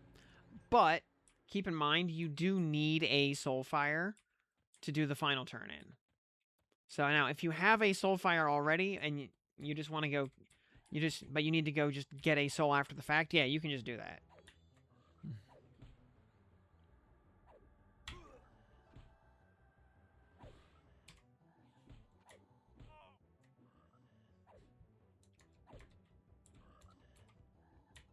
The way you're supposed to do it is you do the Soulfire turn-in, and then you murder Hale on the spot.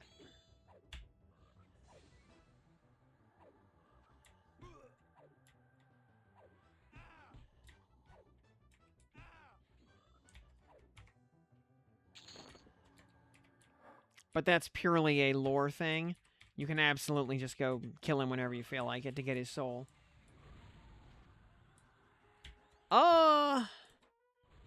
It's like 100 or something, 100, 150. It's honestly not that bad. Considering killing, it might even be 200, but killing Lord Grimrot gives you like plus 212 or something. So it, like, killing Grimrot instantly undoes it.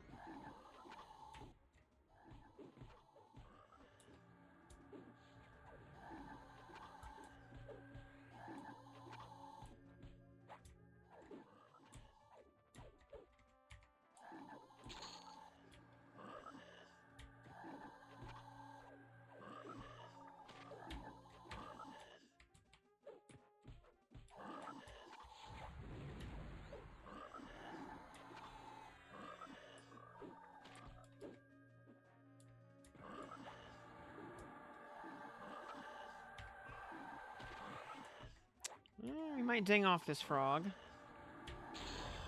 Ding, 45. Yeah, hour and 6 minutes. Yeah, that 1 hour prediction was right on the money.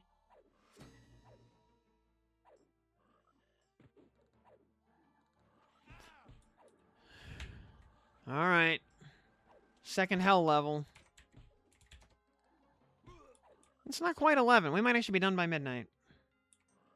And this will probably take like an hour and 20? Hour and 30?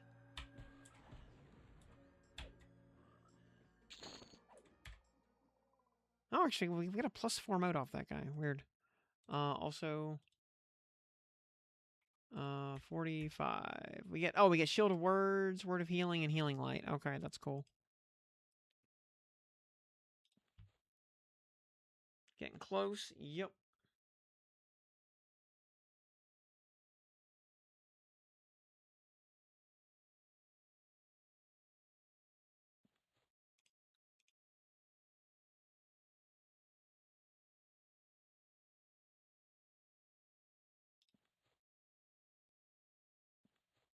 Word of Healing is such a good spell.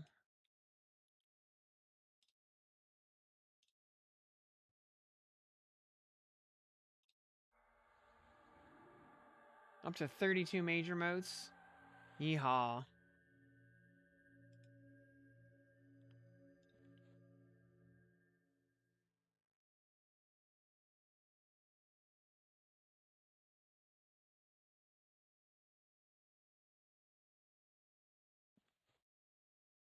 Yeah, remember, Echoes get an extra tick at rank 5.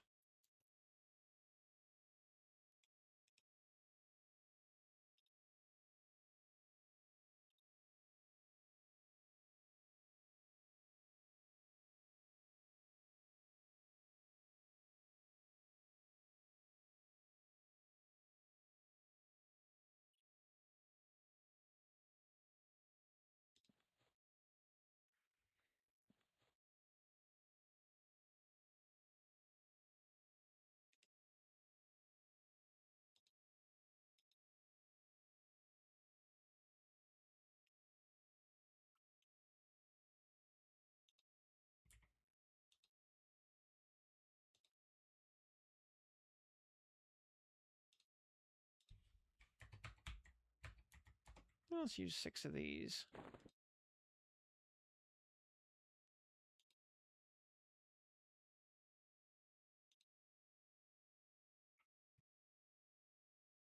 Alright,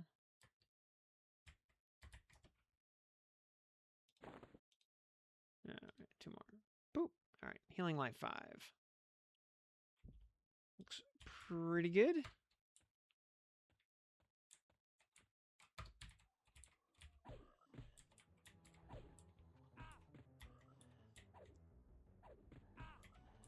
Hoarding Sparklies.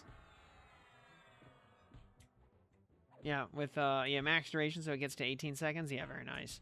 Yeah, an extra tick on an Echo is huge value.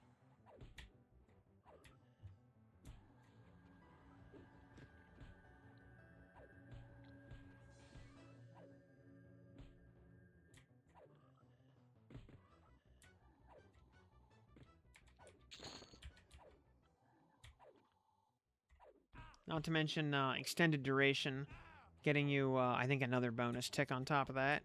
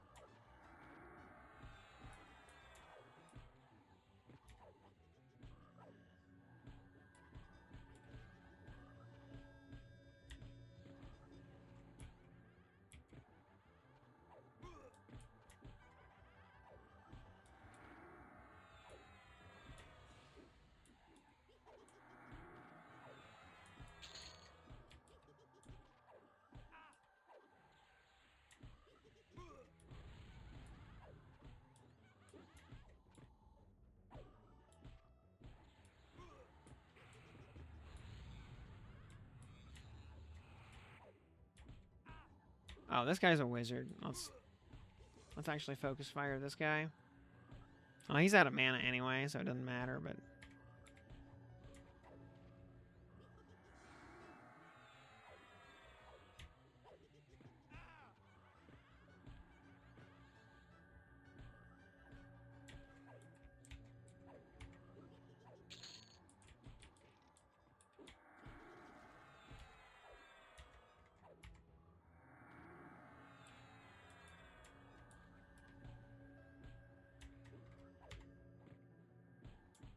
Looking forward to getting spell crit AAs.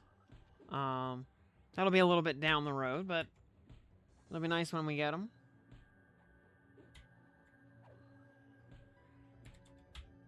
Ward of the Divine at 50 will be really nice, also.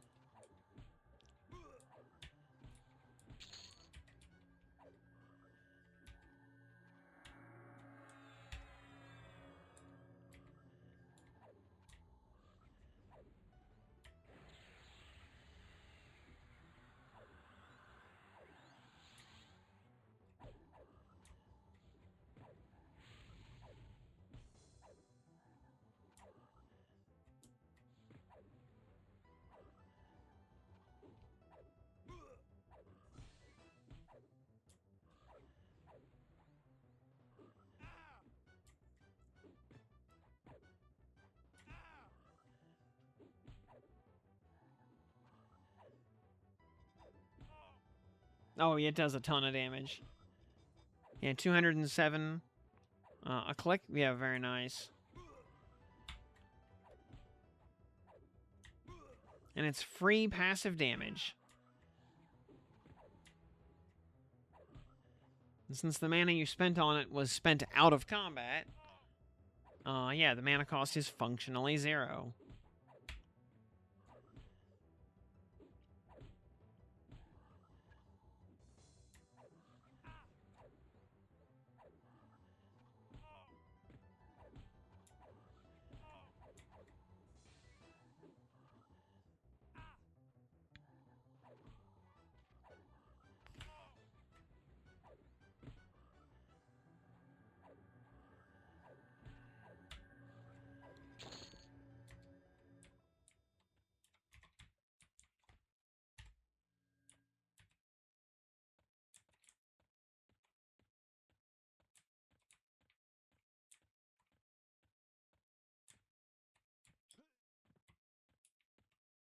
But yeah, so much of the zone turns light blue at 45. Ugh. And just becomes completely worthless. Like, it's actually worth IVUing past big chunks of the frogs, because they have no value.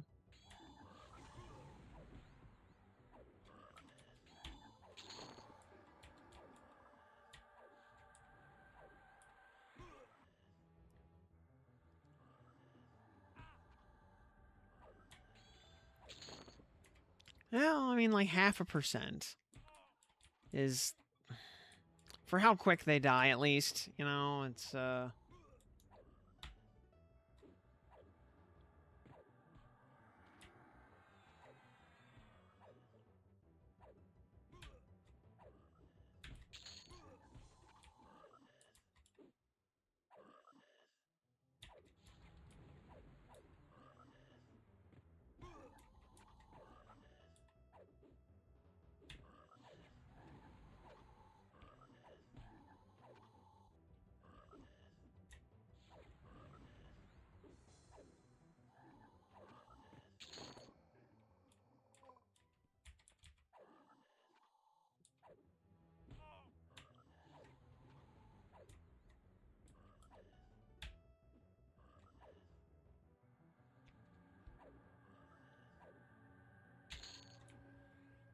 yeah, the true hell level.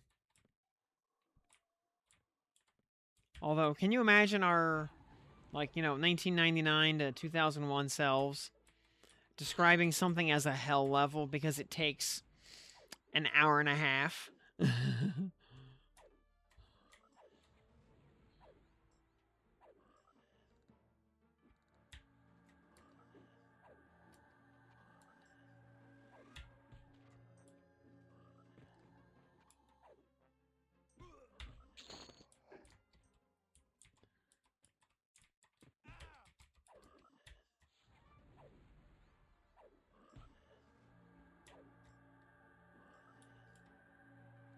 Yeah, back then it would have been like, wait, in an hour and a half you got more than like 2 pixels?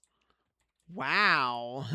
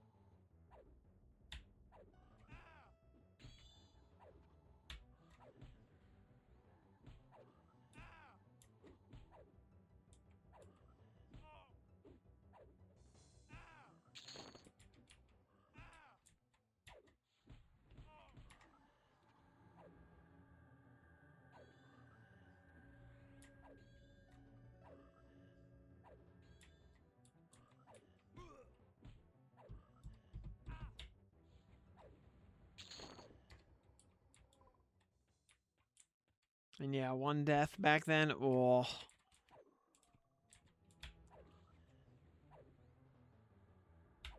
6 Baron Blades in a row. Wow. Dying at the bottom at Chardock. I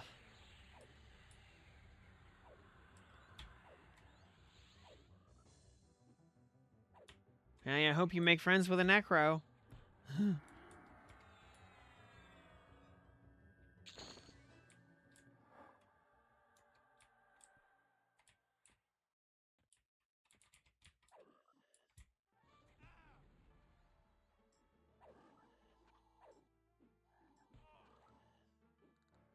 See, I actually liked boat rides.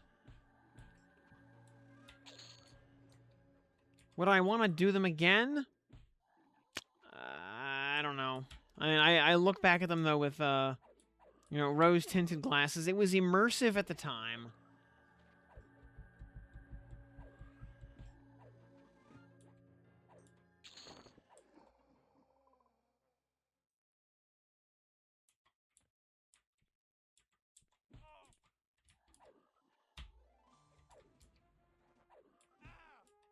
I mean, jank is why people love Morrowind and Oblivion.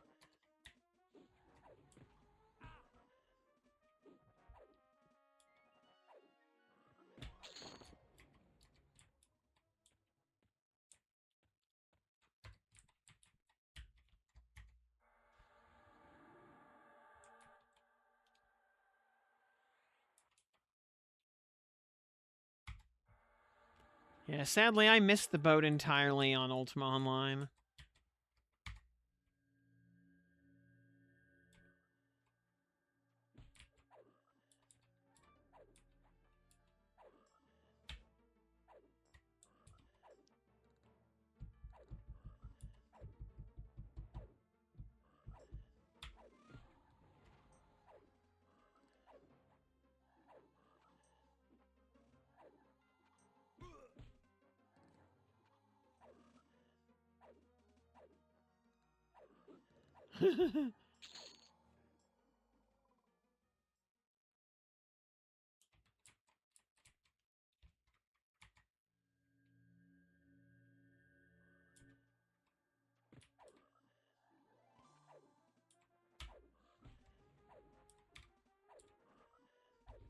Consider, speaking of, like, game jank, consider how much jank there is in Final Fantasy VI. One of the most beloved and respected games of all time. That game is held together by duct tape and dreams. The game started playing. Next day, Rando decided to kill you and take your stuff. So they were curious what random low-level armor I had. One roommate's guild had acquired half of one of the continents by building houses back to back so that nobody could get across. Large enough that nobody could teleport across.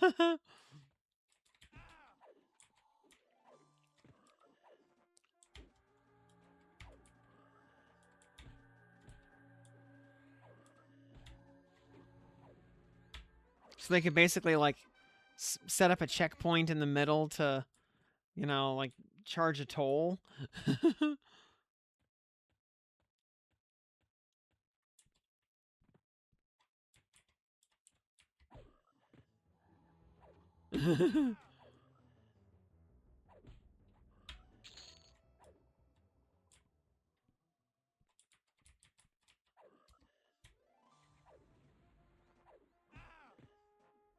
Oh, they just straight up blocked everybody from that whole half of the continent.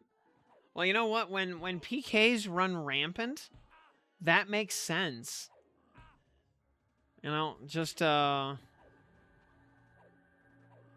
just keep the outsiders out so you can play in peace.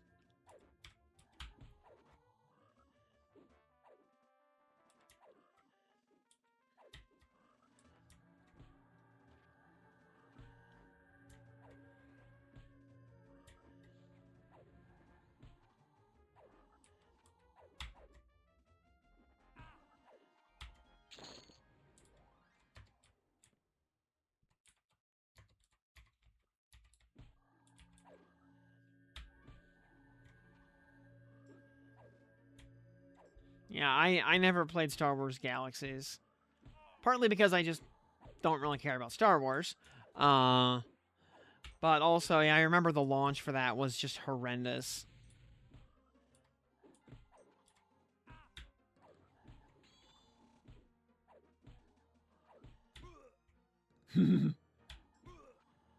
Yeah, I was a bluebie, so, you know, I never did any of the fun red stuff.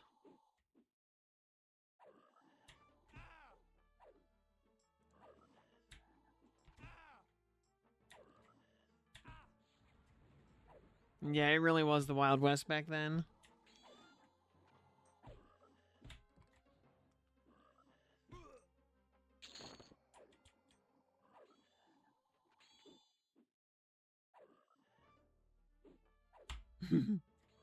Servers never came up first day.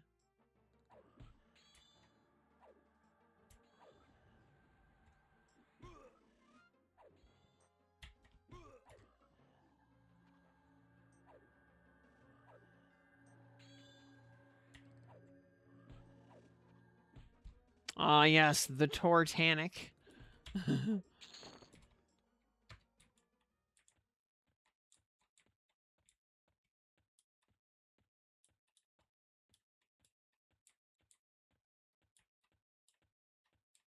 Yeah, I was also just way too deep in the weeds on EverQuest to even contemplate playing anything else. Even if it was something that looked interesting.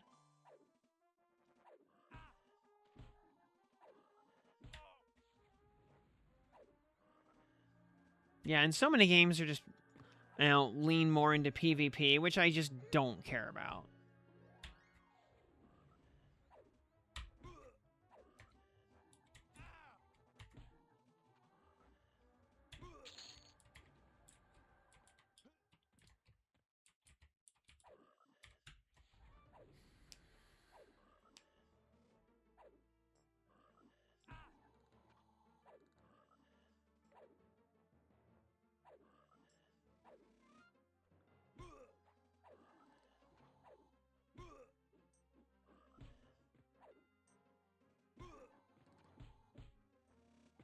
Yeah, structured PvP like DAOC, which again I never played.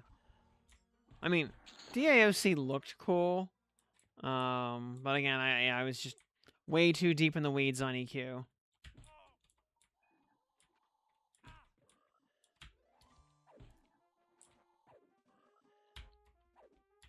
But yeah,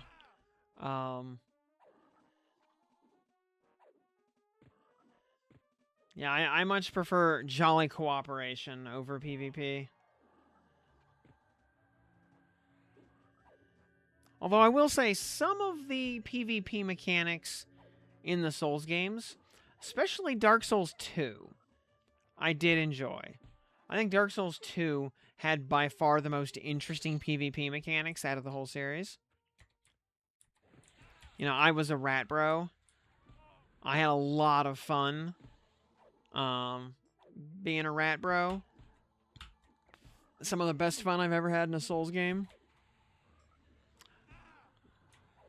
The Warhammer MMO was kind of bad. That's pretty much what I heard.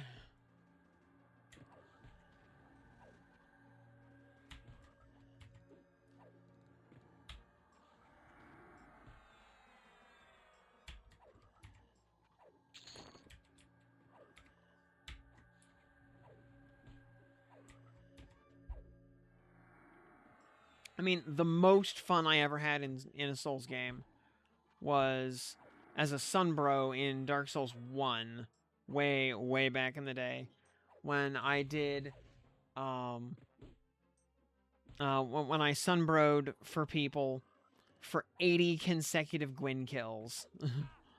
And I needed to stay on the correct, like in the correct level range to get matched with people that were level appropriate.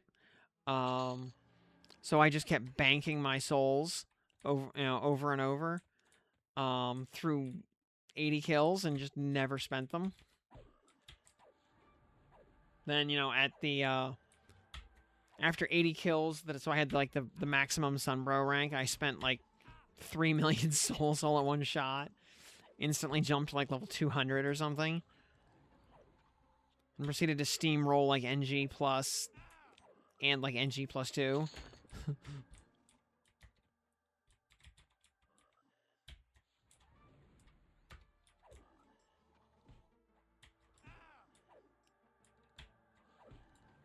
But second to that was being a rat bro in Dark Souls 2.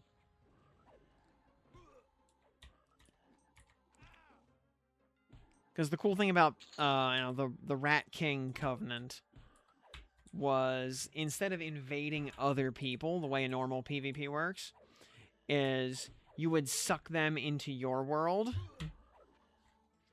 and you were in this like rat maze basically, where you could activate a whole bunch of traps and stuff around the dungeon, and the NPCs would be friendly to you.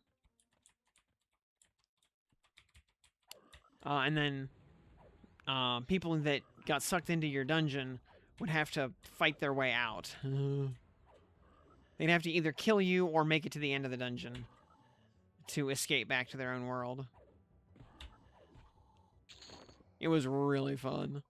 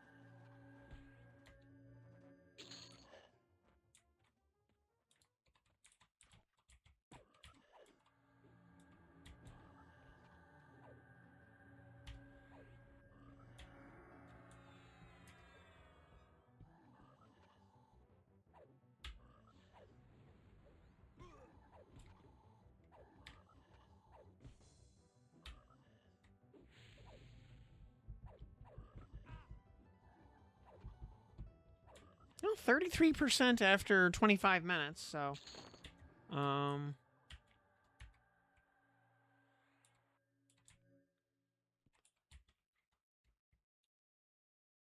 look at that hour 15, hour 20 prediction, I think might be kind of on the money here.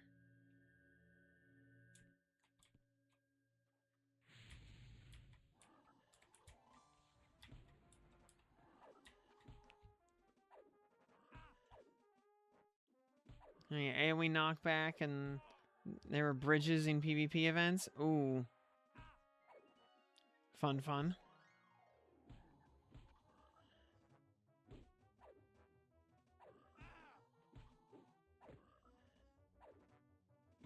But yeah, like,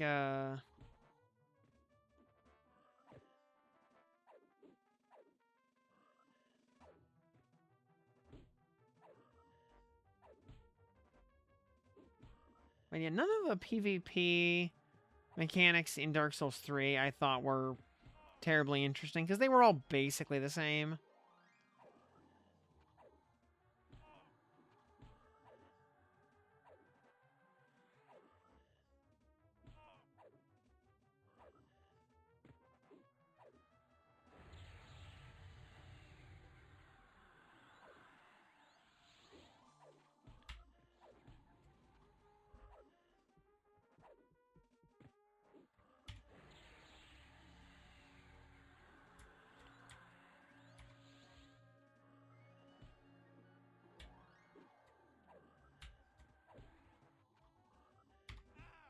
(1737) Slay, very nice.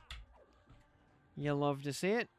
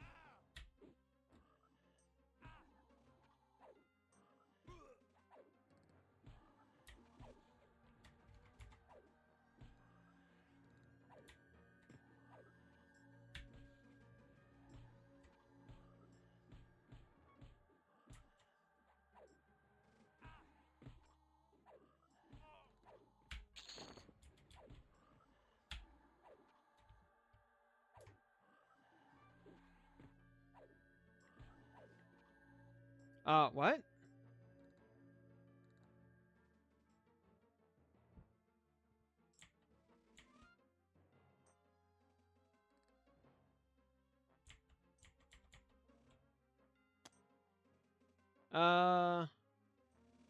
Okay, yeah, the game just blew up.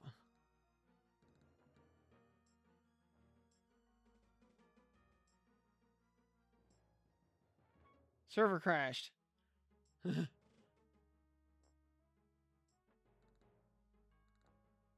Gonna set up again in plain sky. Well.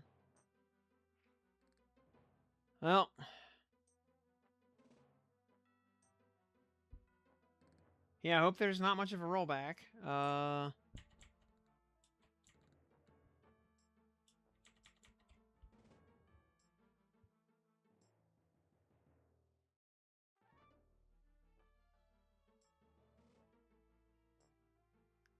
Yeah, Freeport over here. And, yep.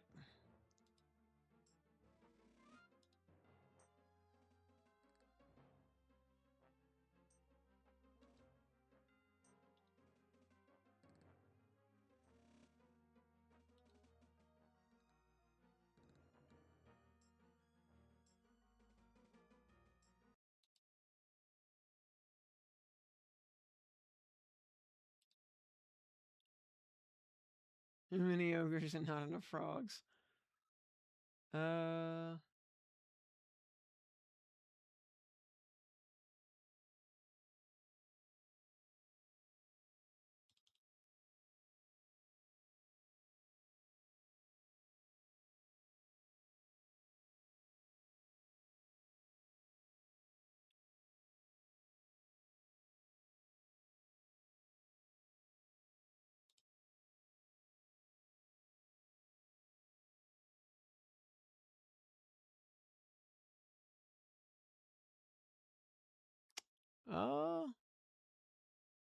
Server says up?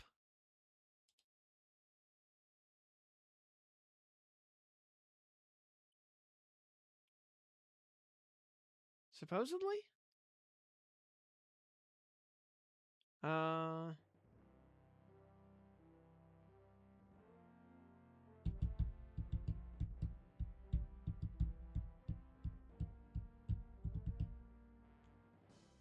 Alright, how bad of a rollback did we get? Well, I'm still level 45 at least.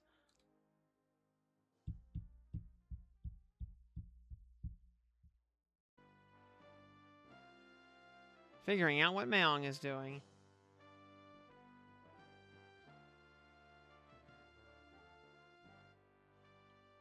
Okay, I don't... Oh, there was no rollback. I'm 35% XP. I think that's right where we were supposed to be. And yeah, this is the correct mob setup that was... Because we just killed the guy in the top right corner, so... Okay. No harm done.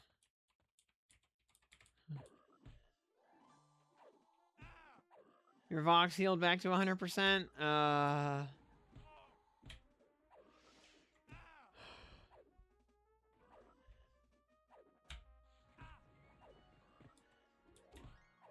Yeah, are the hamsters... Yeah. Or maybe they just had a coffee break.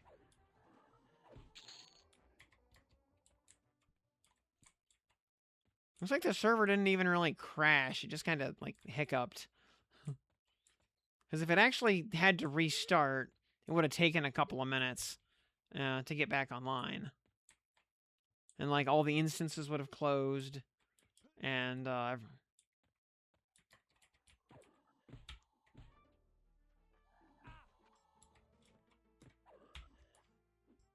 lot got rolled back? Huh.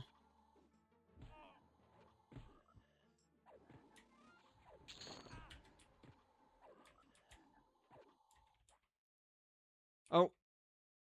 Are we dead again? Nope. Okay, cool.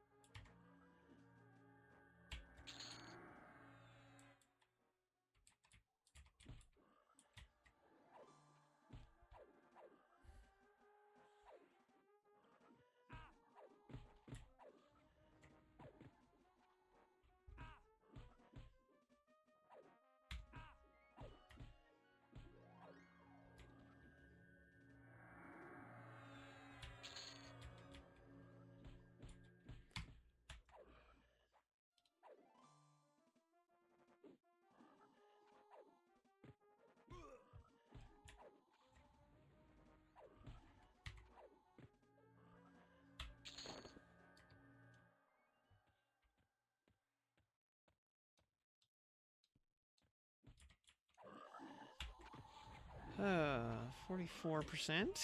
We're getting there. 44% in 34 minutes. So yeah, we're getting there. And yeah, I paused the stopwatch during the crash, so you can keep everything scientific.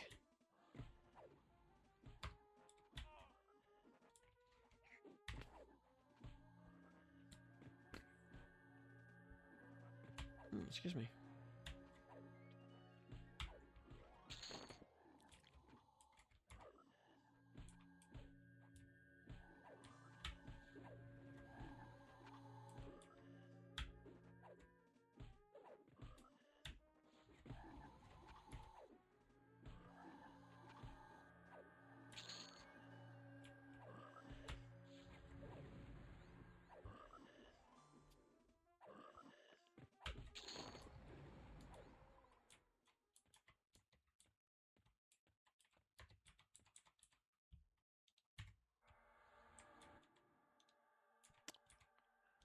Ah, Frenzy's an enchanter. Cute.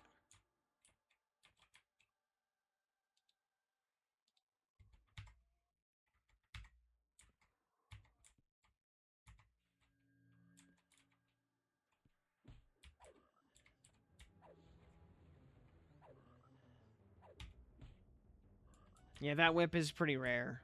Yep. I only dropped it a couple of times myself.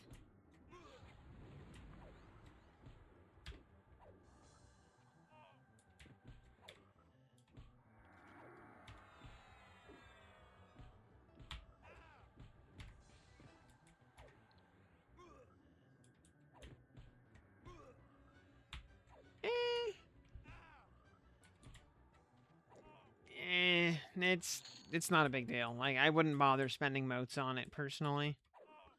If you naturally get the weapon up to +4, cool. Save the exaltation for later. But yeah, I would not bother burning motes on it. It is a low-level buff. Oh, yeah. Monk was added in Kunark, I think. Yeah, Monk was in Kunark. Beast Lord was Lucklin, and Berserker was, Gates of Discord.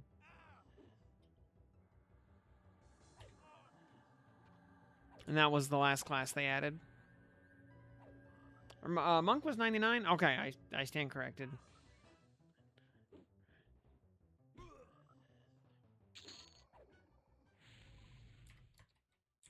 It was the human exclusive job that got farmed out to XRs.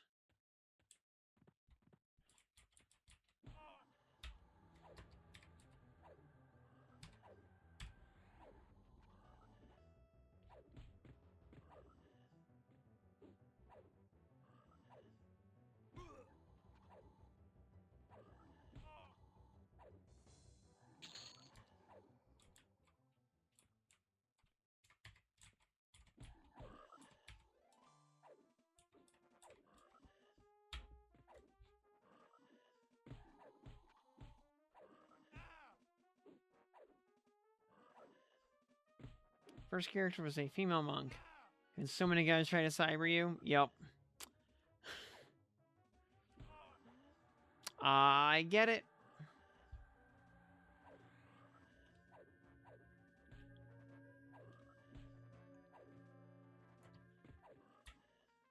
Yeah, muscle mommy in leather pants, you know, that's,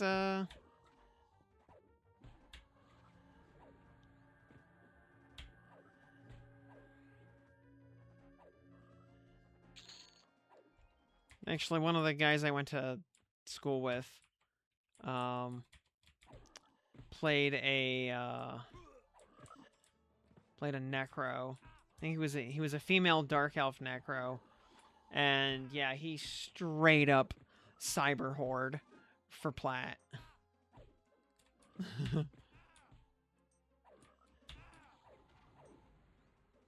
I'm using a Soulfire +5 currently.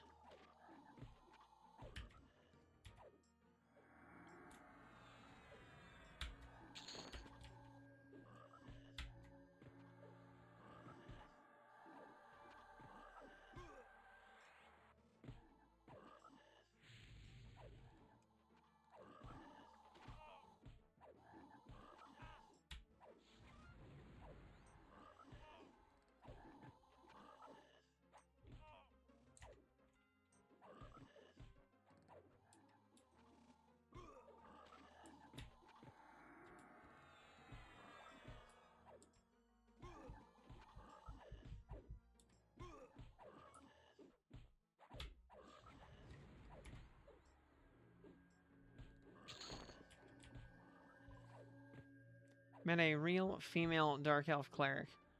God help me, she was fat and ugly. Yeah, I never pursued any romantic interests or possibilities in the game. Nor did I ever attempt to cyber with anyone.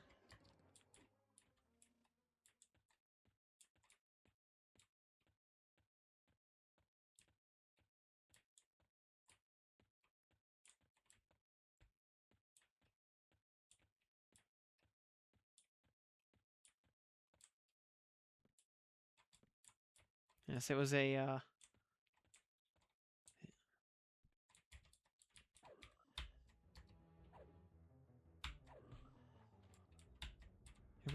pure and chaste gaming experience for me.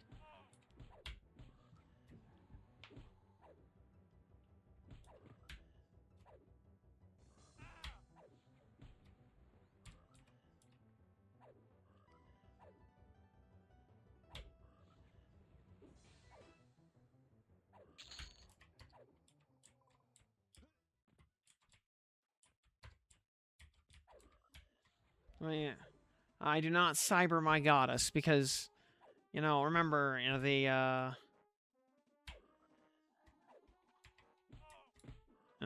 one of the core tenets of chivalry is to love pure and chaste from afar.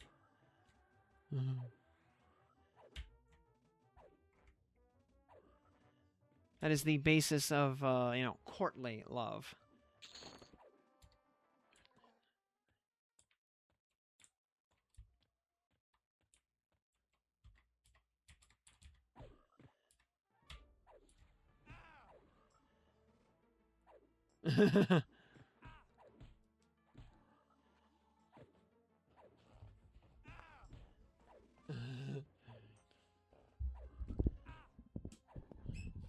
Well, the faction is indeed, I'm sure, but that does not mean that I partake of such.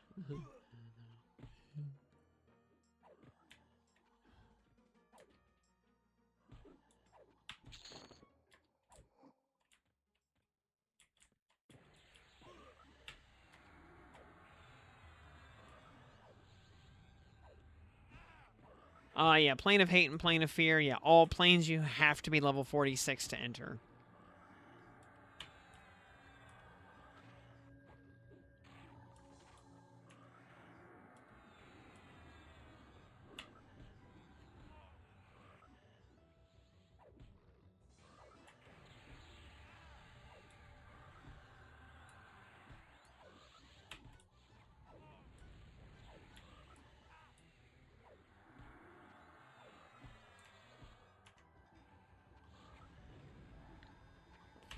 Yeah, that's why I'm grinding to 50s or to 46 right now, actually.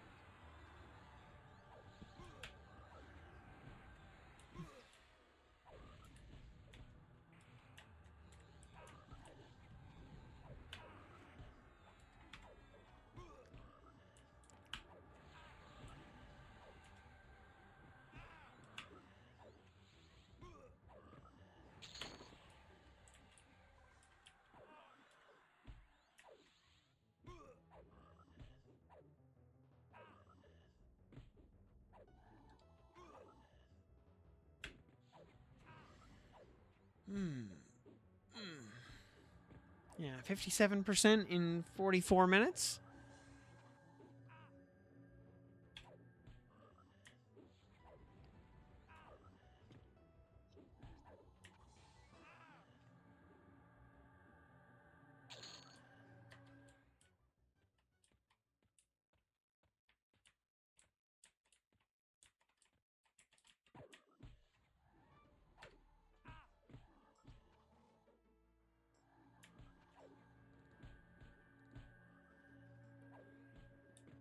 Back in D0 open.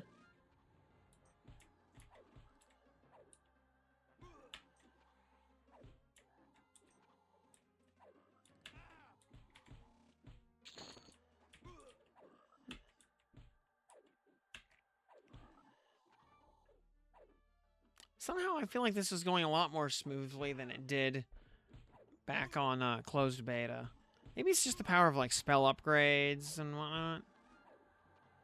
Or just a little bit better gear in general because of, well, having a haste item for one. Some spell foci. Ding, ding, ding, ding, ding, ding. And, alright, we need one more A to...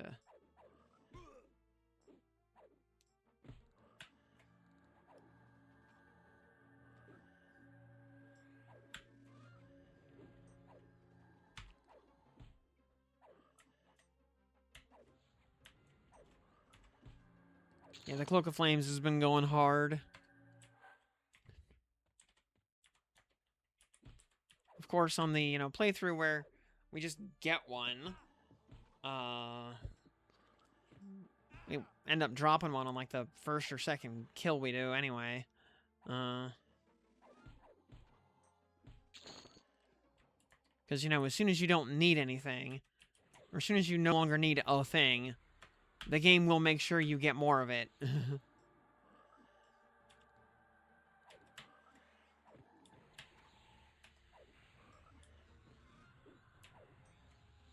Yeah. Getting 4 of them first drop.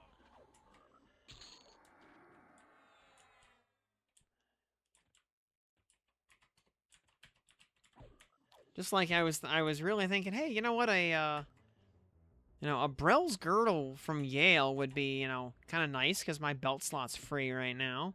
And of course, he just patently refused to drop it.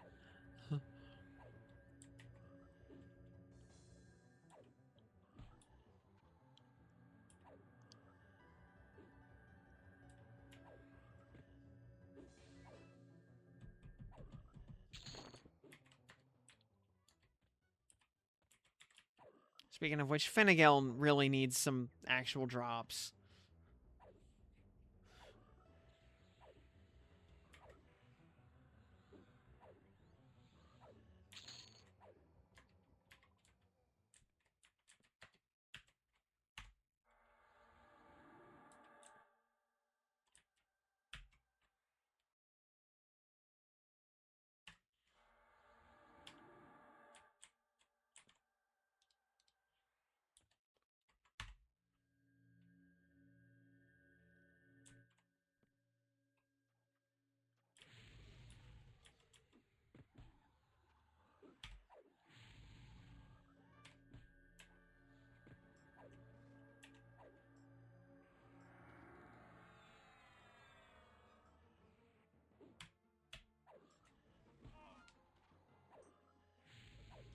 What spells do we get at 46? Not much. Sound of Force, which I will never use. Because of its 24-second recast. Just absolutely abhorrent. And 5 units of pushback, so yeah, no. Immobilize, nah, sure, whatever. That's fine, I guess.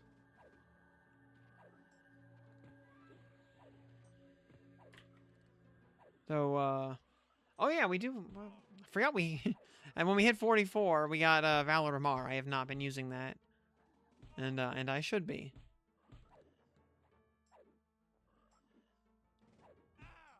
We also got Retribution at 44.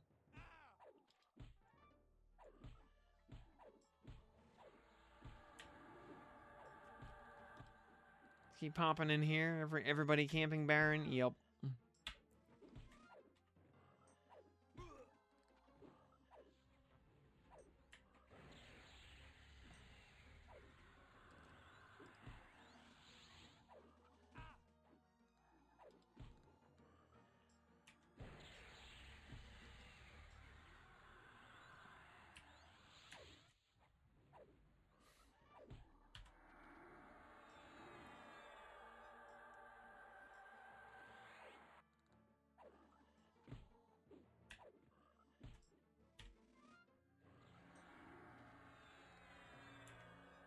There we go, getting up to 66% haste.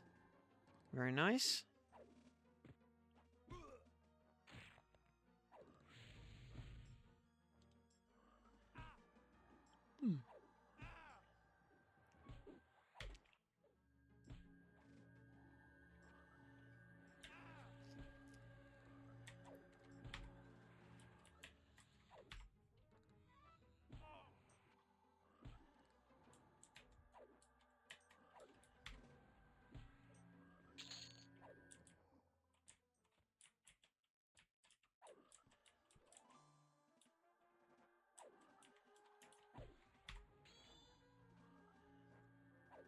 Right, 66% in 51 minutes. So about another half hour and we should be good. 25 minutes, really?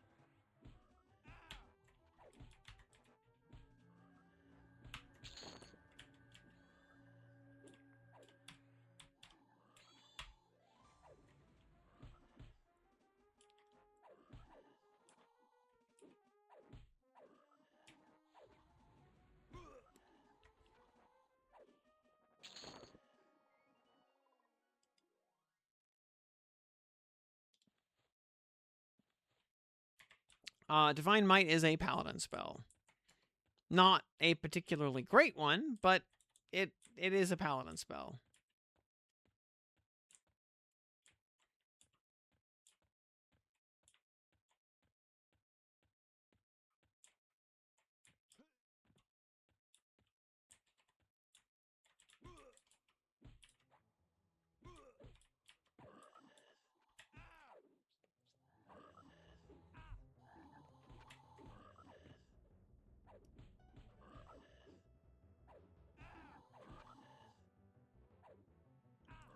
It does not stack with Instrument of Knife. They overwrite each other.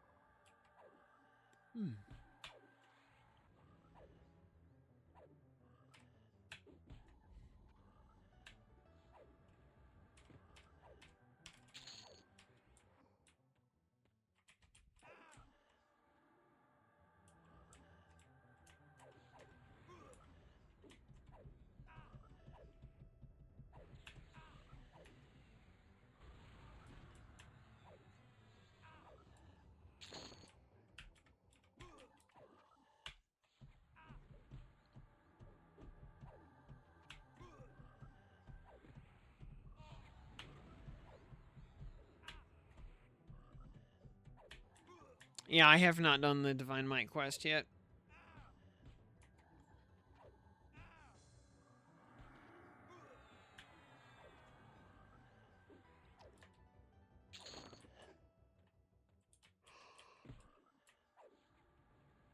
The spell itself is not that great, so I'm not in a super rush to do it. And I'll do it once I have Druid and Wizard leveled enough to have port spells. To make it a little bit more efficient.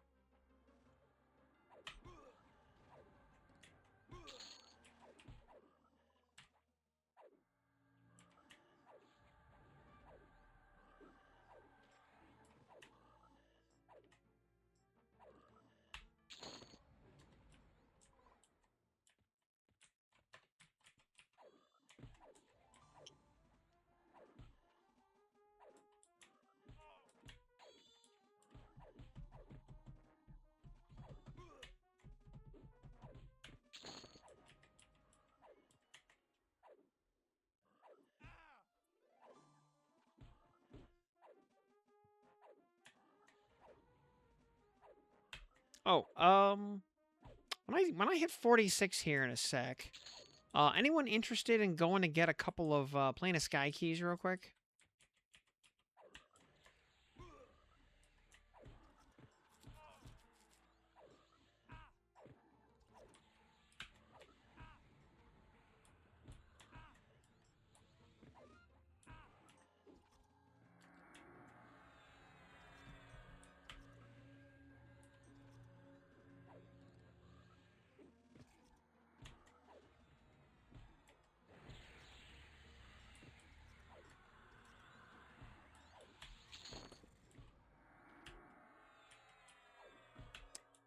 I mean, we'll not necessarily like full clearing the zone, just like doing a quick queue run, because it'll be a little late in the night to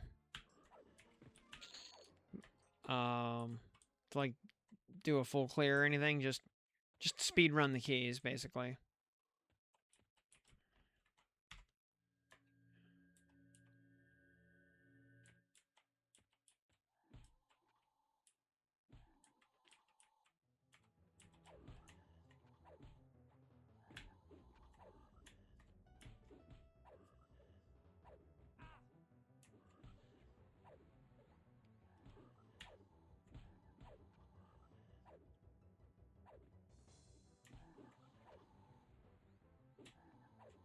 It'll be another. I mean, well, it'll be another like 20 minutes till I ding 46 here, and I gotta. But yeah, basically, I want to have some of the legwork done for Fiery Avenger.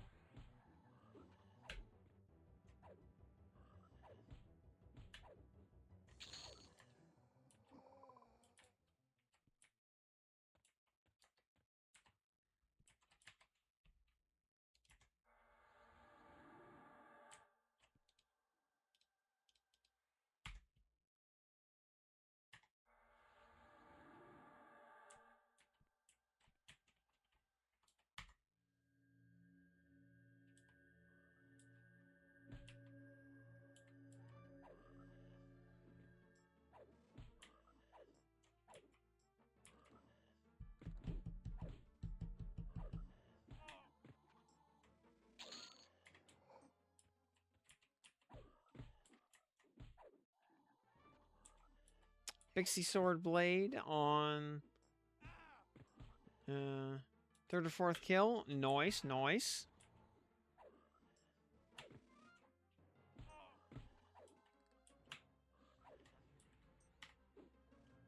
Grats.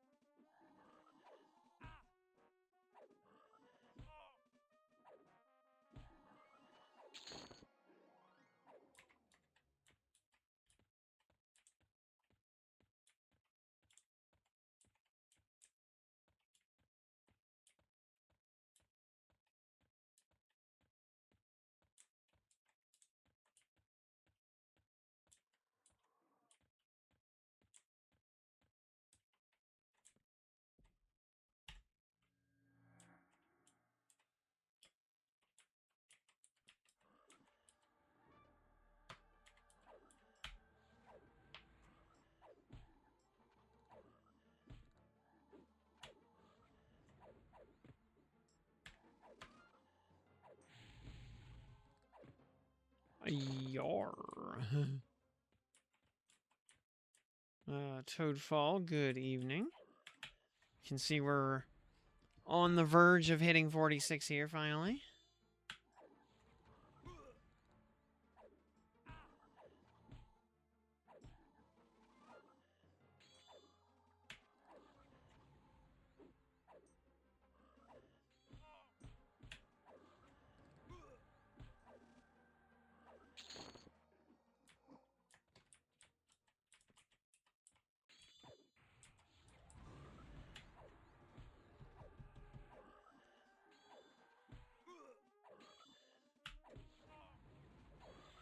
One dragons tonight. Yep. We're going to hit 46, then get some sky keys. Also grabbed a Soulfire earlier at the start of the night.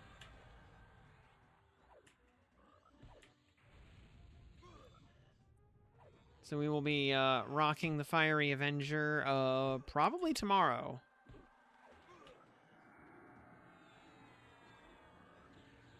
I need a Nagafen book still.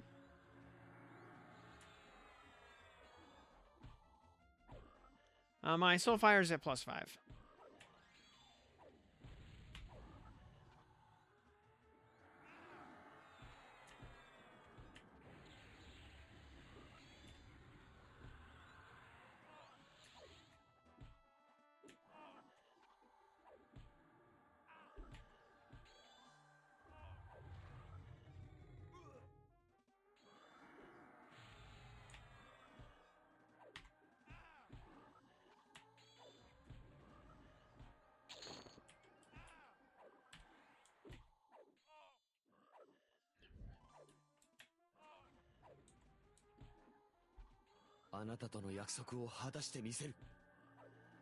And Zufik, thank you for that follow. Welcome to the program. Glad to have you here on board with us.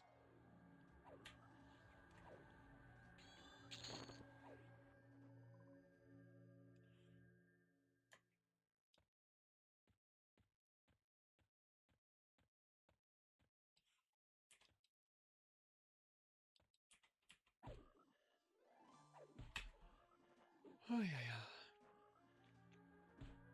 It looks like we're going to max out Combat Fury right around the same time that we ding. So that's nice. Then we can do Blood Rune next.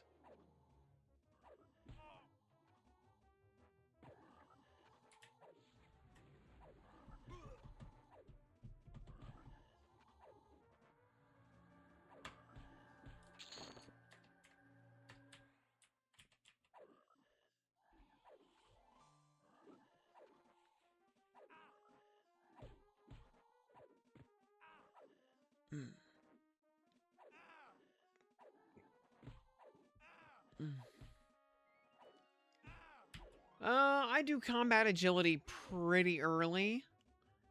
Combat stability is really gear dependent, so that one can wait until later.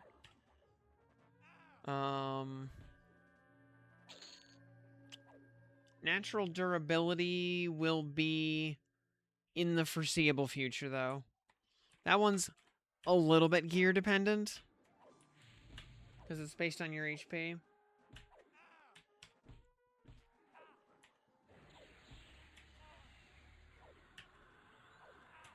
Whereas combat stability is its value is based on how far over the soft cap you are.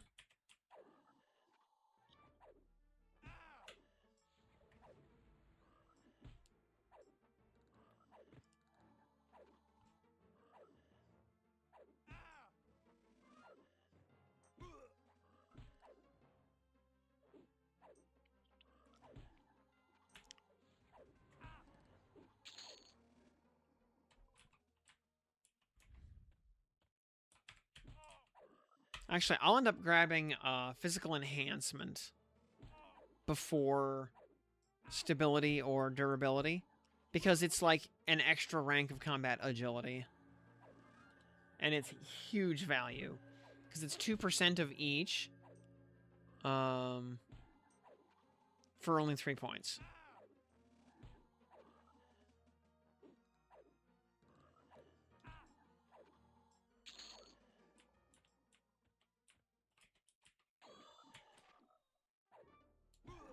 Yep.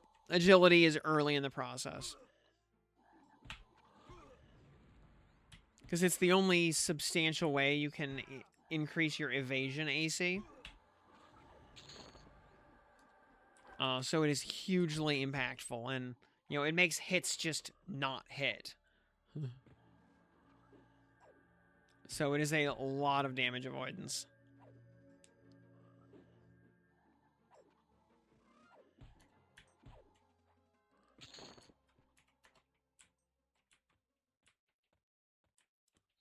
Oops.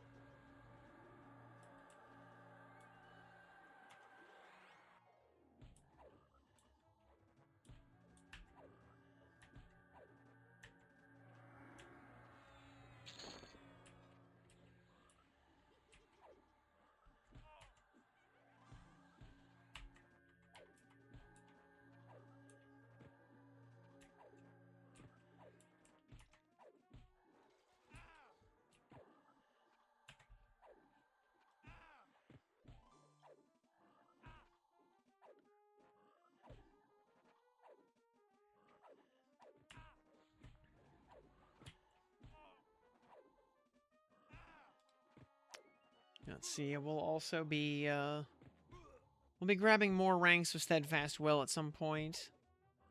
We only have 3 ranks so far, but those first 3 ranks are really cost effective and get us to 50% stun avoidance. The remaining ranks are a lot less cost effective.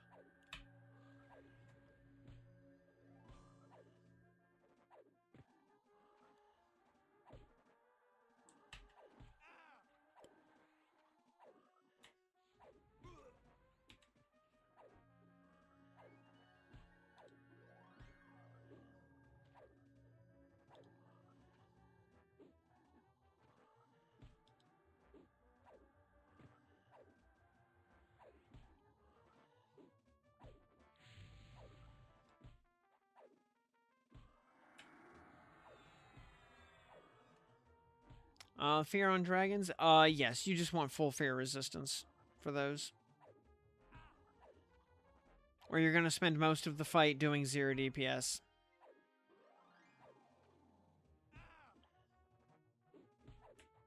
Unless you just have an enormous amount of magic resistance.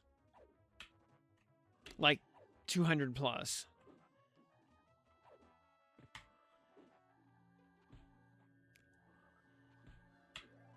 But even then, yeah, just...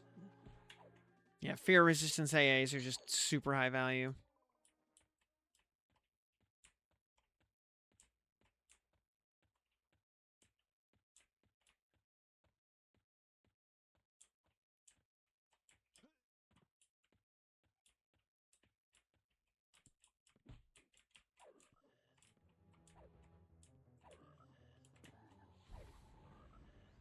Alright, just a couple more mobs here.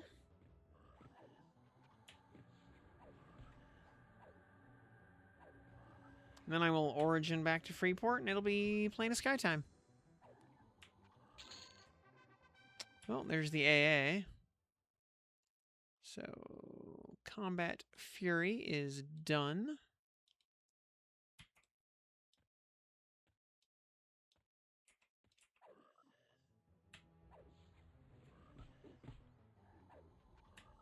The fear in Plane of Fear is also bad. I mean, as the name implies.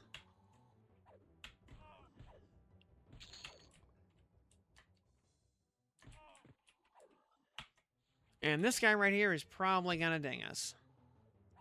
We're at 99.482, so this guy just has to give us 0.518. Which is a dark blue, so he should give us like 0.8.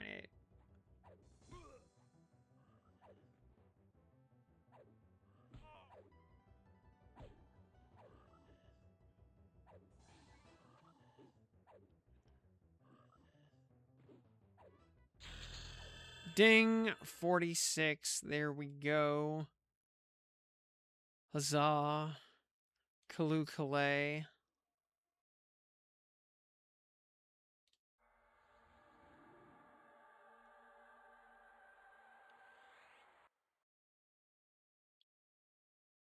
Yes. Yep, duration goes up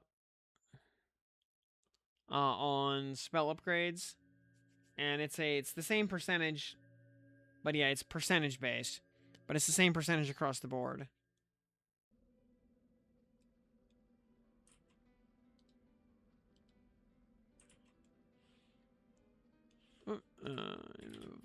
Work. All right, who all is coming to Sky?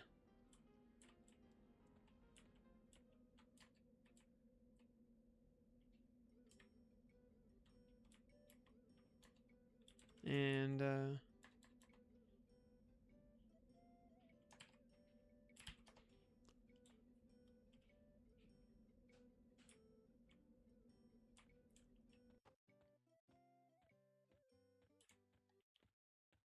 yep, about double duration. And yep, in Jarek, and in Judge. Okay, there we go. There's our 4 people.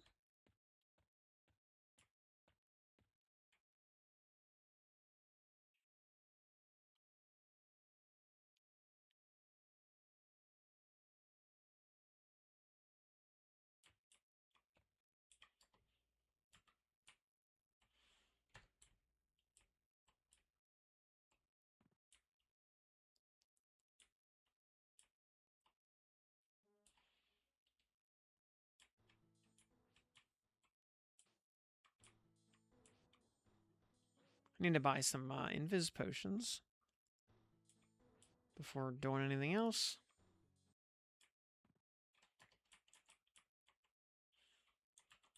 Hey, Guard Inifus, I'm going to be merciful to you today.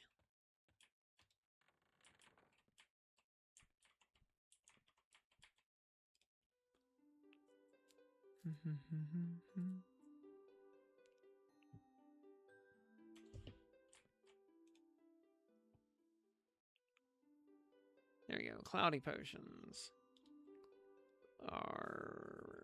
Let's see.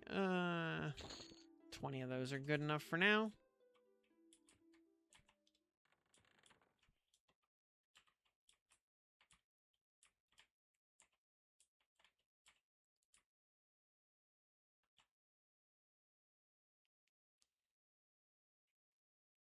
And yeah, it was about an hour and 14 minutes.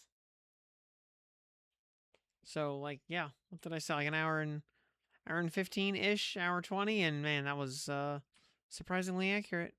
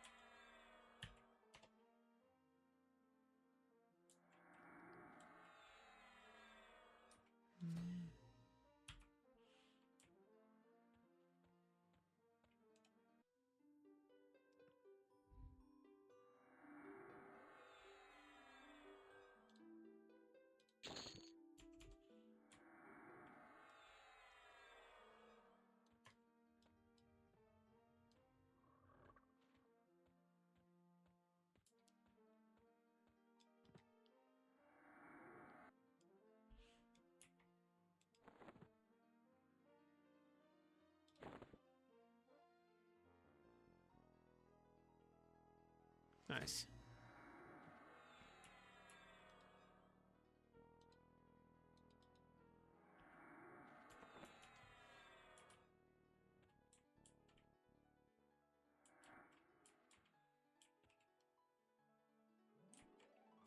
Judge, I see rocking the corruptor there. Yeah, very nice.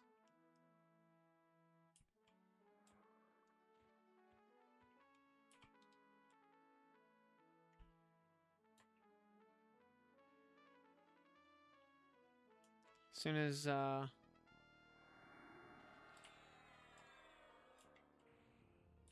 yeah, while well, we have the promise renewal cookie too. Nice. Yeah. While Jarek runs up here, I'm gonna go grab a drink real quick. I'll be right back.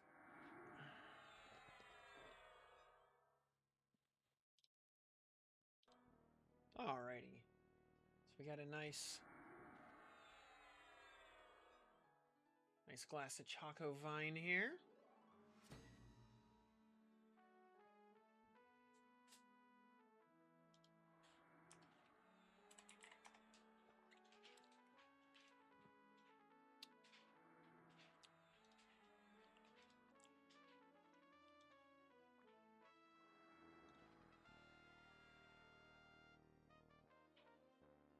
Mm.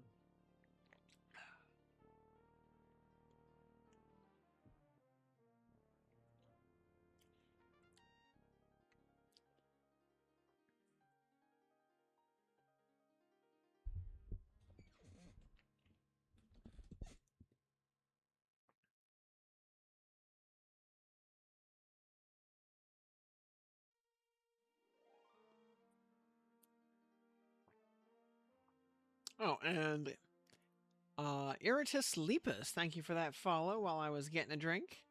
Welcome to the program. Glad to have you here with us.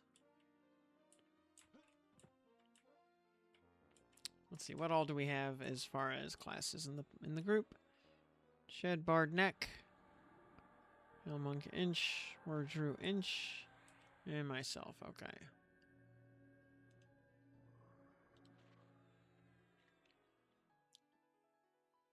Yeah, Promised Renewal Clicky is super good and not terribly rare.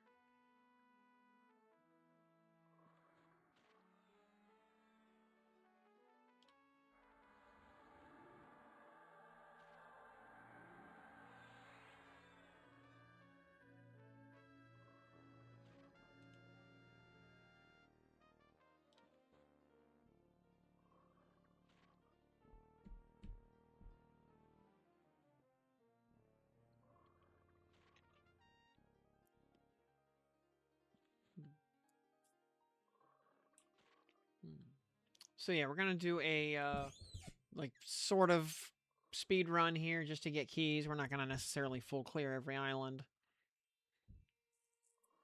Though, I mean, other than maybe Azarax, we'll probably end up full clearing Azarax just because that's how that island works. Uh,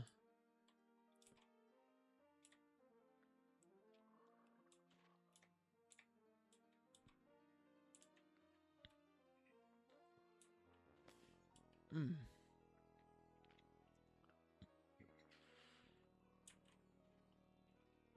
Mm. Yeah, we can take Banish Undead off here because it'll never be used. Yeah, I don't think there's a single undead mob in this entire zone.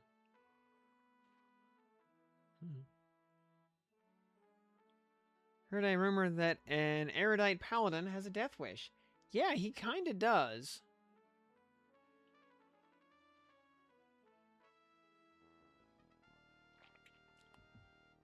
No, he gets a stay of execution for another day.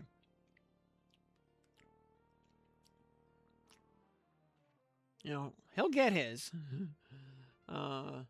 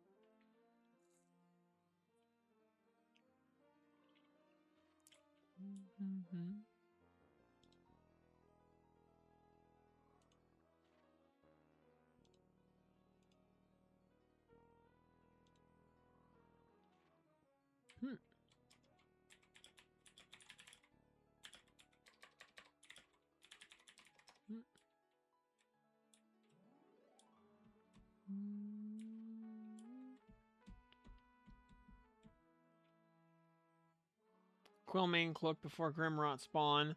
I mean, darn the luck.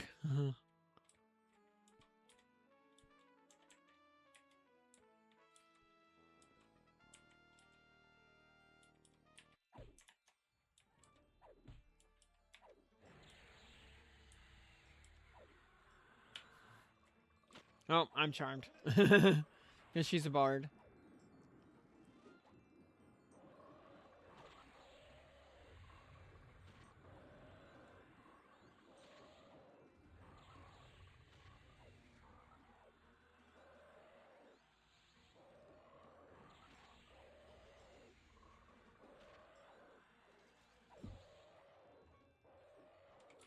Hmm.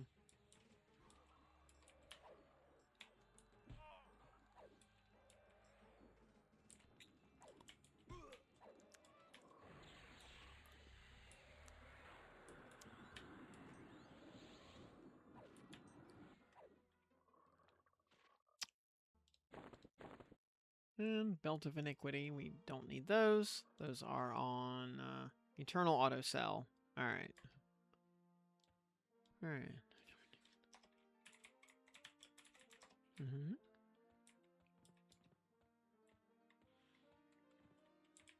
Mm-hmm.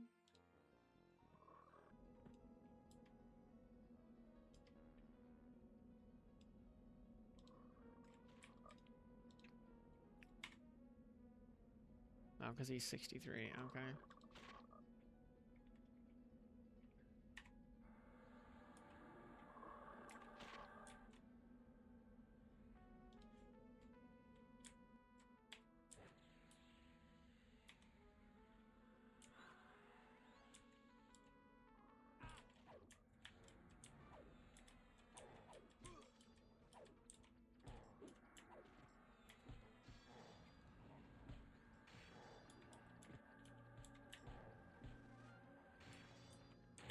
Ooh.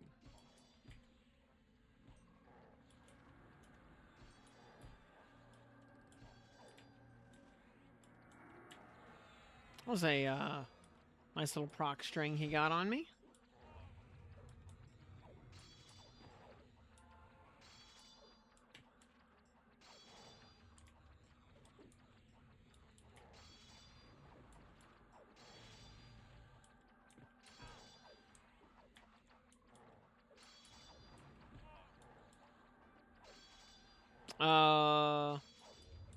Azarax Lamau? What?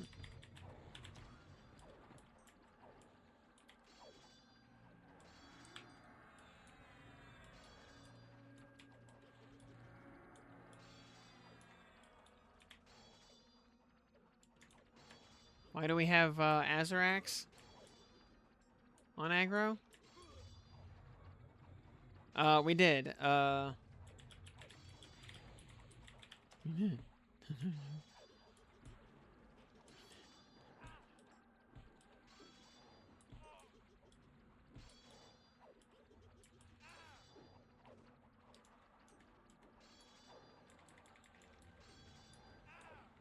okay. Warwick went to Azarac Isle. Oh, a Freedy standard off the bat. Nice. That's excellent. That is extremely excellent because that's part of the cleric weapon. We will store that away for later. And oh, and we can auto store. And Golden Ifriti Gauntlets. Nice. There's our...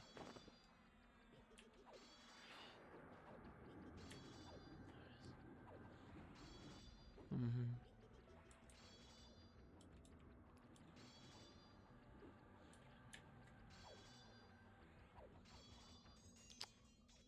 I should probably put up res just in case.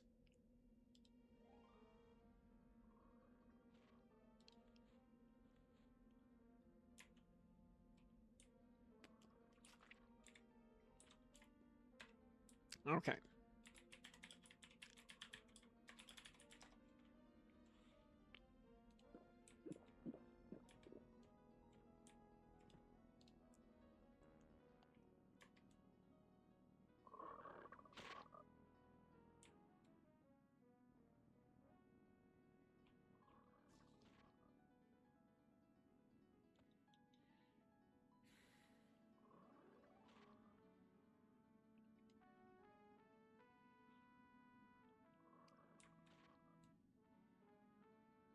Once, as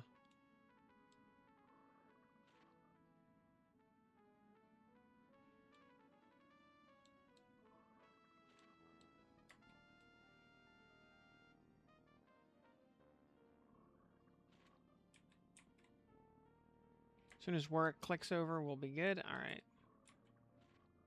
We can, start in on the Azarax.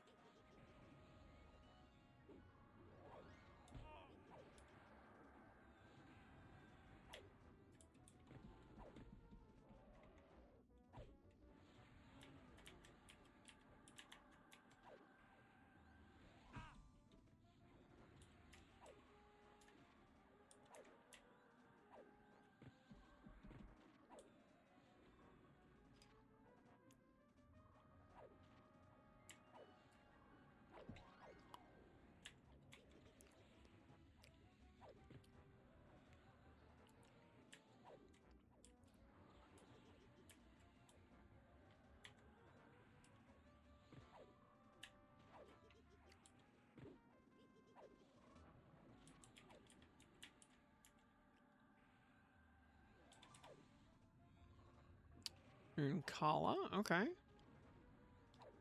me take those.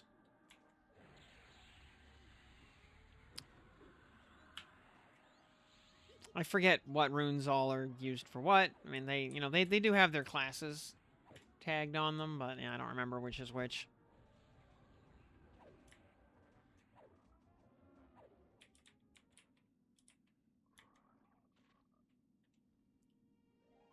Oza, nice. I know that one is...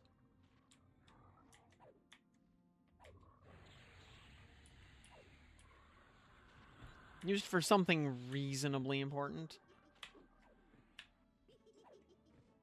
I think it might actually be the Paladin Haste Belt, maybe?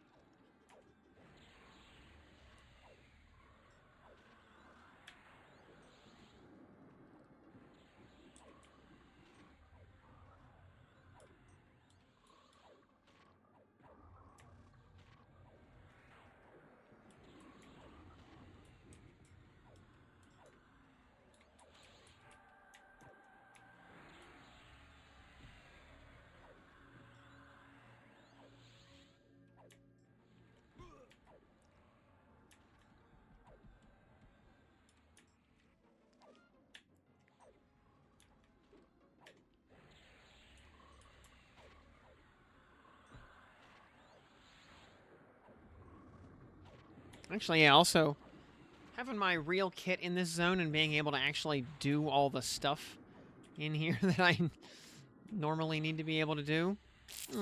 Instead of playing those meme combos I was playing on open beta.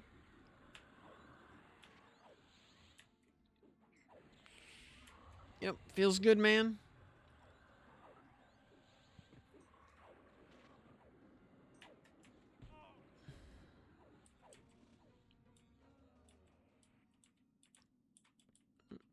An Essence Harvester aggroed. That's not good. Where did that horse aggro? And where is it? I don't see it anywhere. Okay. Supposedly an essence harvester aggroed, but yeah, I don't see it anywhere. Your pet got it somehow?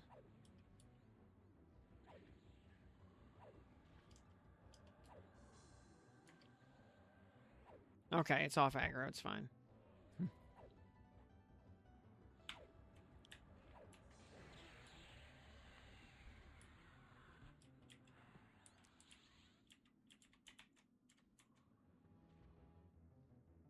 Eyes up. Very nice. Auto store.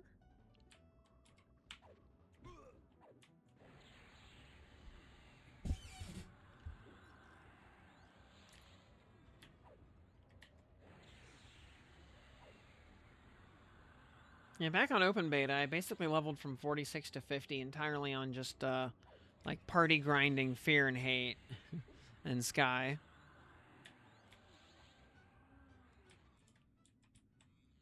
Hey there, Protector of Sky. Just the guy we were looking for.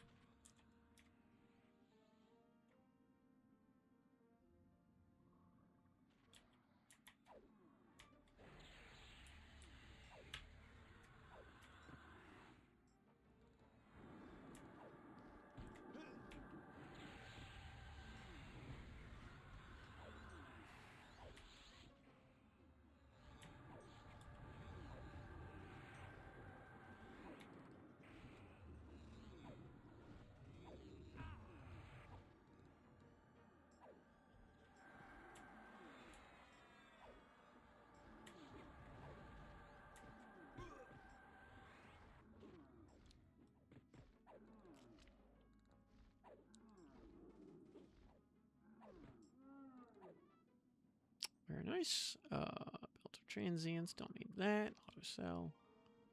Bracelet of Exertion. That one I'm pretty sure is a trash drop.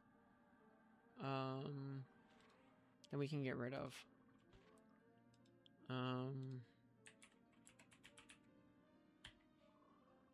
Yeah, that one's a trash drop. Key of Misfortune, we do need that. And a Windrune Lena. We definitely need many of those. Alright, cool. Up to Gorgs.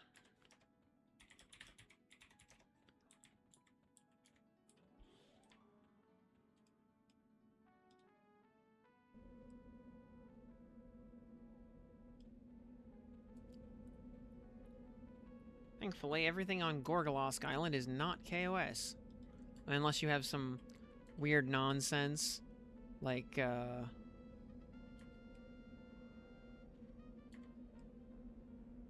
there's a heartbeat down there. Buff and fast. Okay. Ditto. Alright, buffs. Ditto. Okay. Ditto.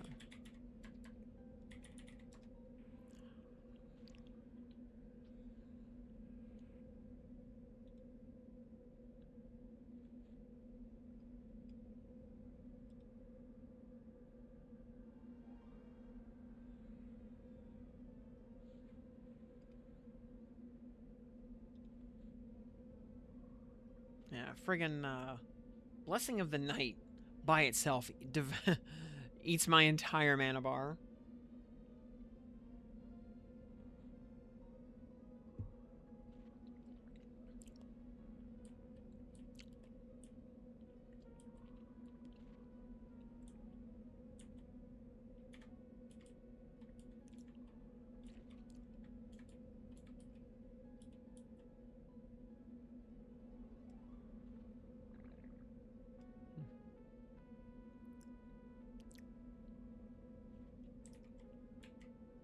Sitting on 90 mana regen right now.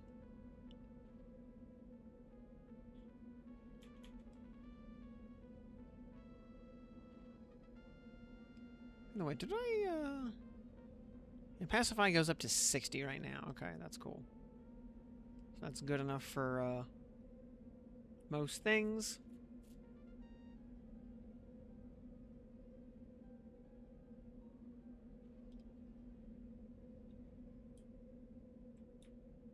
Mana's looking good.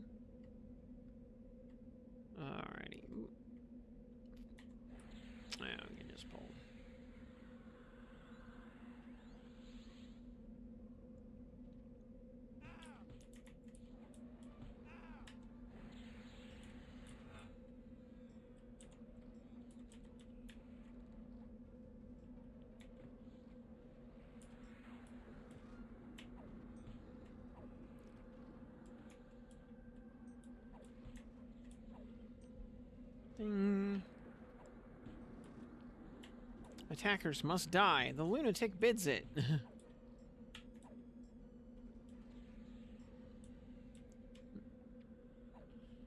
Ozia, very nice. Auto store. Nice thing is when you, where'd the other one go? There he is. Okay. Yeah, when you auto store the wind runes, they just go straight to your currency tab. Kind of like moats.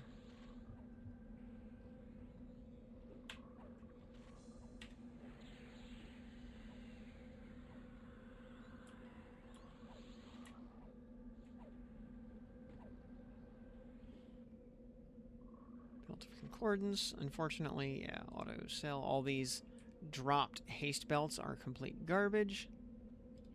Gonna pull that other gust of wind.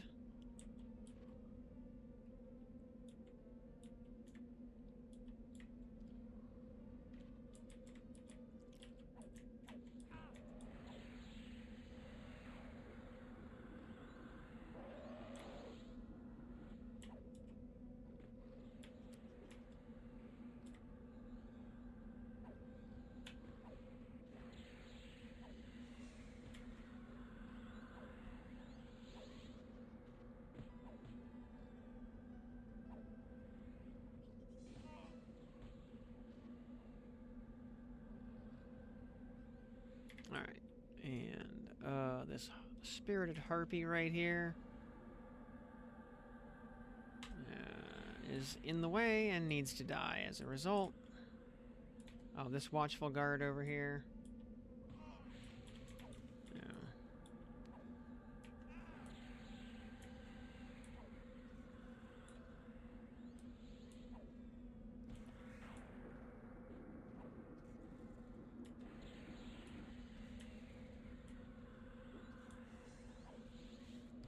I'm careful, this thing is an enchanter.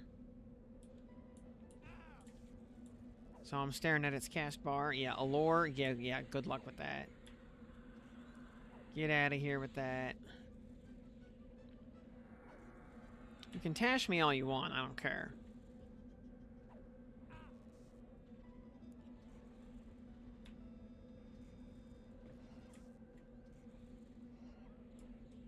You can also invoke fear on me all you want. It's not going to work. Alright, Spirited Harpy.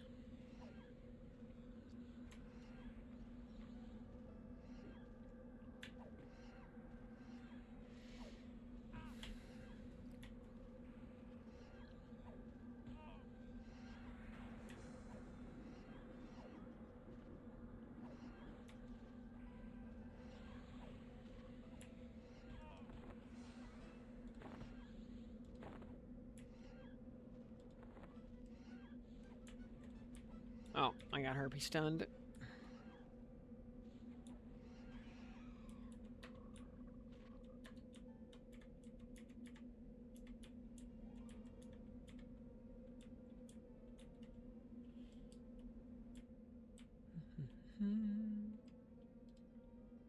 That hard Harpy can get pacified. Oh, it wore off immediately. Come on, Avenging Gazer, let me click on you, buddy.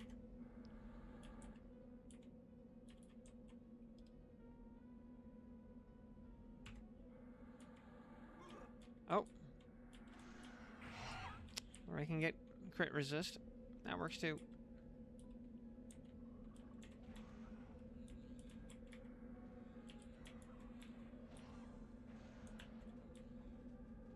Oh, my super... No, I'm... Harpy stunned. I'm Harpy stunned. Or something.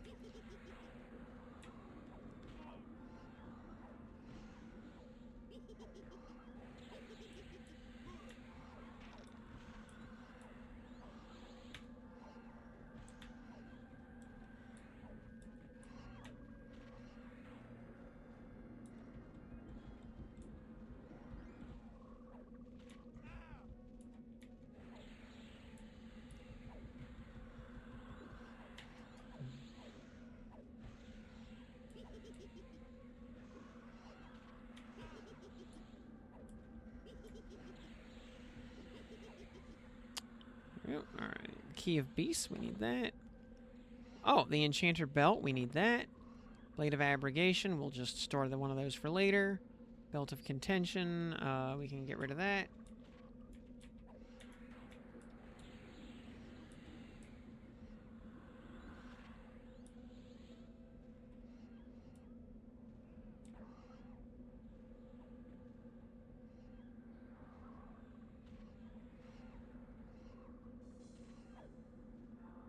Ooh.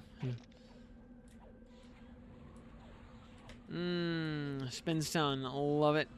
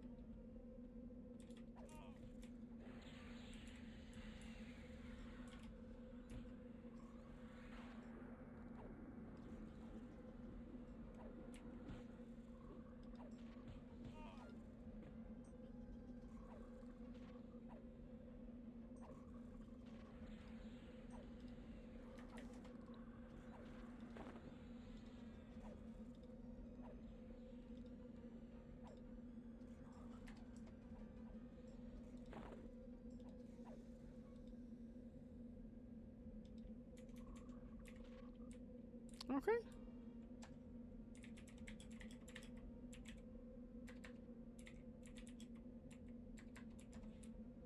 Up to horses. Easy peasy.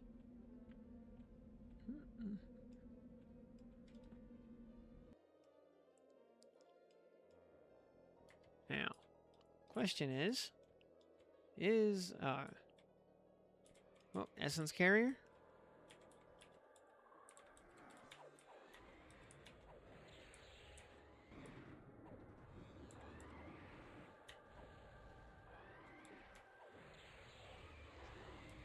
Hopefully, Keeper of Souls has not bugged out and despawned again.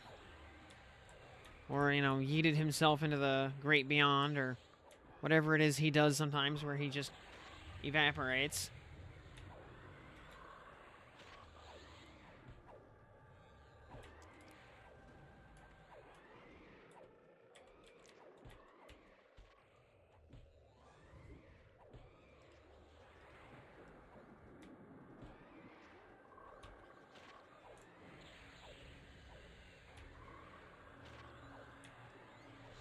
Man, having stuns actually work up here is amazing.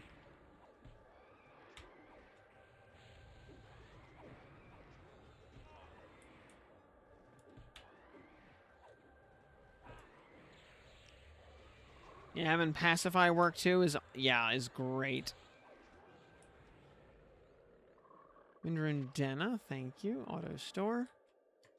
Okay, we're gonna go hopefully. Good. Keeper of Souls is alive. He has not despawned yet. Come here, Mr. Keeper of Souls. I'd like to aggro you, please. Okay, good.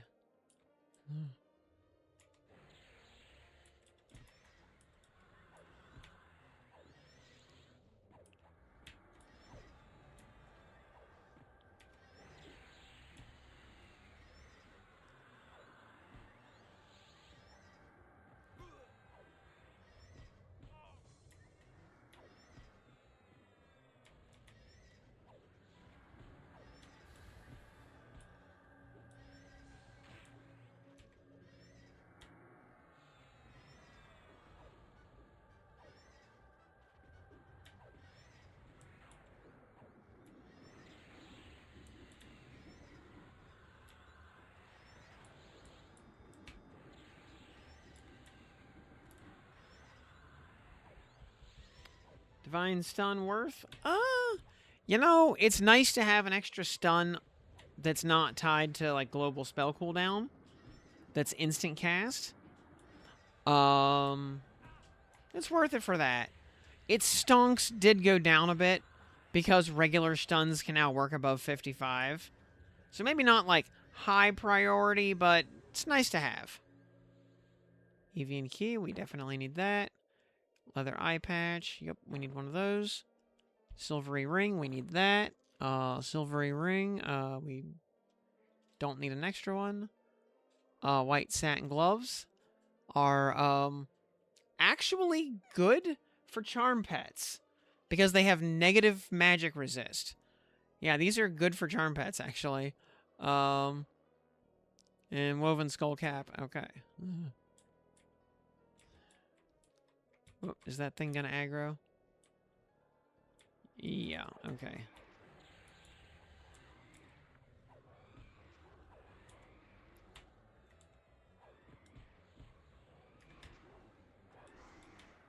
Yeah, white satin gloves you don't want to upgrade because it'll get rid of the negative magic save.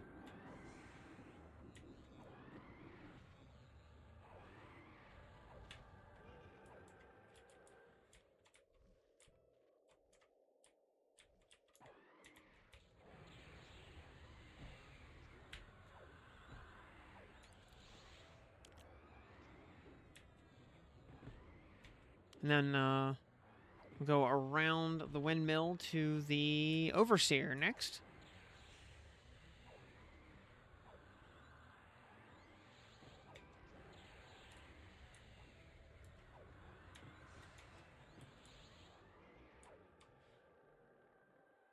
Griffin blood, we don't need that.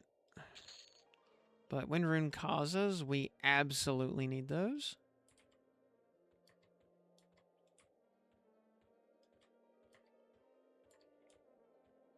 Ooh. Essence carrier, there it is.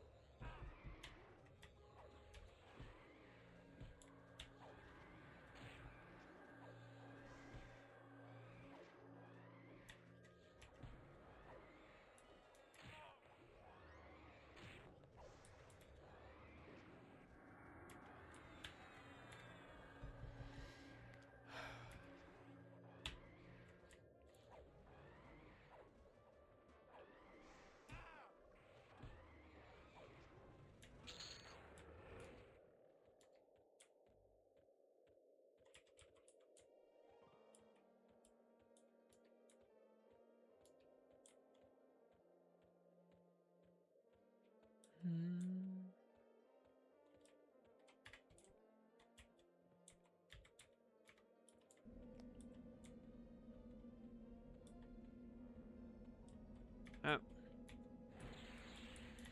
Oof. All the essence carriers just found us.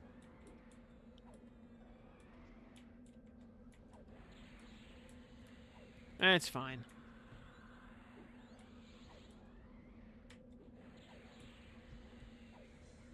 And yeah, Divine Stun was worth more when you could only stun up to level 55.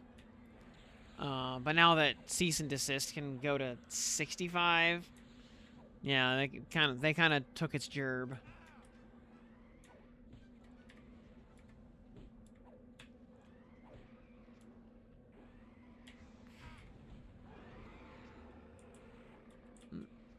Is that an Essence Tamer? Yes, it is. White Trent Fists. You know what? We'll take those for now. In case we want to level Monk before we get Woo's Fist or something.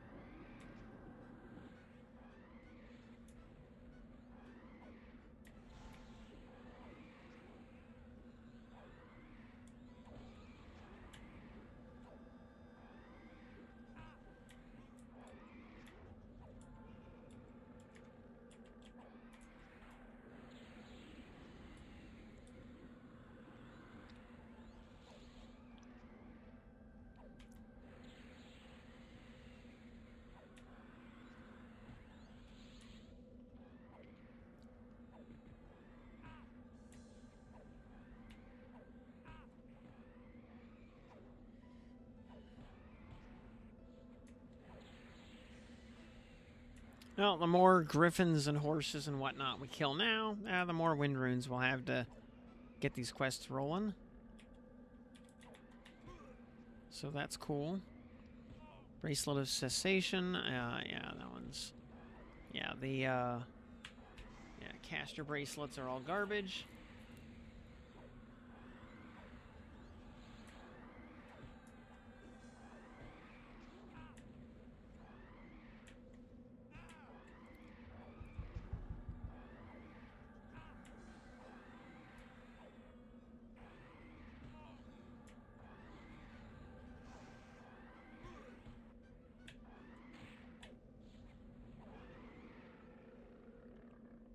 And Neza, cool. We need lots of those.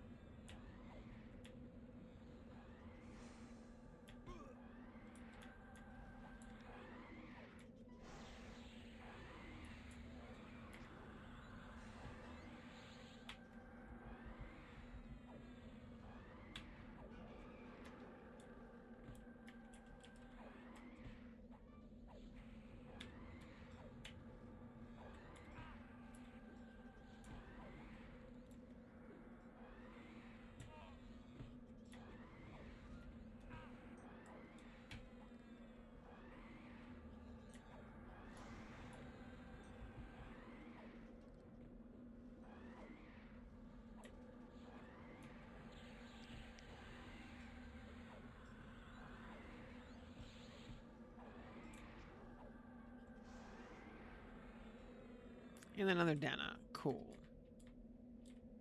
Alright, well, well, since we've cleared half the island anyway already. Ooh.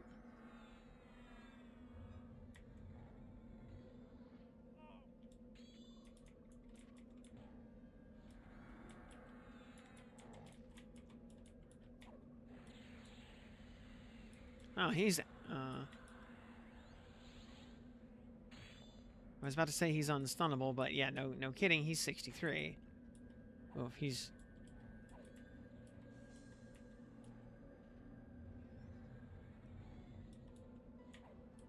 Overseer of Air, I think, is actually one of the nastiest mobs on the island. Or in the zone. He hits really fast. And, really hard. And procs a lot of Soul Devours.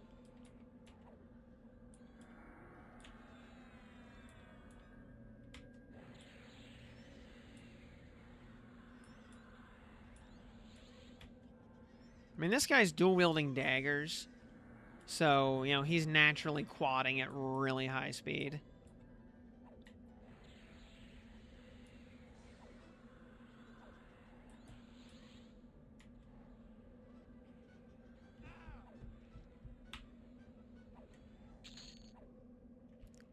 Oh. Ifriti Windstaff. Okay, we take those.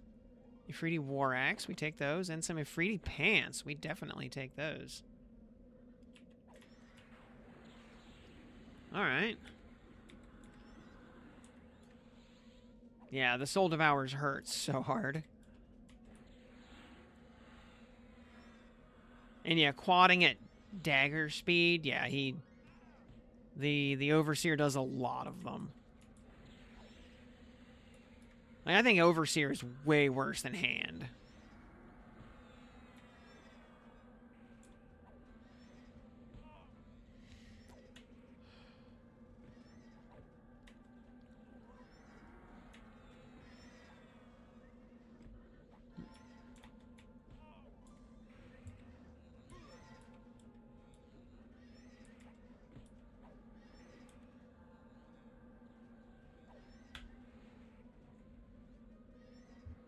Noodle boys.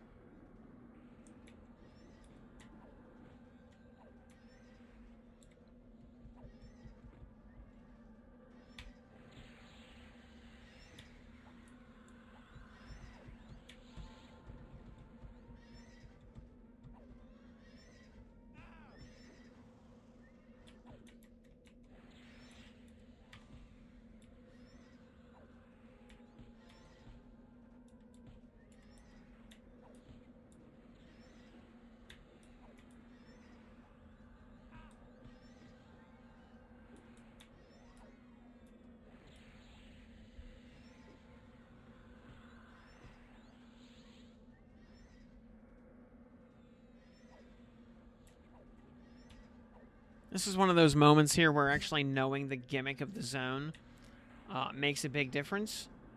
Is like kill order on horses is important, so you don't get overwhelmed.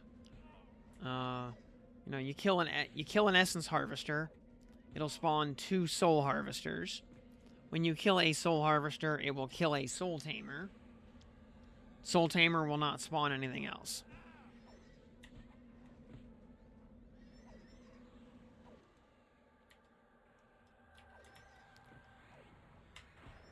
So kill a harvester, or kill an essence harvester, kill a soul harvester, then kill the soul tamer, kill the other soul harvester, kill the other soul tamer, and then you've cleared the chain.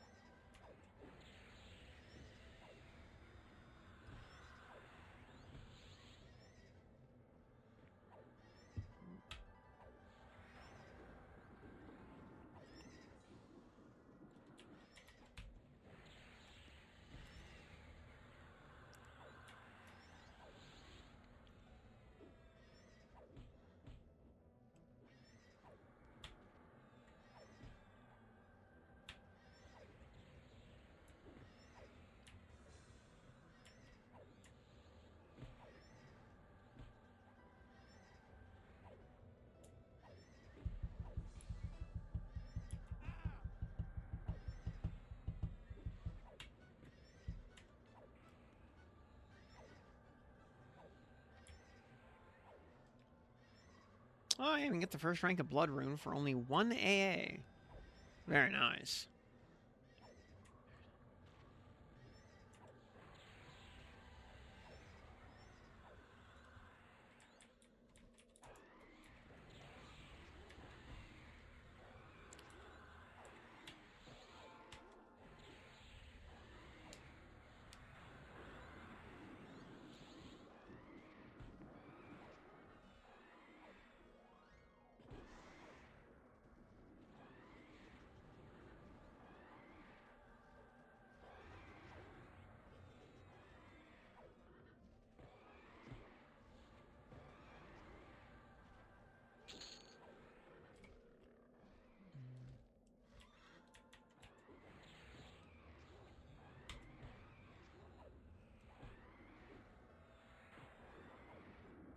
Also, essence carriers will only spawn an essence tamer when killed, so they are much shorter chains. So you can always just prioritize them just to clear the field a little bit.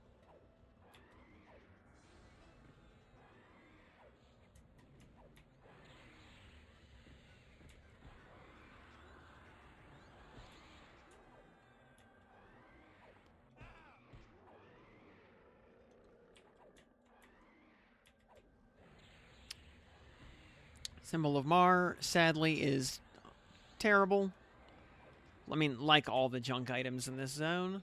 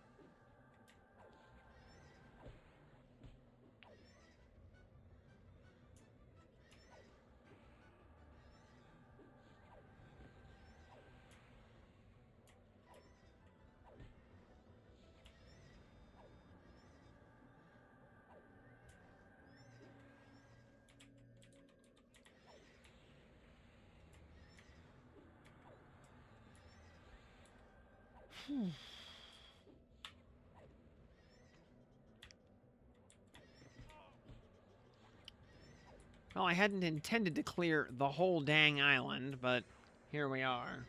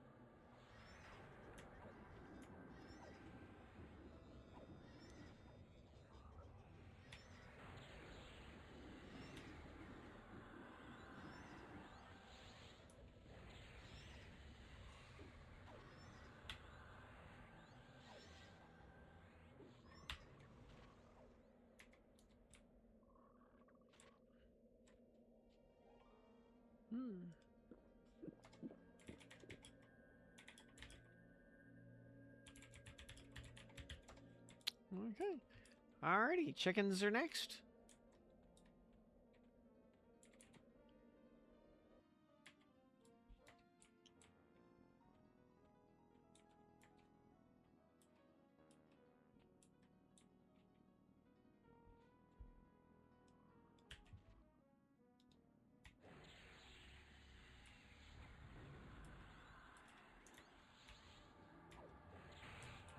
When we kill one of these, the Guardian's going to spawn, and he's going to immediately aggro us from,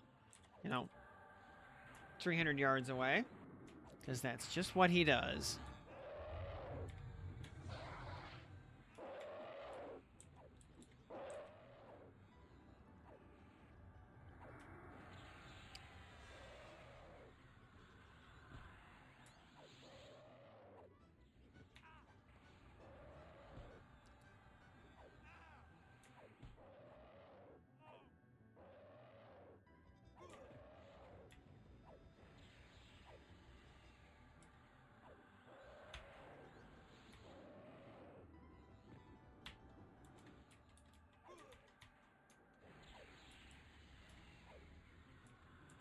Probably as soon as we kill this Banisher, Guardian will spawn and auto aggro.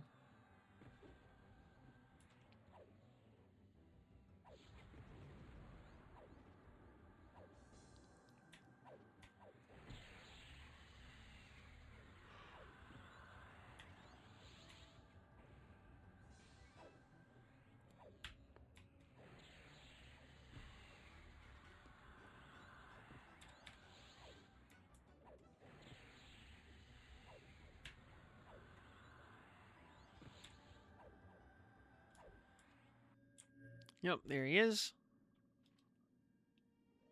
How did he, Oh, here he comes.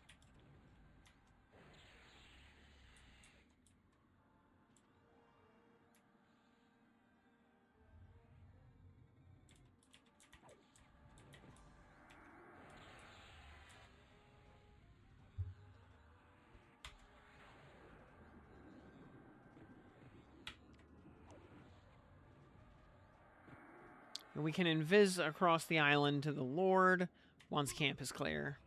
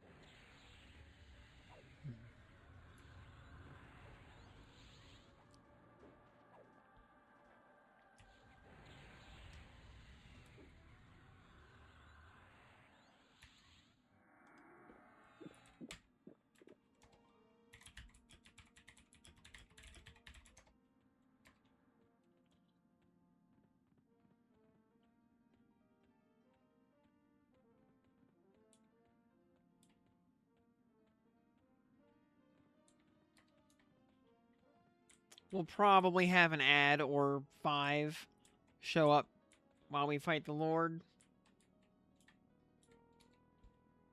Just kind of the nature of the beast here.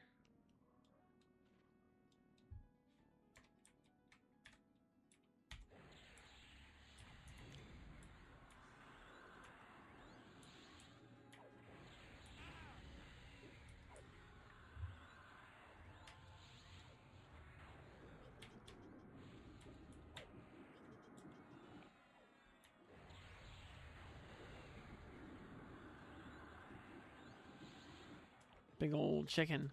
Now, dear Mr. Sparrock Lord, all I need is one of your fine ivory sky diamonds. If you give me one, I will not have to bully you.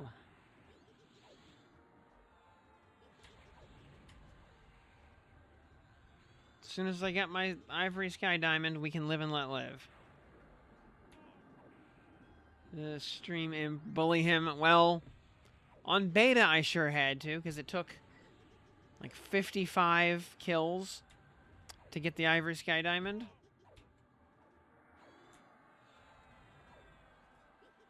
I'd rather not repeat that, if I can avoid it.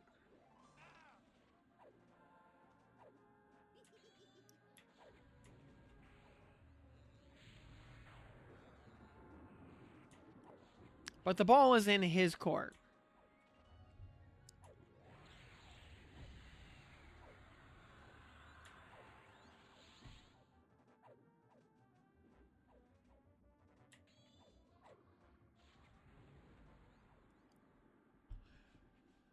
Yo, let's go!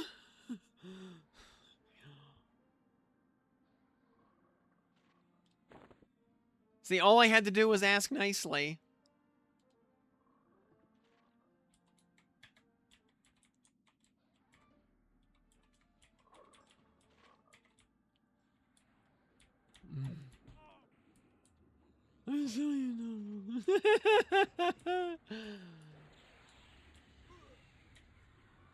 Oh, you saw me activate cheatengine.exe?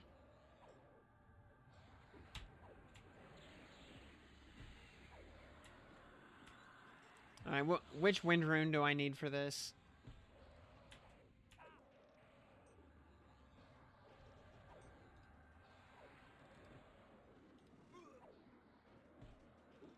Wind rune Lena, okay.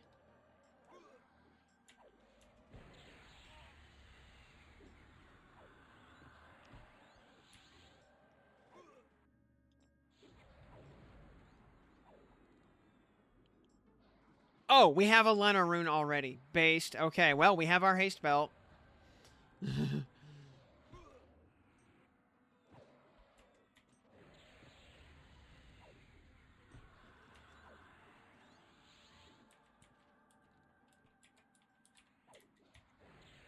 That took until the very, like, last dwindling days of, closed beta.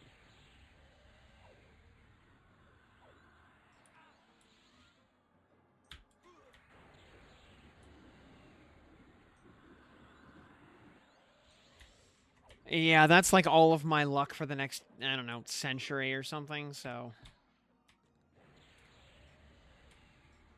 Means it'll take 100 EOVs to get my mithril bands.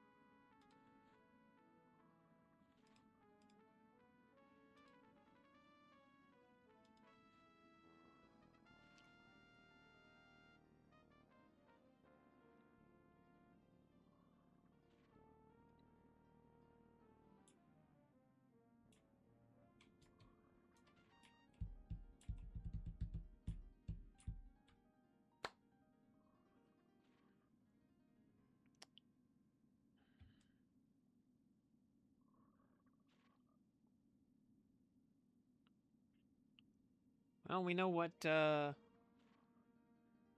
I was gonna say, we might actually,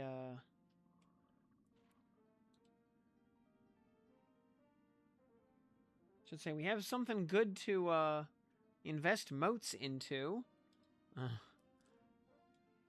Alright. Okay.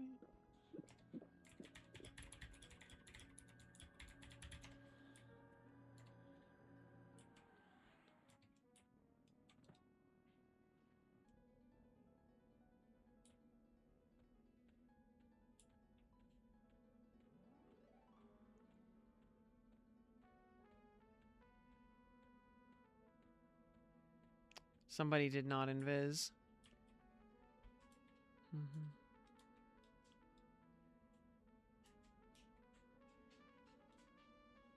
Oh, can they,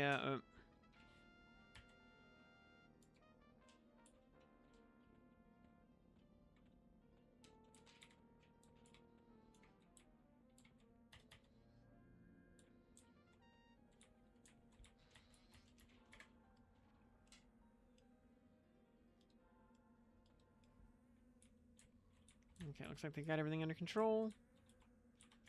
This is the big B.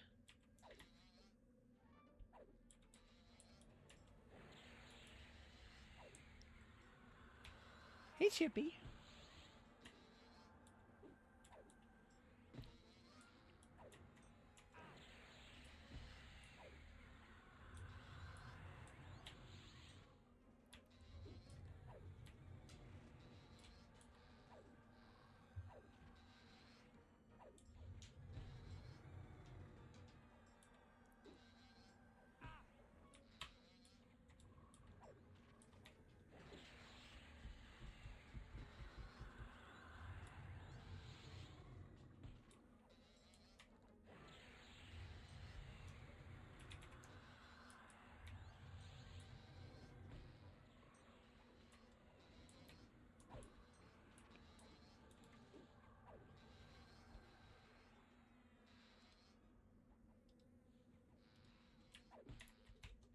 Oh, and there's a wind rune Anna. All right, very good. You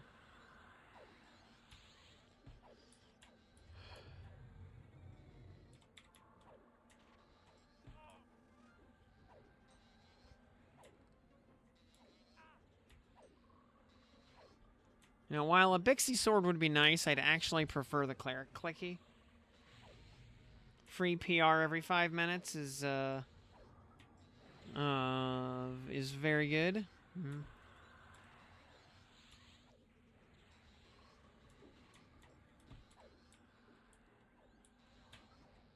Why is one of the small bees dying?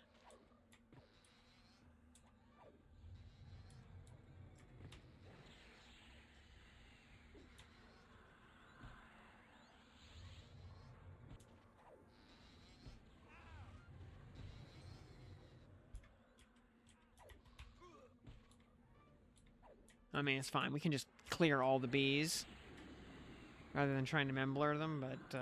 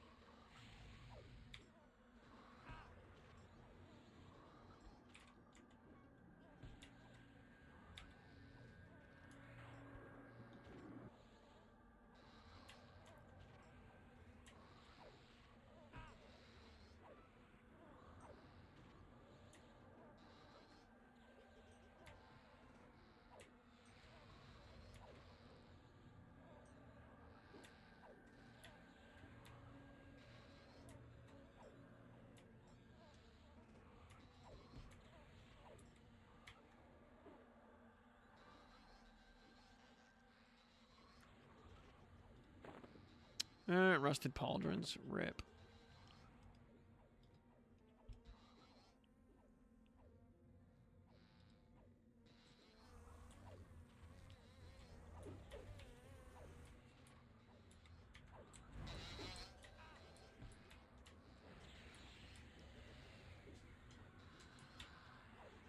Hey, buddy.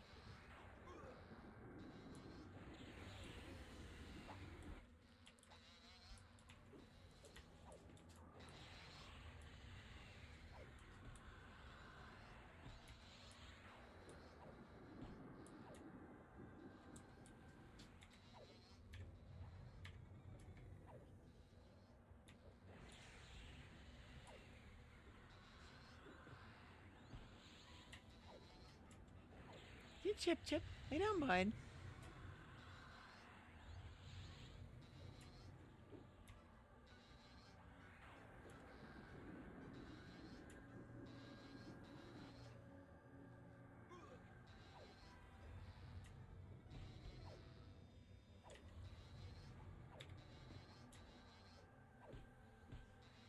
Yes, she.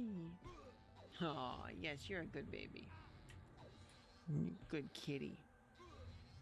You're a good doggo. That's right, Chip Chip. You're a good boy.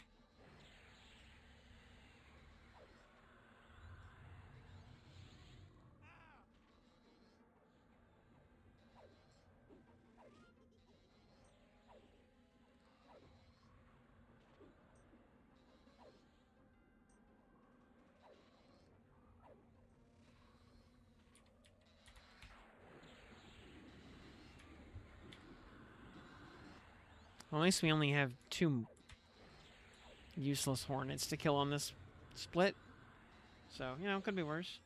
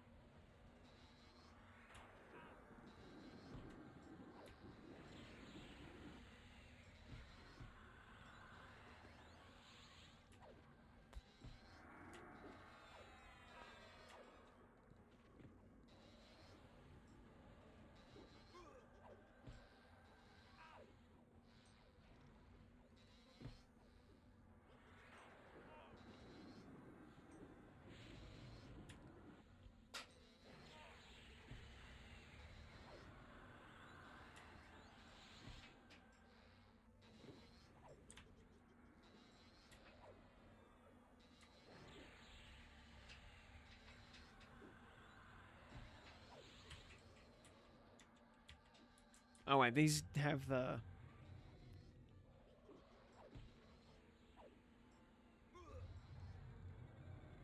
That's right. This is the 2x2 wave.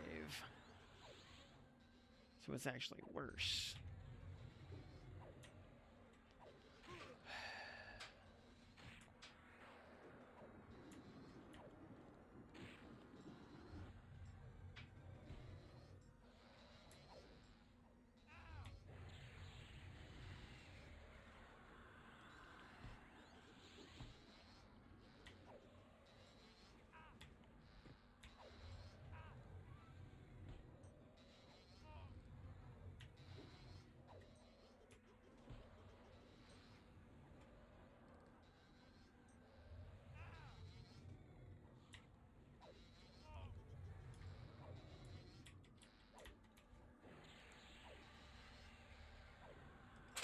Oh. Ashy, what are you doing, baby? Chippy. That's a good boy. Yes, pepperoni. Super good boy.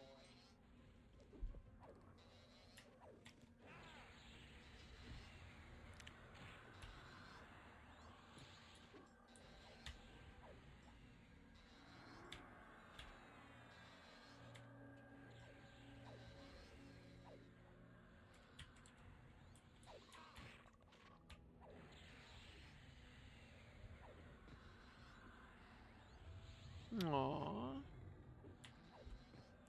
Buddy.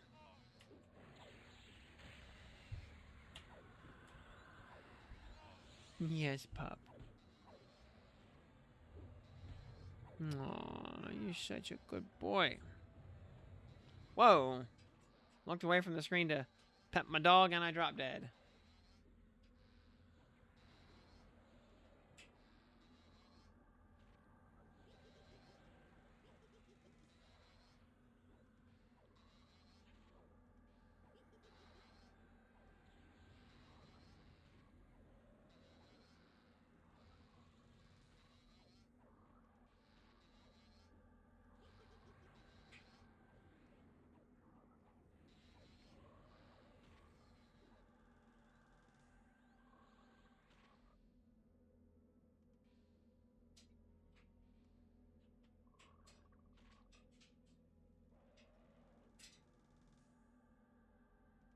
It's actually probably quicker to just respawn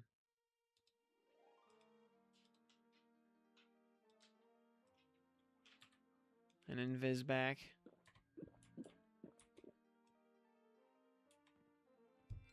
Than to wait for a res to get prepped. Aw, pup. Loaded res, yeah, it's fine. At horse speed, it takes no time at all to get back.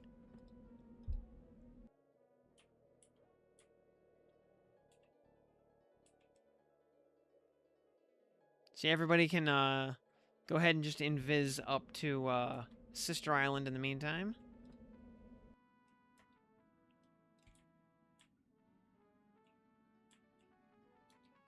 Or actually, you don't even have to invis just yet, because I'm going to need to rebuff.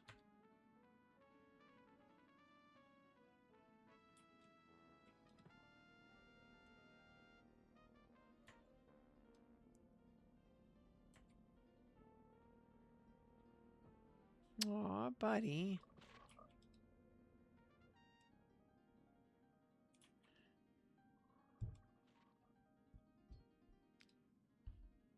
Oh, Chip Chip. Such a good boy.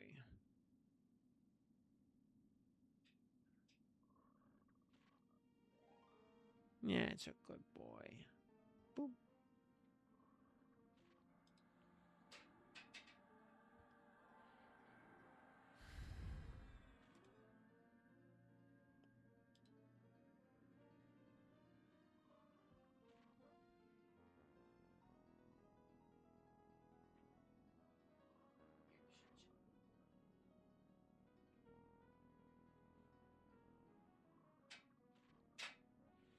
Yeah,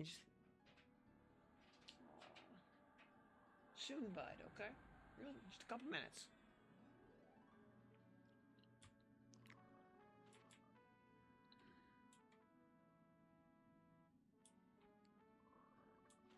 Hang tight, bud. Chippy, back here, bud.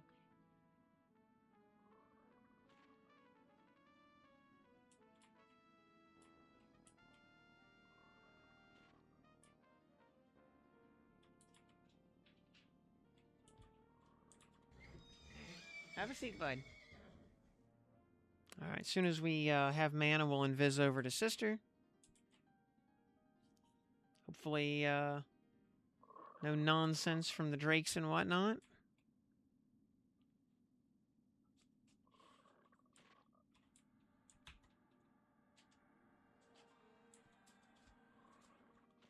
There you go, yeah. Have a seat, bud.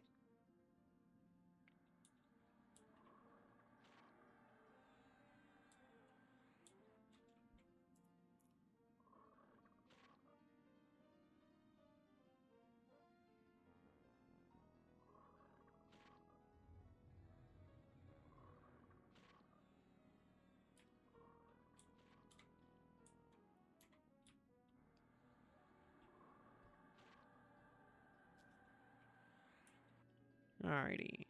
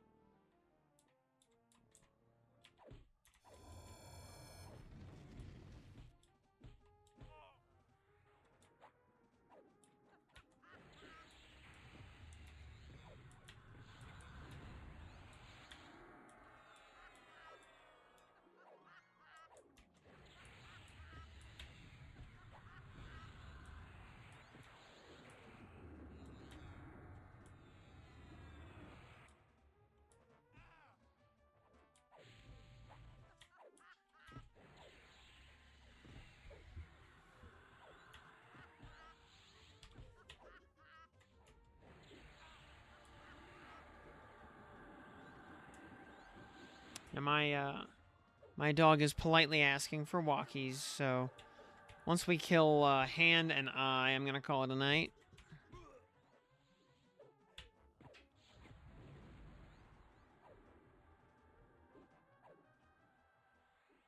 There's Vician's Key.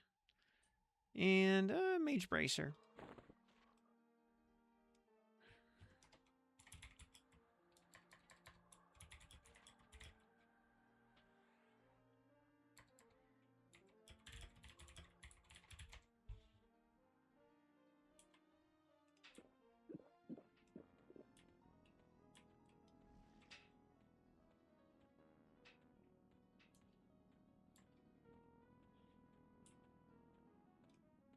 Yep. Remember to actually invis here.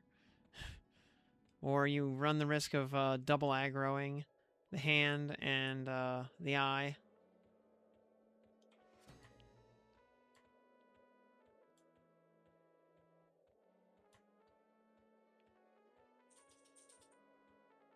Do not step on the pad. It will warp you without clicking on it.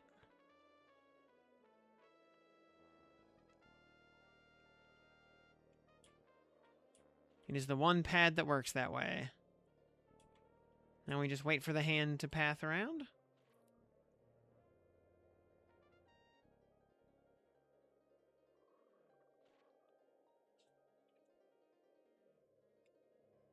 Hello there, Mr. Hand. Wait a minute, that sounded wrong.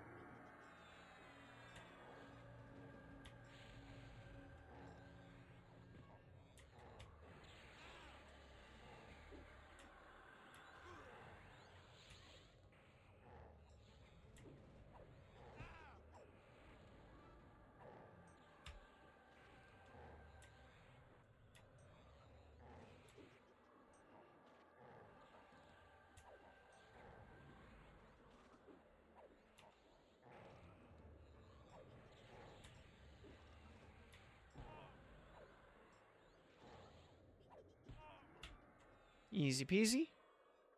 Another wind staff. You already got one of those. War axe. Not sure if we need more of those. Oh, and a Freedy belt. Okay, that's useful. All right, we'll go into the windmill for the eye.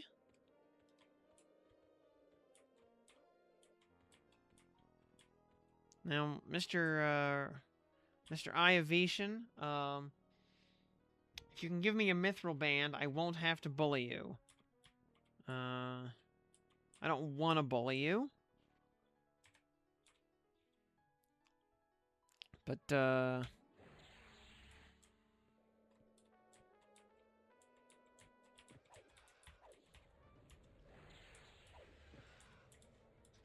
so...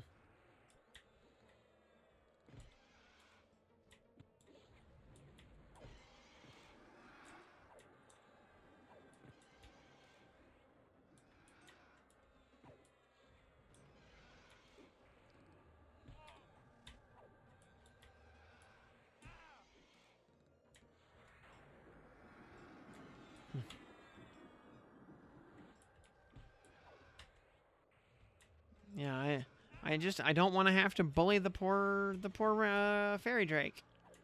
I'd like to leave it be, you know, live and let live. I've got no gripe with with Mr. Eye Evasion here. Just please don't make me bully you.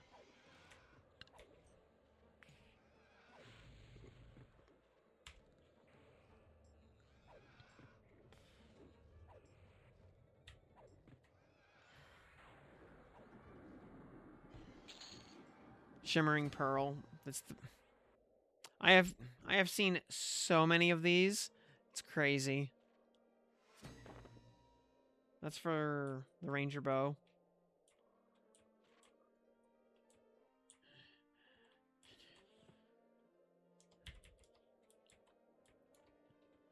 Good job, everybody. Very smooth.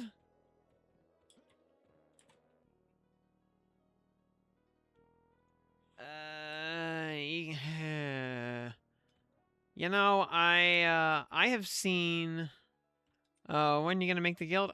We gotta decide what to call it. I don't know. I have not.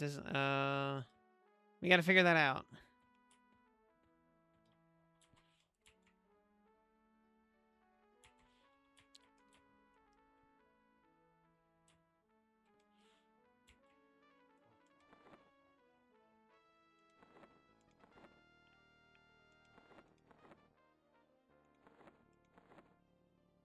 Okay, there is the Ivory Sky Diamond.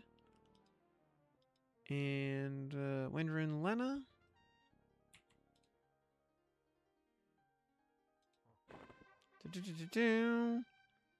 Oh, and that actually dinged us an AA. Nice. We'll grab first rank of Blood Rune off of that then.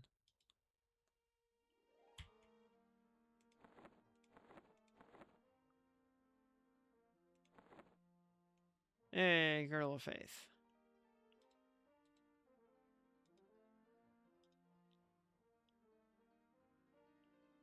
Let's see here. Infinitesimal moat? Sure. Merge. 2 miners. Yes, please. 2 lessers.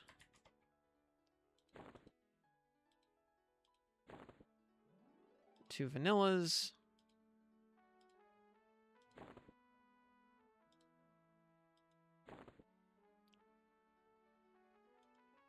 Four majors.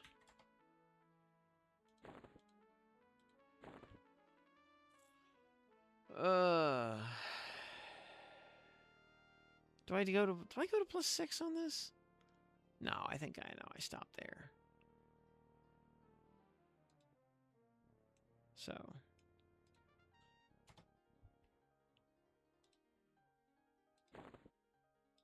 So nice upgrade over this Brawler's belt.